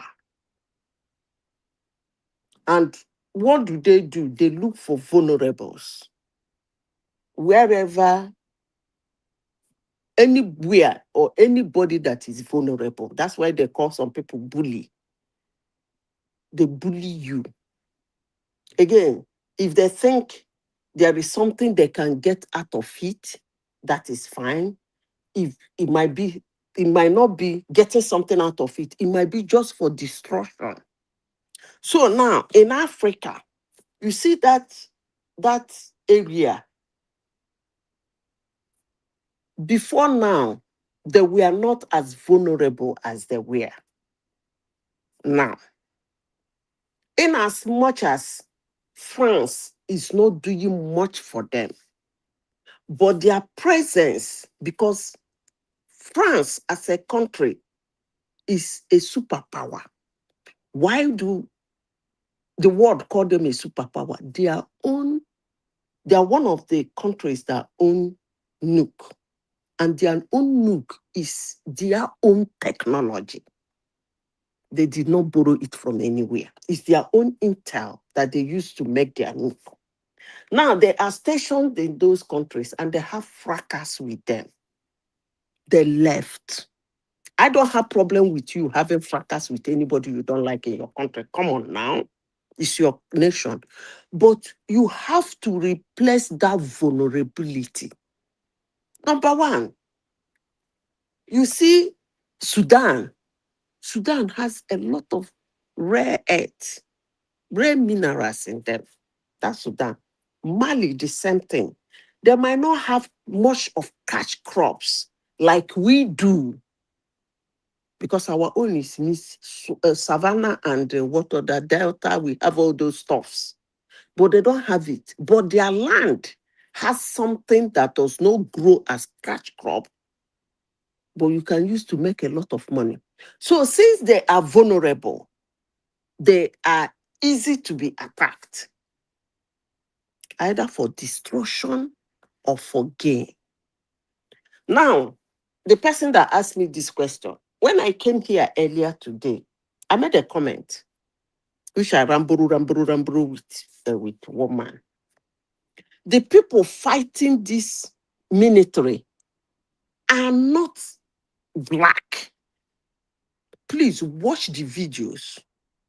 If you have Earthcam, Google Earthcam, use it. They are not blacks. Hello? Hello? When they hear me? Yeah, I can hear you. Can hear you. Madam, I hear you. I beg. Make una they do sound so when they hear me before I go offline. Then I'll be talking to myself. Now, the people, I said something here. If you have Google Earth Camp, use it in that area. They tie their head. They tie their face. We have Africans that look, I'm not talking about North Africa, Tunisians. No. That's not. If you come to the black nations, the black Africans, we have people in Nigeria, we used to call them the Fulanis. Their hair is coily, but not straight. Their hair is like people who are third generation people who have that kind of hair in their blood, but they are not straight. These people fighting in the Sahel, that are fighting the military of the Sahel, their hair is straight. They look like the Arabs. Like when I mean Arabs, I mean like the Saudis, the Senegalese, the Singapore, Malaysia, Kuwaitis, Omanis, Qataris, and Emirati, or whatever you people call them. Syrians, Yemen, Lebanese. That's how they look like. And they tie their hair, they cover everywhere. You can only see their eyes. Now, some people are claiming that we have such people, I don't know where they get it from, that there are people like that in the Sudan and in Mali. Now, the question is, they look at the camp of displaced person, use your Google Earth camp, look into the camp where people run away, the displaced people, where they are. The place is like a desert, where they put their tents, their shabby tents, and are there. You cannot see anybody looking like those people fighting that fight in that camp. Are you telling me that the tribe that are looking like that are fighting the military of that nation, none of their tribe members are displaced? So how come people who are displaced are black people? Meanwhile, the people who are the militia group are Arab-looking people. That's the question anybody should ask. But it is what it is. They're fingering UAE, they're fingering Saudi. I don't know about that. This is a global platform. But the only observation I can give you is that those areas are vulnerable. If Nigeria is that vulnerable, they would have run on streets. Are you getting the point? They are actually taking cities. In fact, in Sudan, they have taken some part of Bamako. The same thing in Mali. They have taken most of their strong military bases. So it's all about vulnerability. I don't want to attach it to anything, but I can only say for the fact is vulnerability. That's why you see some countries building nuclear to protect themselves. They don't want to be vulnerable. They will not even stop there. They try to align with other countries who can help them with one or two equipments in case of any attack. Because I don't think any country in his right mind today in the world will use nuclear. Because if you try it, they will blow off your country, unless is that what you want. So they try to align with some other countries to help them in case if they have attack. But bros, look at these people now. They don't get that kind of thing. You cannot align with Russia that is fighting a war. You cannot align with Russia that is allying with some country to even help them get equipment. It doesn't work that way. So it's all about vulnerability. That's all I can say. But if you want me to tell you about propaganda, I know the propaganda. I go fit run am for you. Well, so what's it come with the propaganda? What's it come with the propaganda? Okay, let me tell you the propaganda. Number I one, think someone is driving and they have the mic on. You need to take it off. I think you're supposed to know the propaganda, or I bet I did this one for you. No, I won't hear them. Yeah. Okay. Number one, propaganda. France, they chase France away. Now, because they chase France away, France want to run them streets. It's France that is doing all those things. But that still boils down to vulnerability. If you are not vulnerable, you chase a superpower out. It will not have the power to come back to attack you. It still boils down to vulnerability. The second one, colonial masters, the one they are bogewe there for their land. And that if you like the Burkina Faso man that half of his country is gone, he's still wagging his tail. What is Tuareg is touring about that he has. I don't know what he has in his land that anybody will show interest in, but that's still okay. It's people who want something that is his land. Then the rest propaganda that is actually funny is that the West don't want Africa to prosper. So they set up all those things so that we will keep, it will be unstable because you know how those things work. When your country is unstable, there are bad news coming out of there. Your countries, how do they say, interest, right? Interest will be high, very high. So you cannot even do anything, even if you want to borrow money. Now, the other propaganda is that, yes, they are trying to, that the West don't want them to be stable. The other propaganda, which I'm trying to buy anyway, but I am not somebody who buys things like that. You know, this survey that they did, they said African country have they will have the label. They are the youngest continent. Do you understand? They have the label. In future, one out of 9 out of the 10 people you are going to meet in the world for labor is going to come from Africa. So there is this propaganda that they want to reduce that thing. That's why they're buying everybody anyhow, because I don't know how Africa will fulfill that, because they said in the year 2050, right?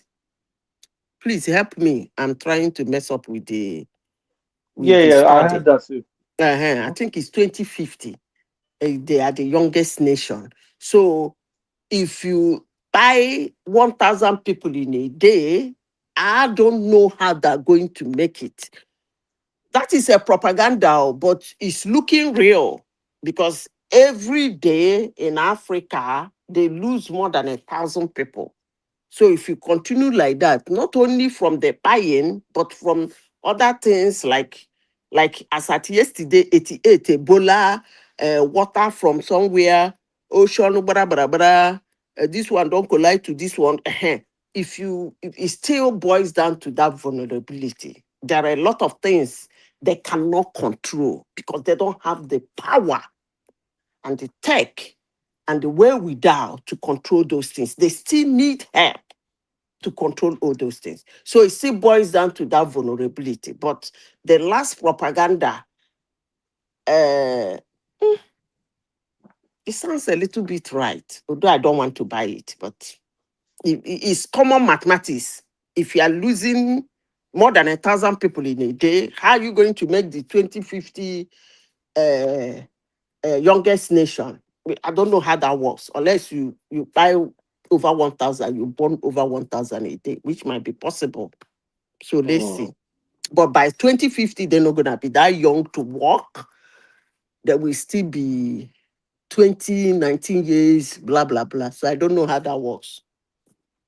Okay, me, I don't really that one of young people being, because Africa has a lot of young people.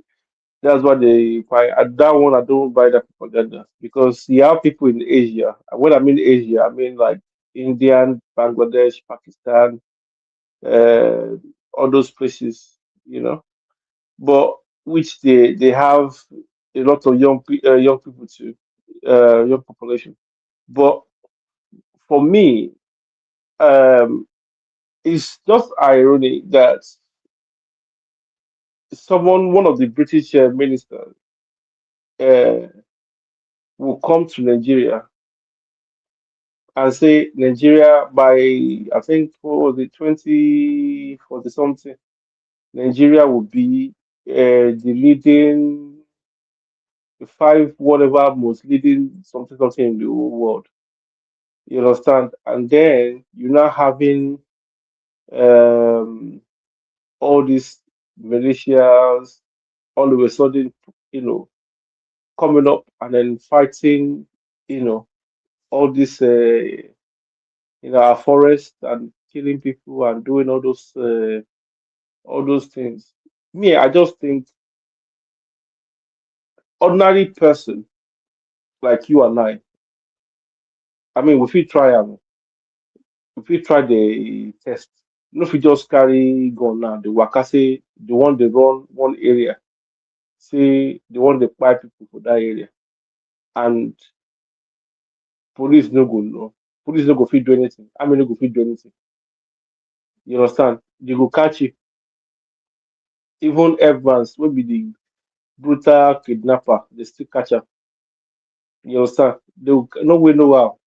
1 week, 2 week, you might just be lucky, but the third week, the fourth week, they will catch you 100%. But this ones with our so-called parameters, our bushes and stuff. You know, I don't think the government. I don't. I think the government knows what is going on, and is part of the one of the. I don't know where it fits in the world agenda, but You see this thing you said now. mm, I said it earlier in this platform today. When one man come to badmouth America, I told him, oh, because of my position, I don't want to come to global platform and be saying trash about the United States. You see, he made a comment. He said that the only thing America has is, he said, is their military, their money, and their diversity, and I, like humans. And I said that means he doesn't know America. One of their strongest weapons is their institution. Just like you coming to say one British man come and talk, say, I'm a Nigerian in 20 this thing. They are the ones to tell you, you are the best. Then the whole world will accept that you are the best. One single nation. The whole world will gather, take a decision, saying, and so we want this thing to be. All they need to do is to raise their hand and say, no, go be like that. Chicken. Because over the years, with the help of their ancestors, they built that institution. And that's why, what is that thing they are known for? If you try them, they run down your country. They will put, remind me that thing they used to call it, not tariff. What's the other one? The common Sanction. eh? Sanction. Sanctions. They will sanction the living devil out of you. Why? Because they have the institution. You cannot be sanctioning somebody on something you don't have control over. They go do you waka come out. They go lock everywhere, lock everywhere, lock everywhere, lock. They will keep locking. Look at Iran today. Their currency is the weakest in the world. Out of 200 and something countries in the world, Iranian currency is the weakest. And not be today they start to do that, you know. Not be today. They started since 1979. Yeah, Mecca asked this question. Ask me. You were talking about Tuareg, this Mali issue. What do you think that is making the Tuareg people in Mali, the northern Mali people that is fighting the country with Al-Qaeda today? What do you think that is making them to start fighting their own country? I think I've answered the question here. I said they are not the ones fighting their country. I said it here now. Don't get me wrong. I don't know whether you people in Burkina Faso, in Mali, in Sudan, whether they have people who look like Arabs. They have. Okay, so why are they not in the camp? You see, no, I asked you, I said, no, let's stay it there. If you see why, listen, let me tell you. Why they can never wait now. Why they can never be in the camp is that their own city is entirely different from the black city like Gao. Wait now, the Mali that they are taking. They make me laugh. Waiting be their tribe for Mali. And where is their city? Wait now. They don't even, I need to send you to a Google Earth camp. You need to tell me the name of the town, where in that town, everybody in that town looks like Arab. See then what is what, their ethnic group. Let me break it down for you. What is happening there? But that problem has been there. It's just that whosoever that want to harm that country, they are not exploiting that problem.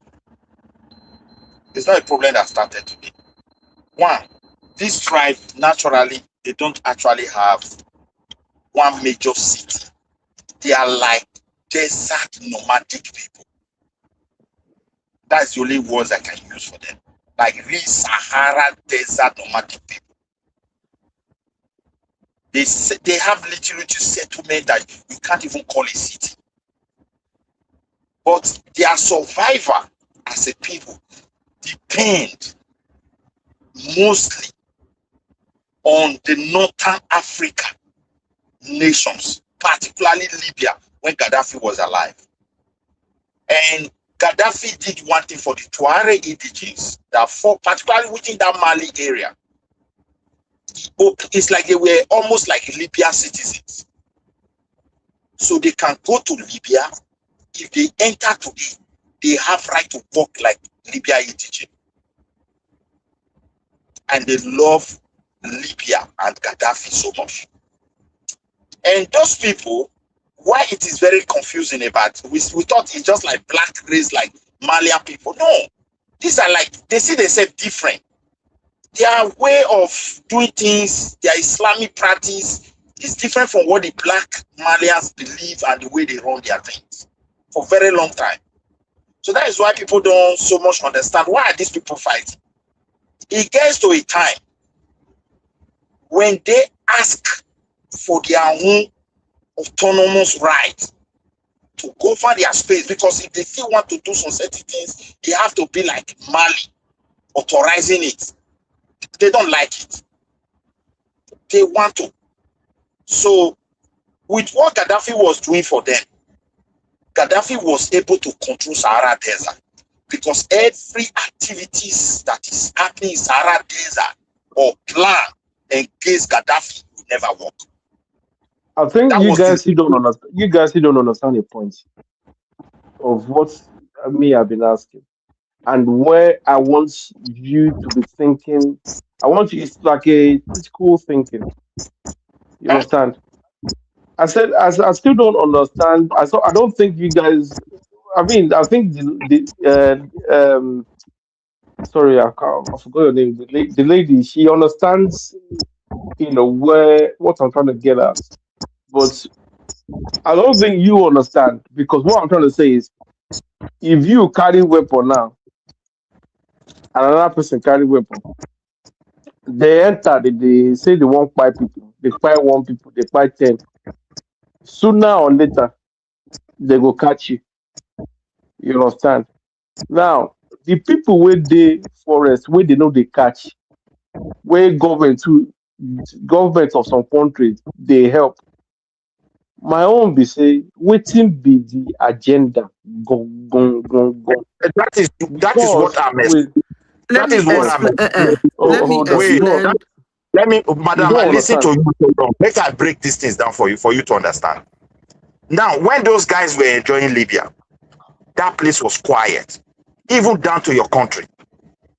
If you think a lot of things have been happening in that desert, but because of these people, Al-Qaeda was unable to establish themselves. Point of correction, they never enjoyed Libya. The man put them in chains. Who is that? The Tuareg people? I said Libya, Saddam Hussein. They never enjoyed, and Gaddafi. They never enjoyed those places. They put them in chains. I don't understand what you meant by that, but I'm talking about different things, because that one is different. I'm not talking about the Libya indigenous people now, because that one should be a different those debate. People, those Arab ragtags you are talking about, that are now littered all over the place in Africa. It was not that they were not behaving like that. They were not enjoying Libya. This guy, what's his name? Gaddafi, right? He put them in chains. I don't know how to explain to them.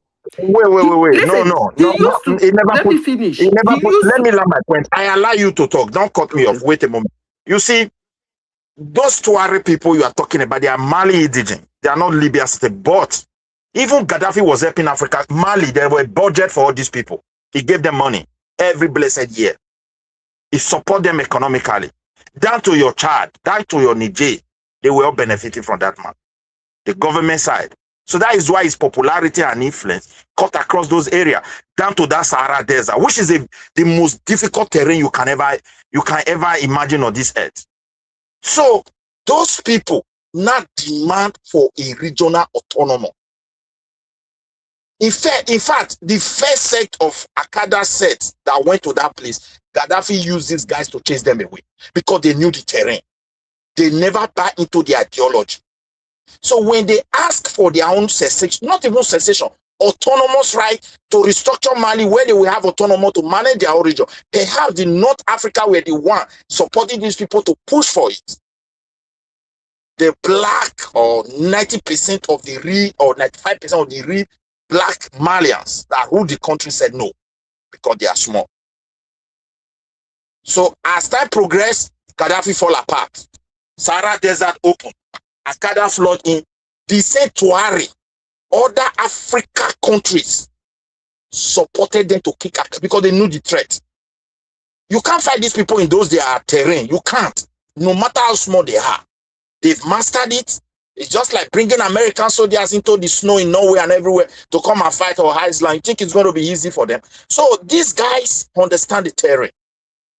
And as time progresses, they now decide to say we want to break away. They ventured, they captured some space because France was there. They subdued them. Mali regained his territory back. But however, they always chase them back to those deserts because nobody wants to go and fight in that terrain. You will lose your men. So once you are able to kick them out of the main city, it's like you have the victory. So that is what is going on there. Now, Al-Qaeda were now able to establish themselves in the Sahel.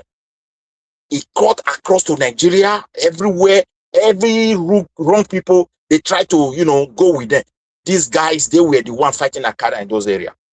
But recently, they are not able to reach an agreement with Al-Qaeda to fight the Malian government.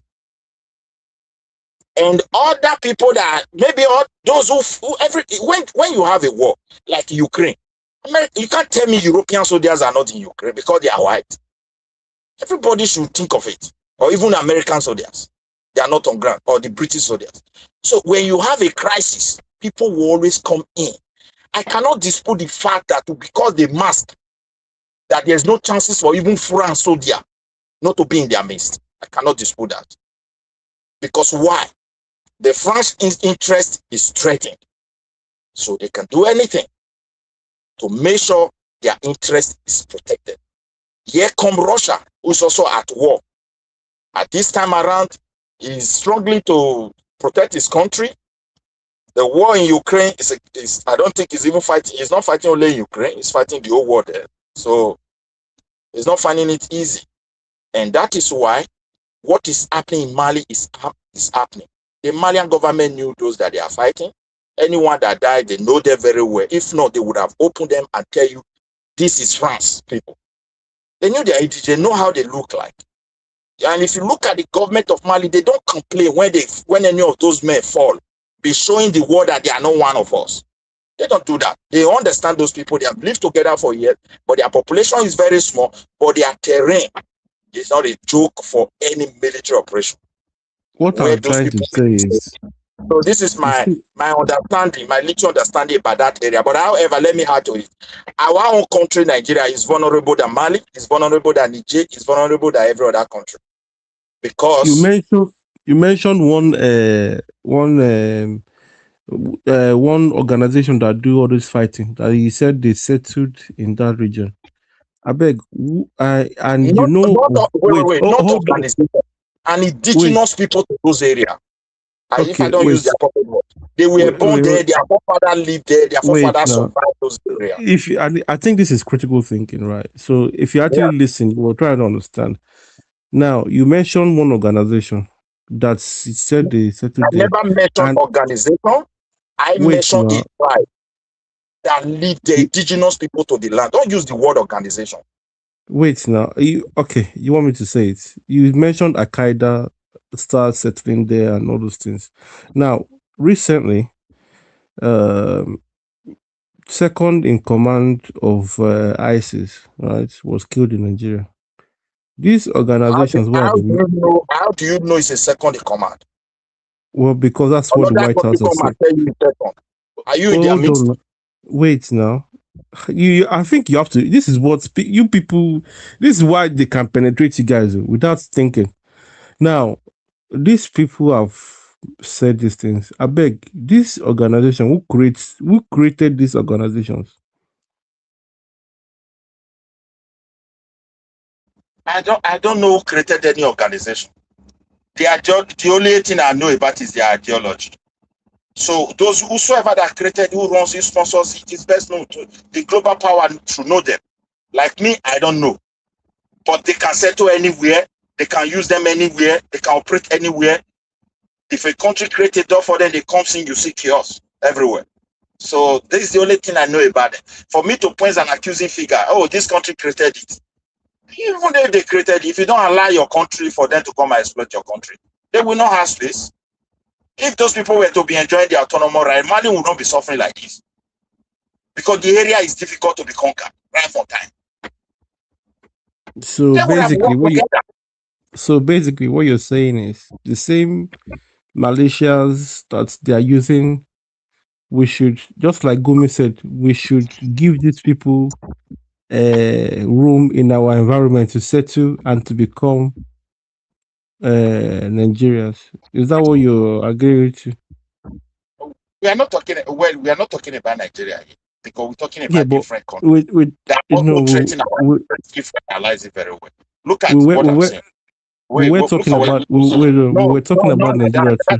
That's not what I'm saying. For example, I don't know where you are from in Nigeria. If you are in Nigeria, you have a tribe you belong to, you have ethnic nationality. So that land, your father showed you, he talks about your grandfather, and maybe your grandfather talked to the other great grandfather, just like that. And they are indigenous people to their own land. So you should see those people like that.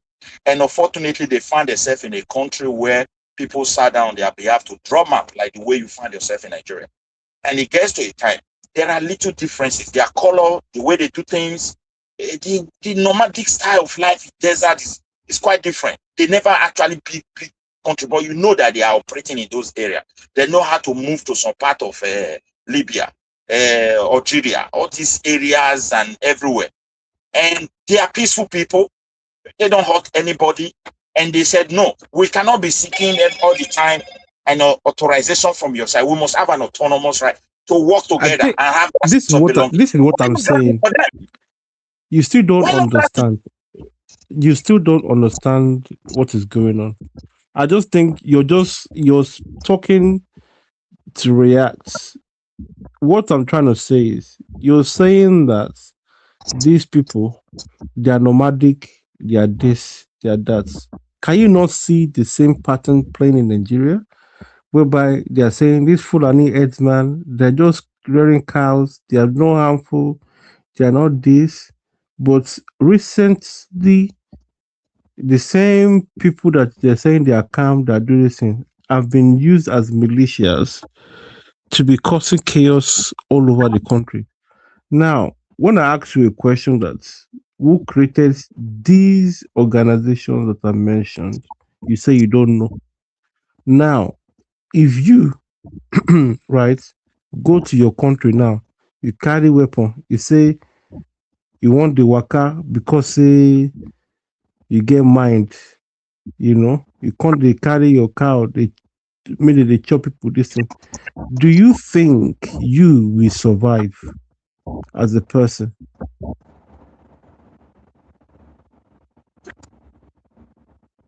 If I will survive as a nomadic person eating people's cattle. Yes. First of all, we have to look at our country before I answer that question. When I was growing up, we don't even have the problem of herdsmen or as an issue. If I from the southern part of Nigeria are moving with knife, very sharp, two-edged knife. If the police stop me, they're going to detain me. And someone from the northern part of Nigeria, if he's moving with that arm, maybe 2 or 3 heavier than mine, it will walk freely. So I don't know the kind of comparison you want me to answer and draw. Oh, maybe these people are enjoying the level. It is the arrangement we give to them.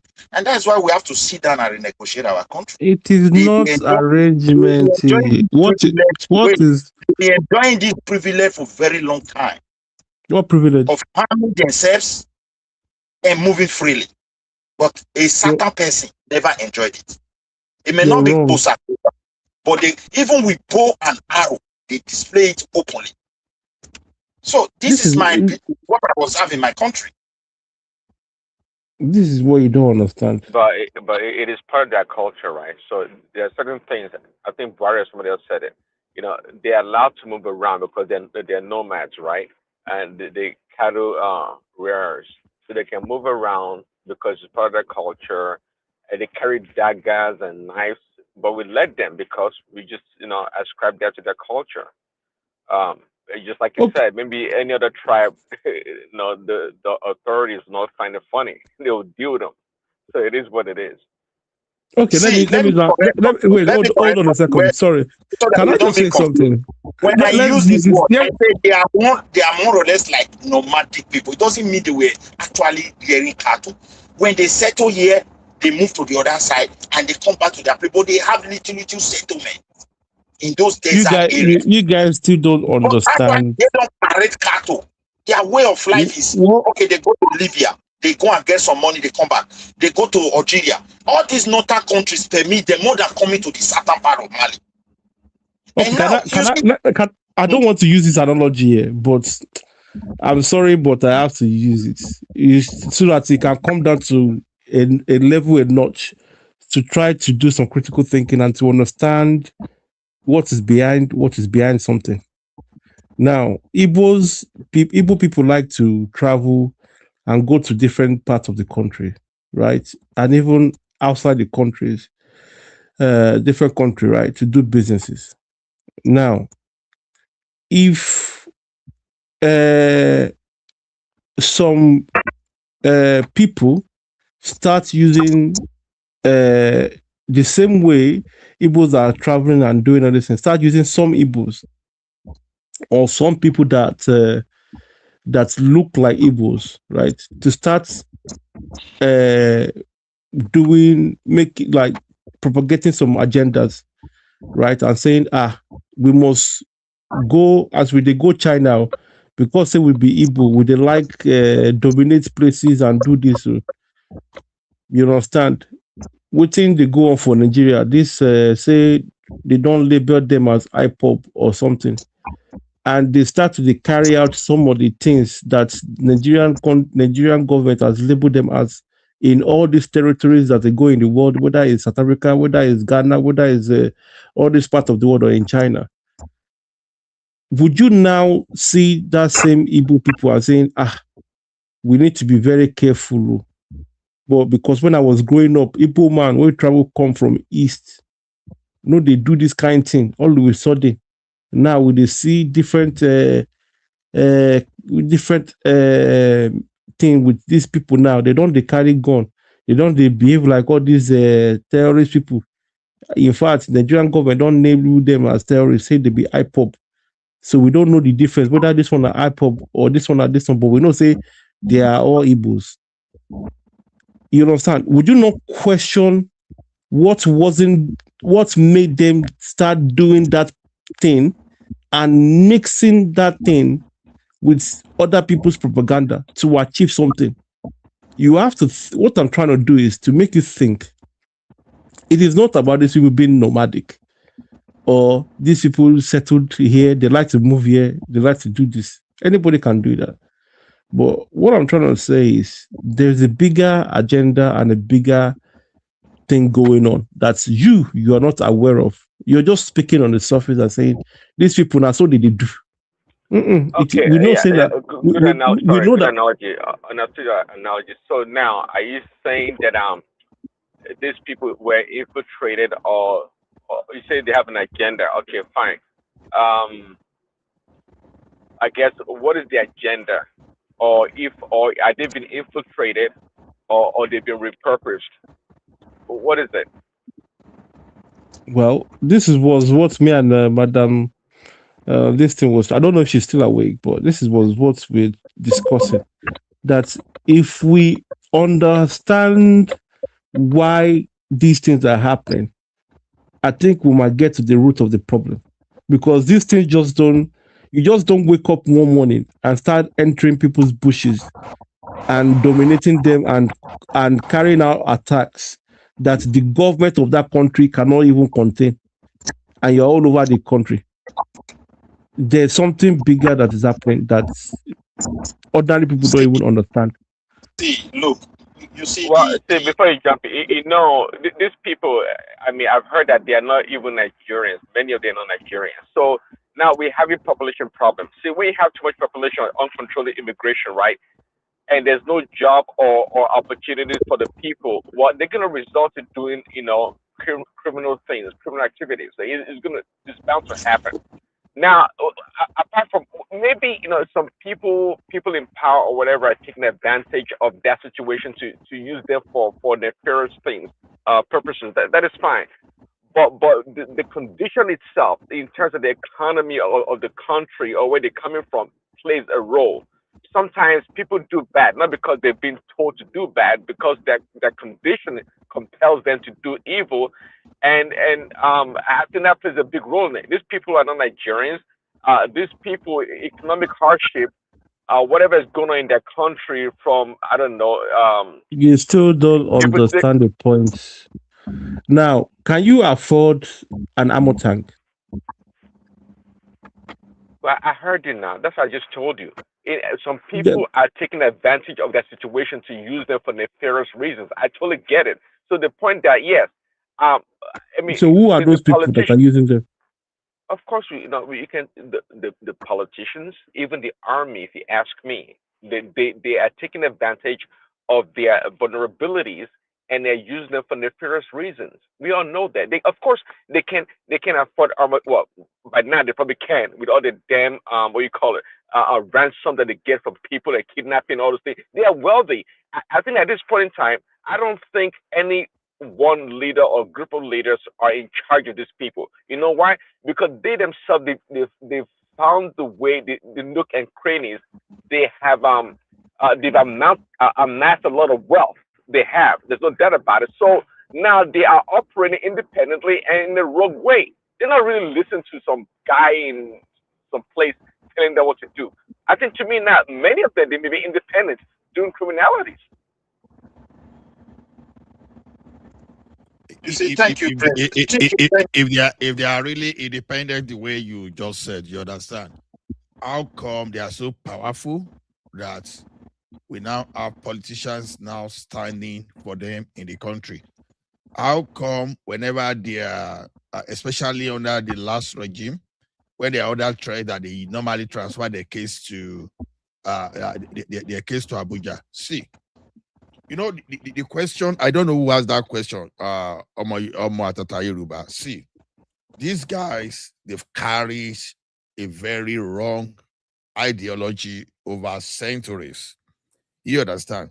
If you don't know today, whenever I say those things, I see people hiding under religion and just to quickly defend where they belong to, even though when they don't even understand that thing is not really about their religion, that is just being used to, it's just being weaponized, it's just being used to make people dogmatic. Now, the thing is this: you will see what happened in Egypt, go deeper, see what happened in Tunisia, see what happened in Morocco. You understand? Exactly the same thing they want to extend to the Sahel. You see all these idiots and all this ragtag that they think. What happened in Mauritania also? You understand? You see all these ragtag that they think they are fighting for their religion. You understand? They are the faithful soldiers they are going to use, and when they achieve that thing, they themselves they are going to be wiped. So if you see, because this thing has happened in the history and is going through the same trajectory. But one thing is this: we like where's Yoruba man? I think it was the one asking question. Why did he not go? So the thing now is that's the exact trajectory we are seeing. You understand? But just because over time we've really lost the, we've been deprived of the historical events. We've lost the knowledge asset for us to know what actually happened in the past. So everybody today, they just do political correctness. So whereas these guys, they were still living in like 3, 4, 5, 600 years backward. Why our modern people we've been so conditioned to enjoyment and just to be so how do I say it? Just wish things away. You understand? Just to wish things away that we think that things just fall in place. So you as a black man, if you don't know today, you understand? These guys that you see, they are putting price tag upon your head as a black man. You understand? Although they are still using some black and white, some like Madam Sita would say, Arab looking, you understand? Just to execute for now. So to me, what they want from us, they really want that our resources for them to use to carry out the demonic agenda.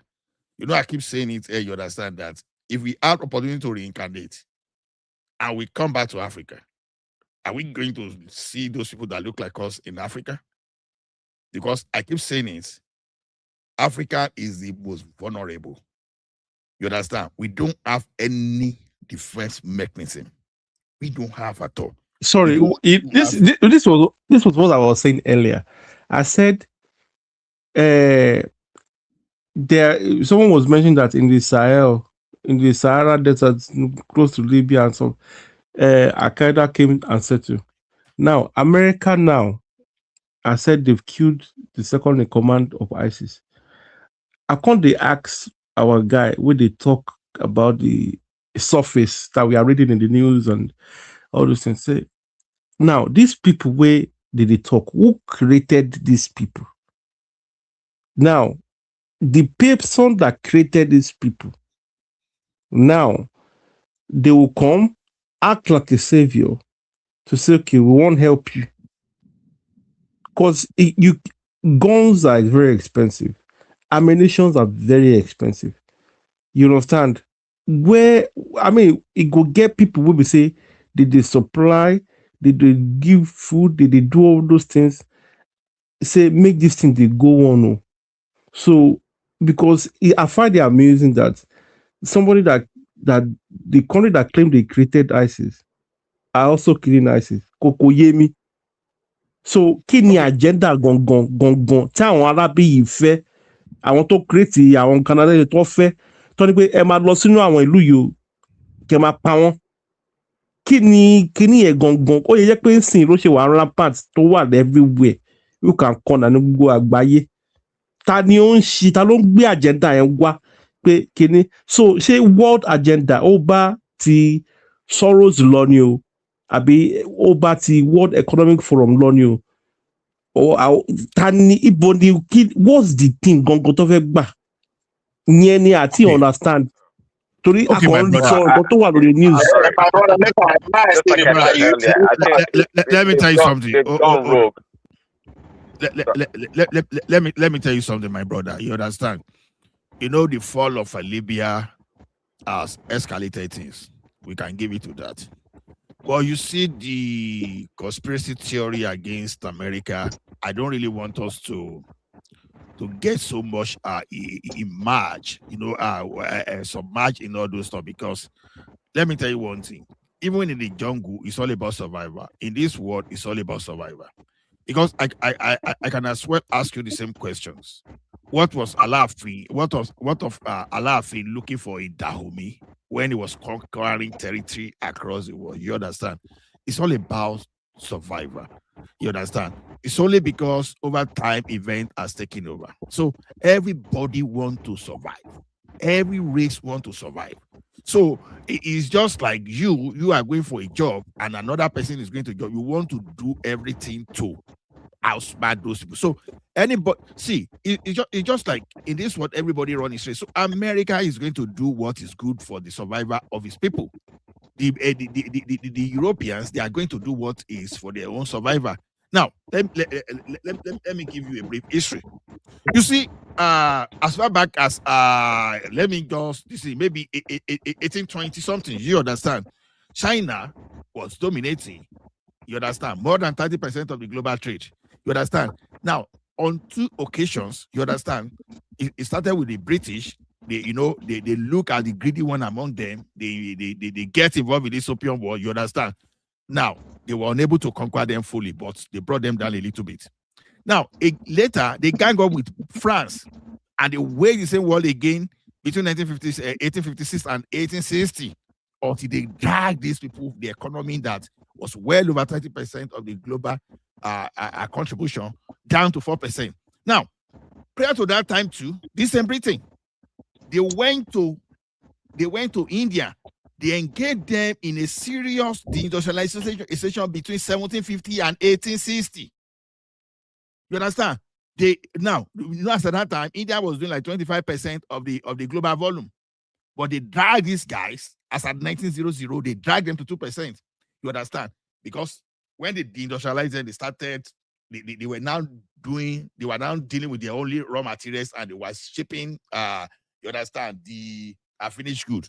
And over time, those people they lost their skills. But the like of Chinese, you understand, they survive.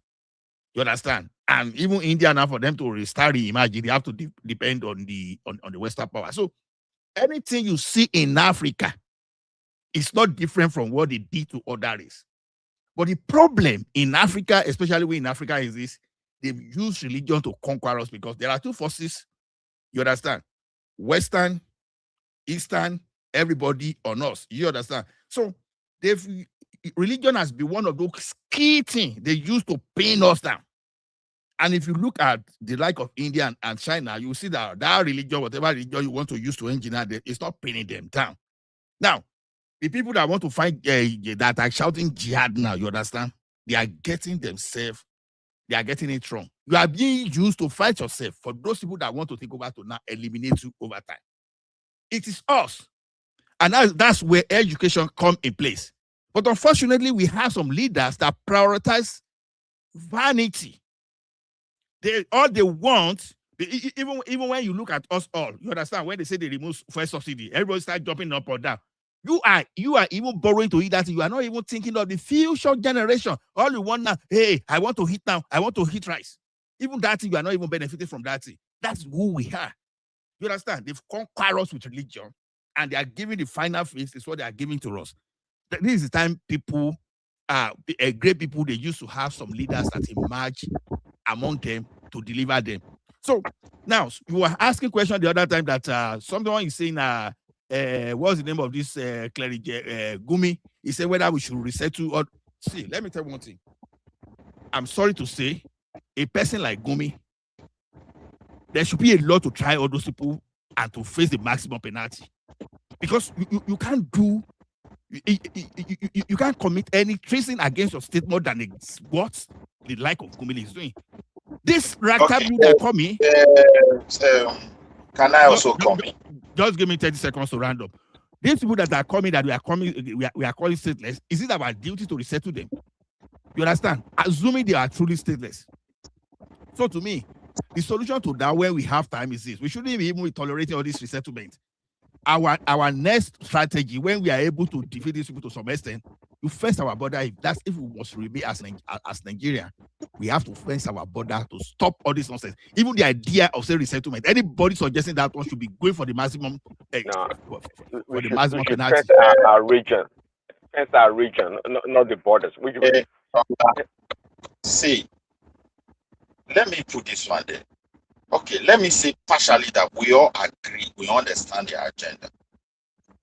And the agenda look clearly that it is not going to favor us. But even if there's not taking me totally, create a scenario where the black race will become like people that are totally killed. But there come an issue. Let's use our contrast and example, because I've just talked about Mali.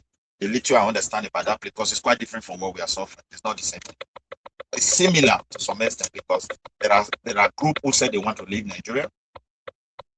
But the thing is this: when we enter this democracy, a Christian was our president.